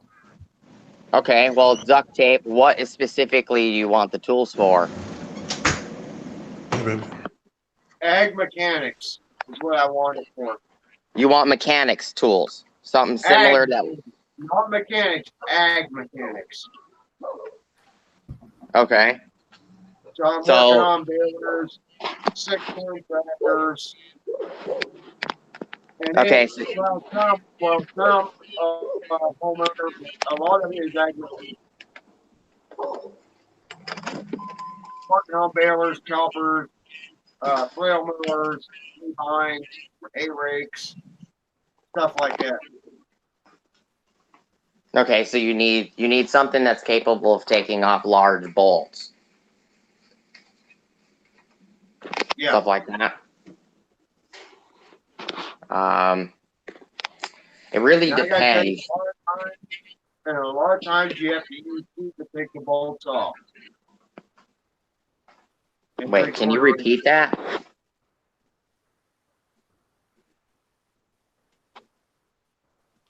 What was that duct tape? Take the bolts off? A lot of times, some of the equipment, you actually have to use heat the nuts and bolts with a set of cords. Heat. Okay. Take the bolts off. Well, so a lot of times with this equipment, I'm using 3/4 inch drive. Okay, well, in my personal opinion, in a mechanics field, I would say if you're trying to get rusty bolts or stuff like that off, stay with the heat. If you have to absolutely take it off with an impact or something, my recommendation would be either 3/4 inch or 1 inch Milwaukee impact. But, you know, that's not affordable. That's between $700 and $1,000. My other recommendation would be to either stay with the heat or go with something like a 3/4 from. All right.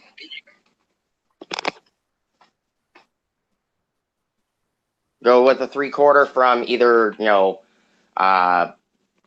the range of DeWalt, or you could do Harbor Freight. Their earthquake line is a good line. I've taken off 2 3-inch bolts with my 3/4 cordless, and that was the head, and the head was 2 inches and the bolt itself was 1.5 inches. So I've had no issues with that line, and you know that's around $200 with a battery and a charger and the tool. But it really depends on how much you're doing. Is it just like equipment? Or, you know, do you work on cars? Do you work on trucks? Do you only do equipment? Do you only do a specific type of equipment? Well, I do a lot of stuff. The battery line I was thinking of was a 20 volt deal. That way I can, you know, make a deck or put a new bed on a hay wagon or something like that. Okay. He was looking into cobalt, which I think. Yeah, one thing I was looking at was cobalt, actually. I don't have any experience with Cobalt. I have Cobalt hand tools. I don't have power tools from Cobalt. Okay, see, now I have hand tools from Cobalt, but I don't have the power tools. So a lot of power tools I'm going to use on the bolt, let's face it, is not working on an 853 on A-bar. I said an 853 baler. VCG Construction has some good cobalt videos out there if you want to actually. Okay, so you're talking about an 850. Is it a round baler? 853 round baler. Round baler. You're okay. Not using any battery operated shit on that. I'm sorry, you're not doing it. I do know some brands that are capable. If you go into the brands like Hilti or you go into Milwaukee, they're quite capable of with their batteries to take off anything on that round baler. It just really depends on how much you're willing to spend. 1.25 nut. Yes. Seriously. Okay, cool. That's nice to know.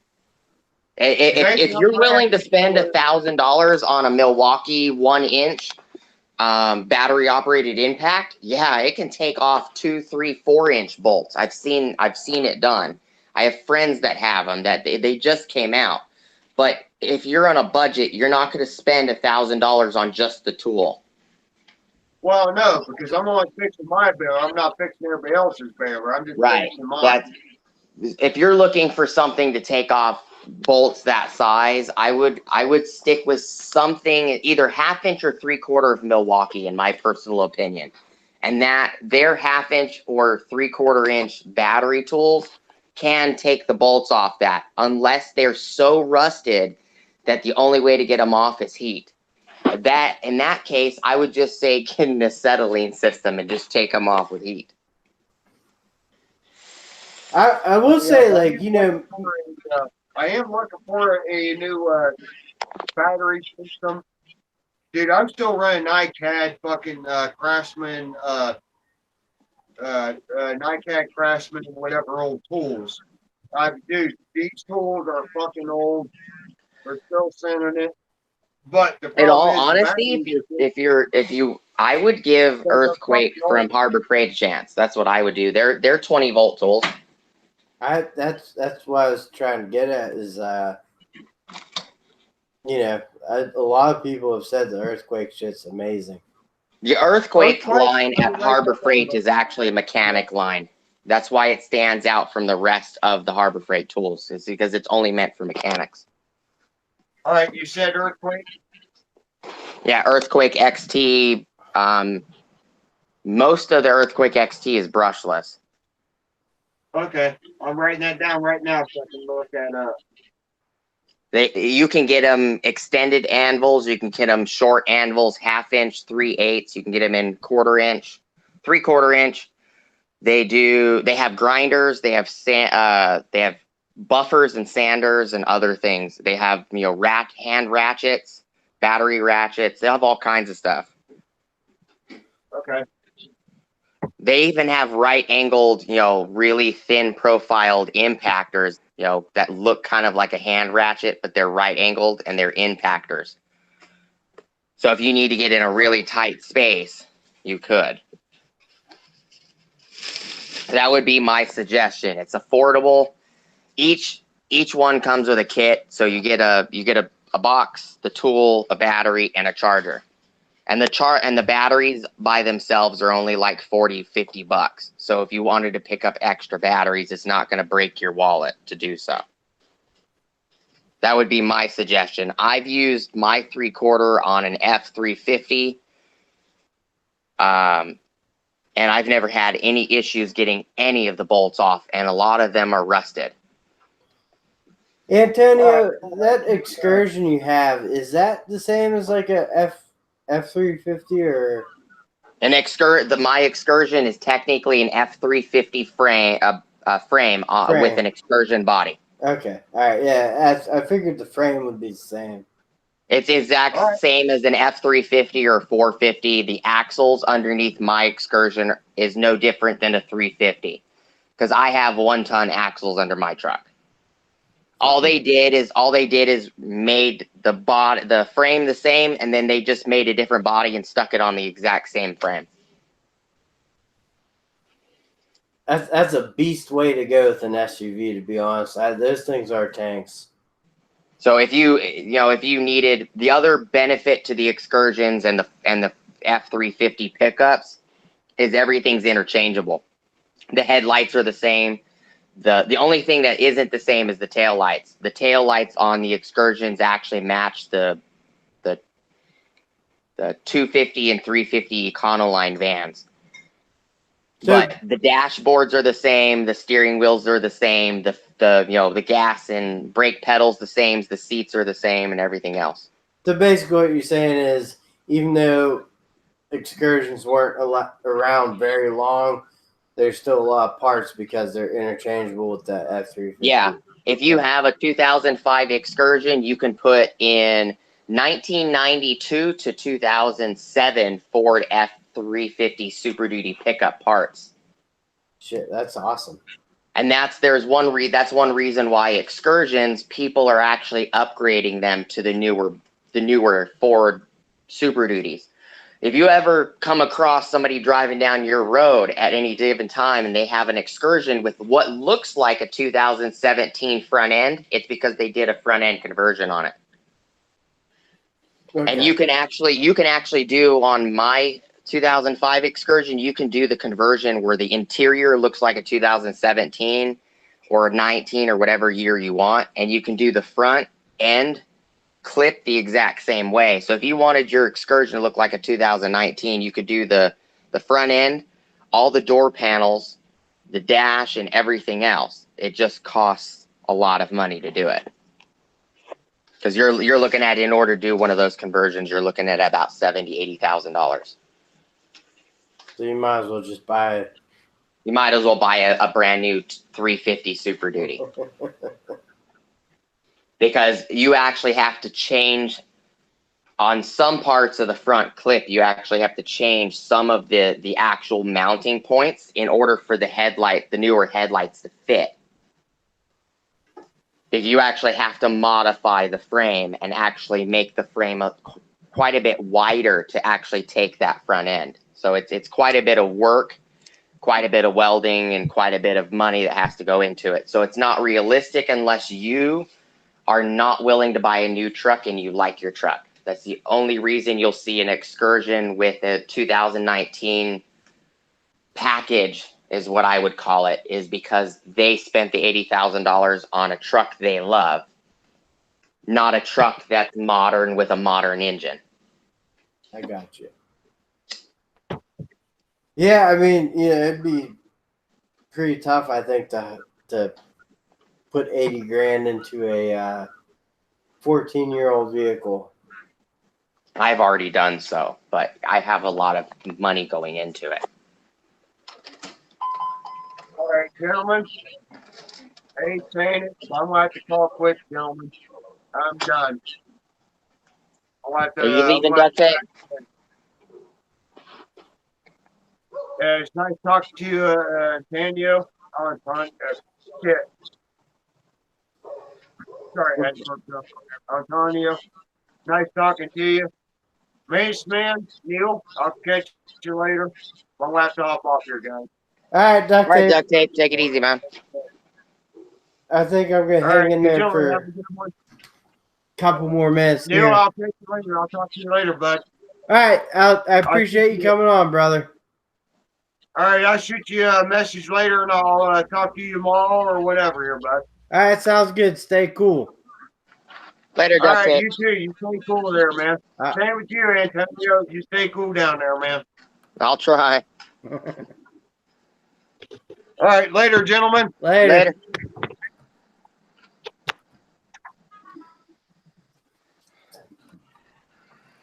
So I think you did you've been running those earthquakes for a while there. 3 years, 4 years, I think. 4 or 5. 4 or 5. Yeah. That angle grinder, is that brushless? Their angle grinder is brushless, yeah. And you said it has electric brake on it? Yeah, it does have an electric brake. It's comparable, in my opinion, to my 60-volt DeWalt. Because I have a 60-volt DeWalt. Yeah. I also have a Bosch grinder, also an old corded Bosch grinder. Do those accept? Does the DeWalt or the Bosch accept 7-inch discs, or are they 4.5 also?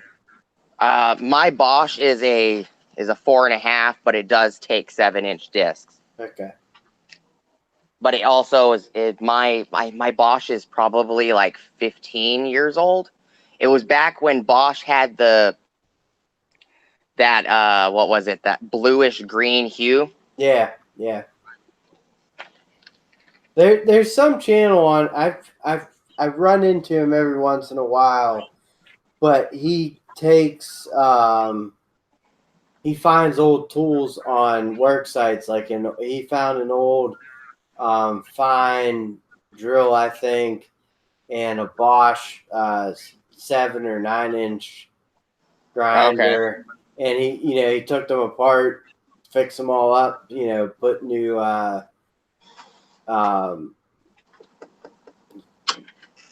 fix some wires and stuff or whatnot, or Did he put new guts in them?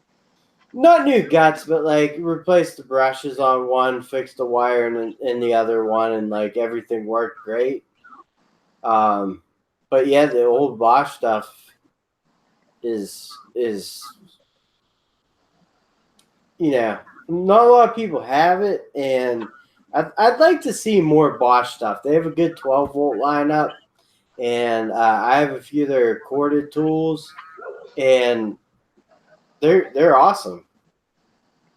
I don't have any of their corded tools. I have a couple of their cordless tools, but I'm not necessarily a DeWalt fan either. It just happened that I had the Bosch stick line, and I got a bunch of good deals on DeWalt tools, so I went and bought some of their new tools.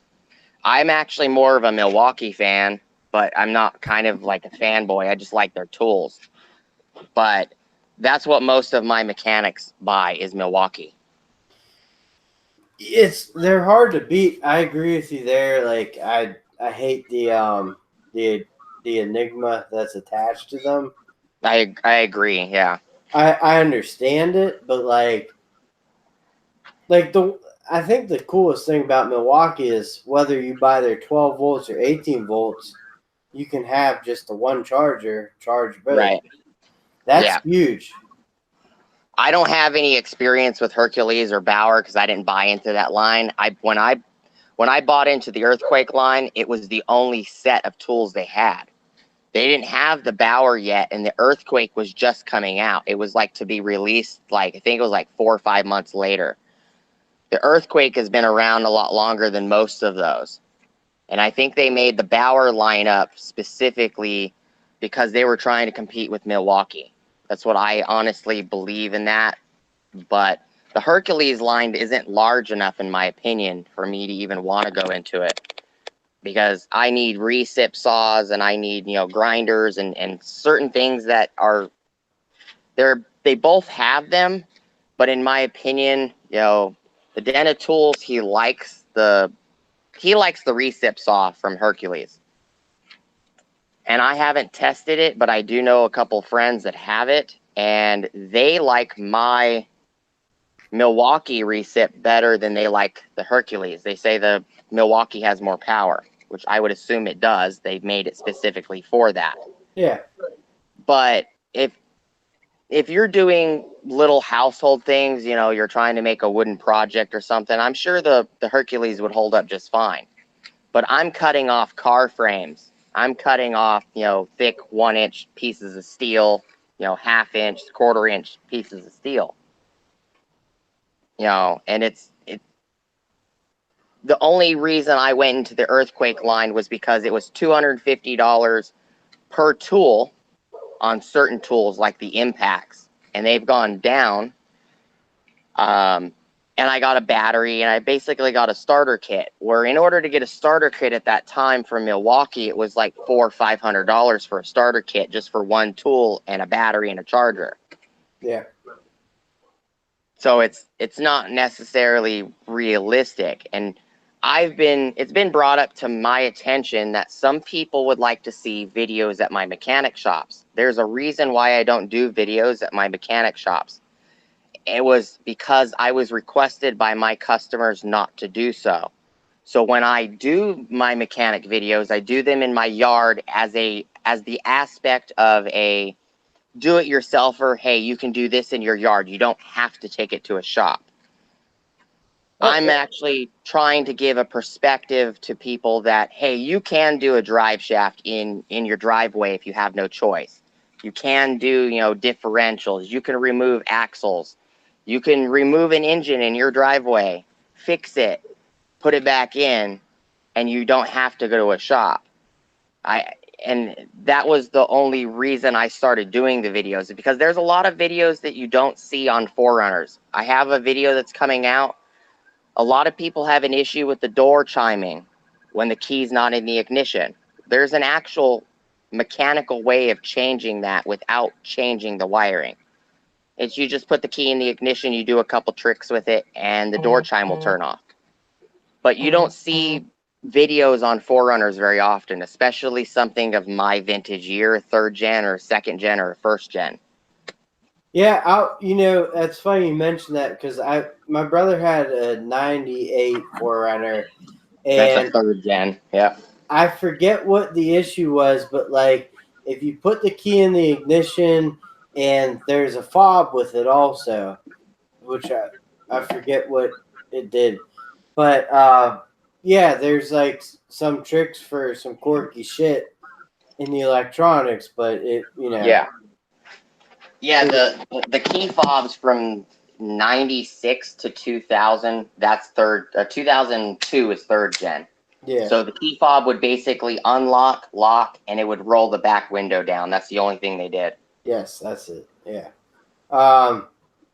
But in the end, the thing that went was like his whole dashboard and lights and everything just started fucking malfunctioning, and at that point is like 15 years old, so he traded it on something else. But yeah, and when you don't have a lot of money into a vehicle, it's easier to trade it. I have over 90 something grand into my Forerunner. I'm not trading that. I'm not going to get any of it back. Yeah, I don't blame you there, man. That's a good chunk of change. And it's just. Go ahead. Well, Forerunners and Land Cruisers, like I like the 4-door ones, but I mean, they're just built to off road. Yeah. And the Land Cruisers were originally designed basically to compete with the Range Rover, is what they were made for. Yeah, me personally, I think they kind of outperform them from a practical standpoint. And then some of the quirks with like Toyota, which I don't particularly like, but that's just what you live with, is they don't have diff covers, so you can't service them from the rear end. You have to take the drive shaft out just to service them. Okay. Because the way the diff is actually set up, the actual bolts are on the back. They're actually facing the transmission.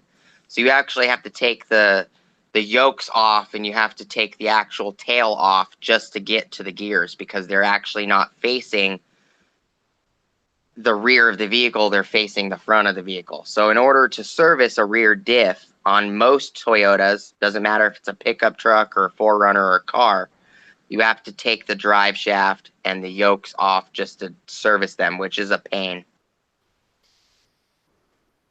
Yeah, I mean, so from my experience, like even Chrysler and Ford and stuff, they make it really hard just to change the fucking light bulb in their headlights. So if that's the worst that Toyota can throw at you, you know, because I've changed light bulbs in Toyota headlights, and it's Well, very the easy to video series I access. did was kind of a little more in depth. You know, Well, in order to you change were the from to change the actual uh whole thing. I yeah. get that, but I'm saying, like, as a normal car owner, to change a light bulb is as easy as opening the hood, taking off that back cover of the bulbs, and pulling it out. It's not that in depth as Christ. Like my It's not that in depth on the older Fords either. My 2005 Excursion, it's quite easy. You lift the hood and you just pull the light bulbs out. But you're referring to the newer Fords where you got to unbolt the entire housing just to get the damn lights out. And that, in order to do that, you got to remove the grill too. Well, like my Dodge Ram, they have a fucking battery behind one light and the fucking washer reservoir behind the other. So, you know, it's just a fucking shitty ass move. But they made the oil, at least you can still change that by yourself. Right. Yeah. And it depends on the year on Fords. Like this one on the 2005, the Excursions, the lights are just like the 2007 to 1995, I think. The headlights were exactly the same. You just, right underneath the top of the bumper, there's 2 bolts underneath the housing for the headlights. You can literally snake a 1/4 inch extension and I think it's like a 17 or no, it's like a 13 or 14 millimeter socket to take them off. And then you just lift the hood and take the 2 on the top off if you wanted to remove the housings, but they're not actually that hard. On the 2010 and up, you actually have to remove the grill just to get to them. And that's just to change light bulbs. You have to remove the whole housing just to change the light bulbs. That's fucking crazy to me. Like, you know. Yeah. I'd rather, you know, as a consumer, if you made getting to the changing the oil a little harder, I'd rather that be the case than the headlights, because that should be just a simple fucking procedure. Yeah, and the reason I changed the headlights on the 4Runner was because I had 2 broken headlights. I had one headlight where the reflective film was completely gone, so the actual bulb did not project. And then the other one had a broken glass lens. So I was told by a Toyota if I wanted the original manufacturer lights, I had to pay like $790 per headlight. We would have been talking about almost $1,400 for headlights. That entire retrofit only cost me $1,000, and the truck looks 2019 modern. Right, yeah. So it was more of a realistic for me to spend the money on retrofitting it than it was for me to actually put the originals back on. The other problem is, depending on what you have in the engine bay for 2004 runners, will also depend on how easy it is to change the light bulbs. I had a aftermarket cold air intake system, so every time I wanted to change the passenger side light bulb, I actually had to take the intake out. When the original box was in it, I didn't have to remove the intake. But because I put aftermarket parts on the truck, it made it more difficult to do simple things like change a light bulb. Yeah, I mean, one thing about Toyota, Lexus, or whatever, they had always been, I think, ahead of the times in designs of their vehicles. Like, I know, you know, like the 4Runner, you could have one that's 19 years old right now, and it still pretty much is right there with modern SUVs. Yeah, and I also did a bunch of modernization to it. I have a backup camera and I have a navigation stereo system and, you know, other things like that. So when I back up, my brake light, even in the dark, my backup camera can see in the dark because my brake lights are LEDs, so they're so bright that it can actually see where I'm going. So I've done a lot of customization to it. If I tried to sell it right now, you know, nobody's going to give me $15,000 for it, and that would be my asking price, and that would just get to be available to get at least the modifications back. You know, the LED brake lights, the upgraded headlights, you know, the stereo system, the camera, you know, including the rims, because I put aftermarket fancy rims on it. How many miles does it have on it? My 4Runner has 780,000 miles on it. 780,000. Yeah. Yeah, then just run it till it dies. It also doesn't have the original engine either. Did you replace that? It was actually replaced by Toyota when it was bought. I told them I wanted, it actually has a 2000 Tundra's iForce V8 in it, is what it has. Shit, man. It doesn't actually have the original V6. It never actually had it to begin with. As soon as it went to the lot and I went to pick it up and I told them, hey, this is the one I want, I told them the engine's got to go. I want this particular engine. It cost me an extra $30,000 for the engine, but that was what I wanted. They had no issue putting it in for me. But mine is also the sport package. Mine has the fender flares and the functional hood scoop. Mine actually has a functioning hood scoop. It attaches to my intake. Shit.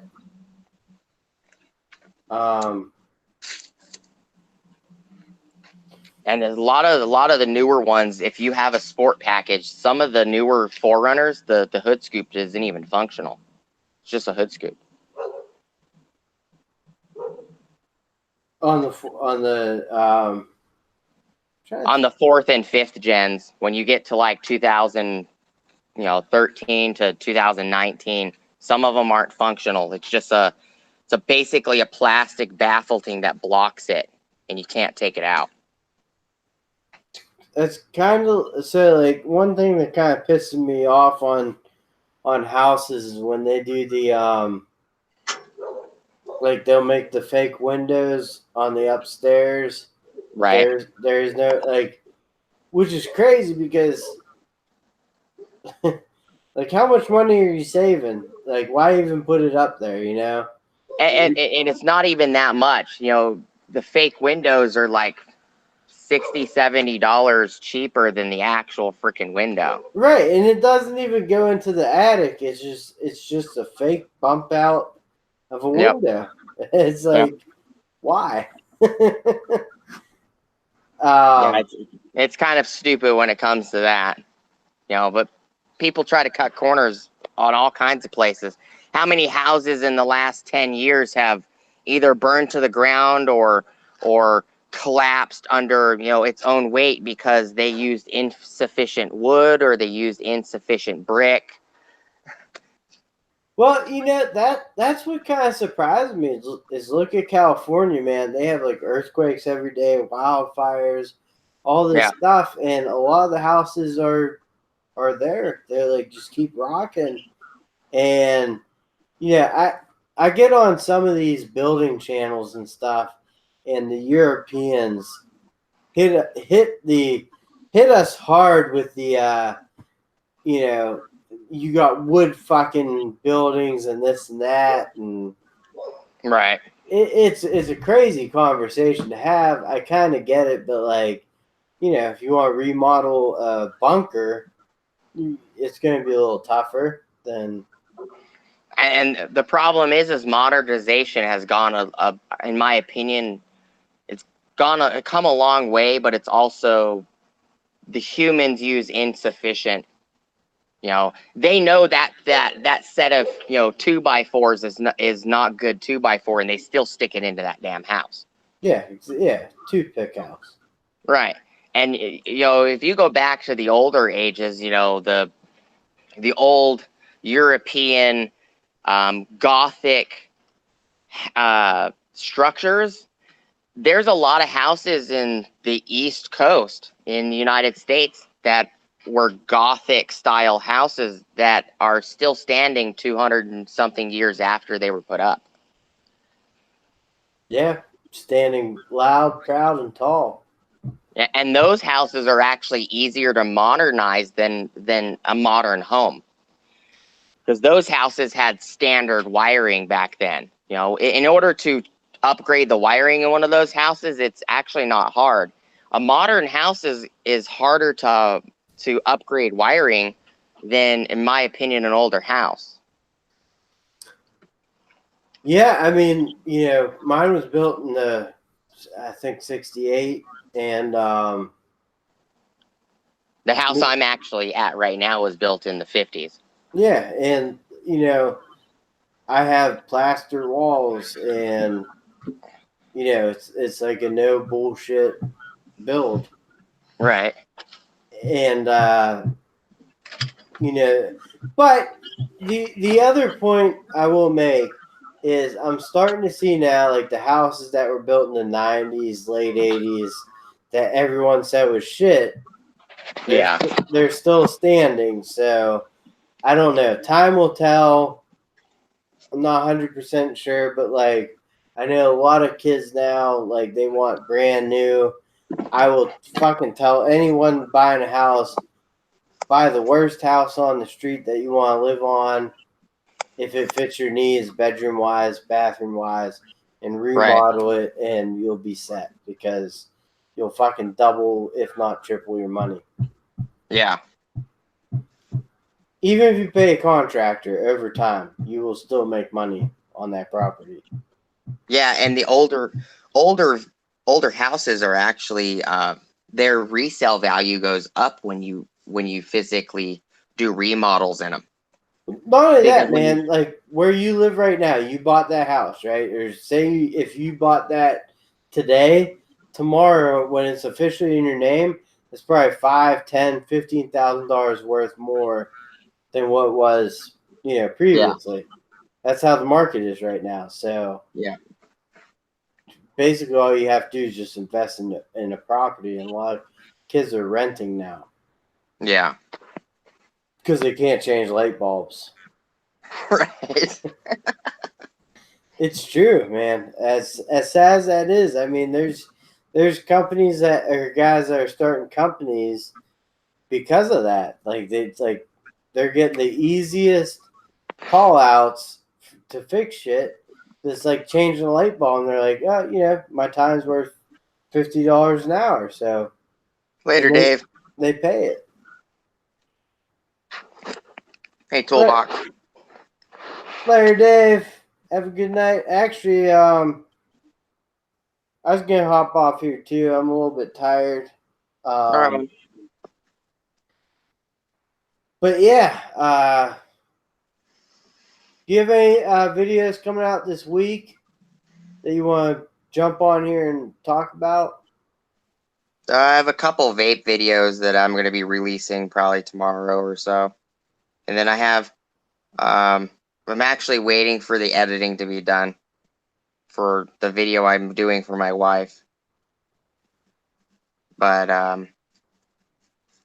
I think all I have at the moment would be vape or tools, I think. So that'll be the next week then. You'll have some vape tools. The next couple days will be some updated vape videos, and then the tools. I think I have some electronic videos that are next week because I have them scheduled. They've been scheduled for like weeks now. Oh. And then, yeah, that's about it. Just electronics and vaping and stuff. Cool, man. Cool. Well, thank you for coming on. I do appreciate it. I like talking with you when we get the chance. And I'll catch up with you, man. All right, you take it easy, man. All right, you do the same. All right, later. Later.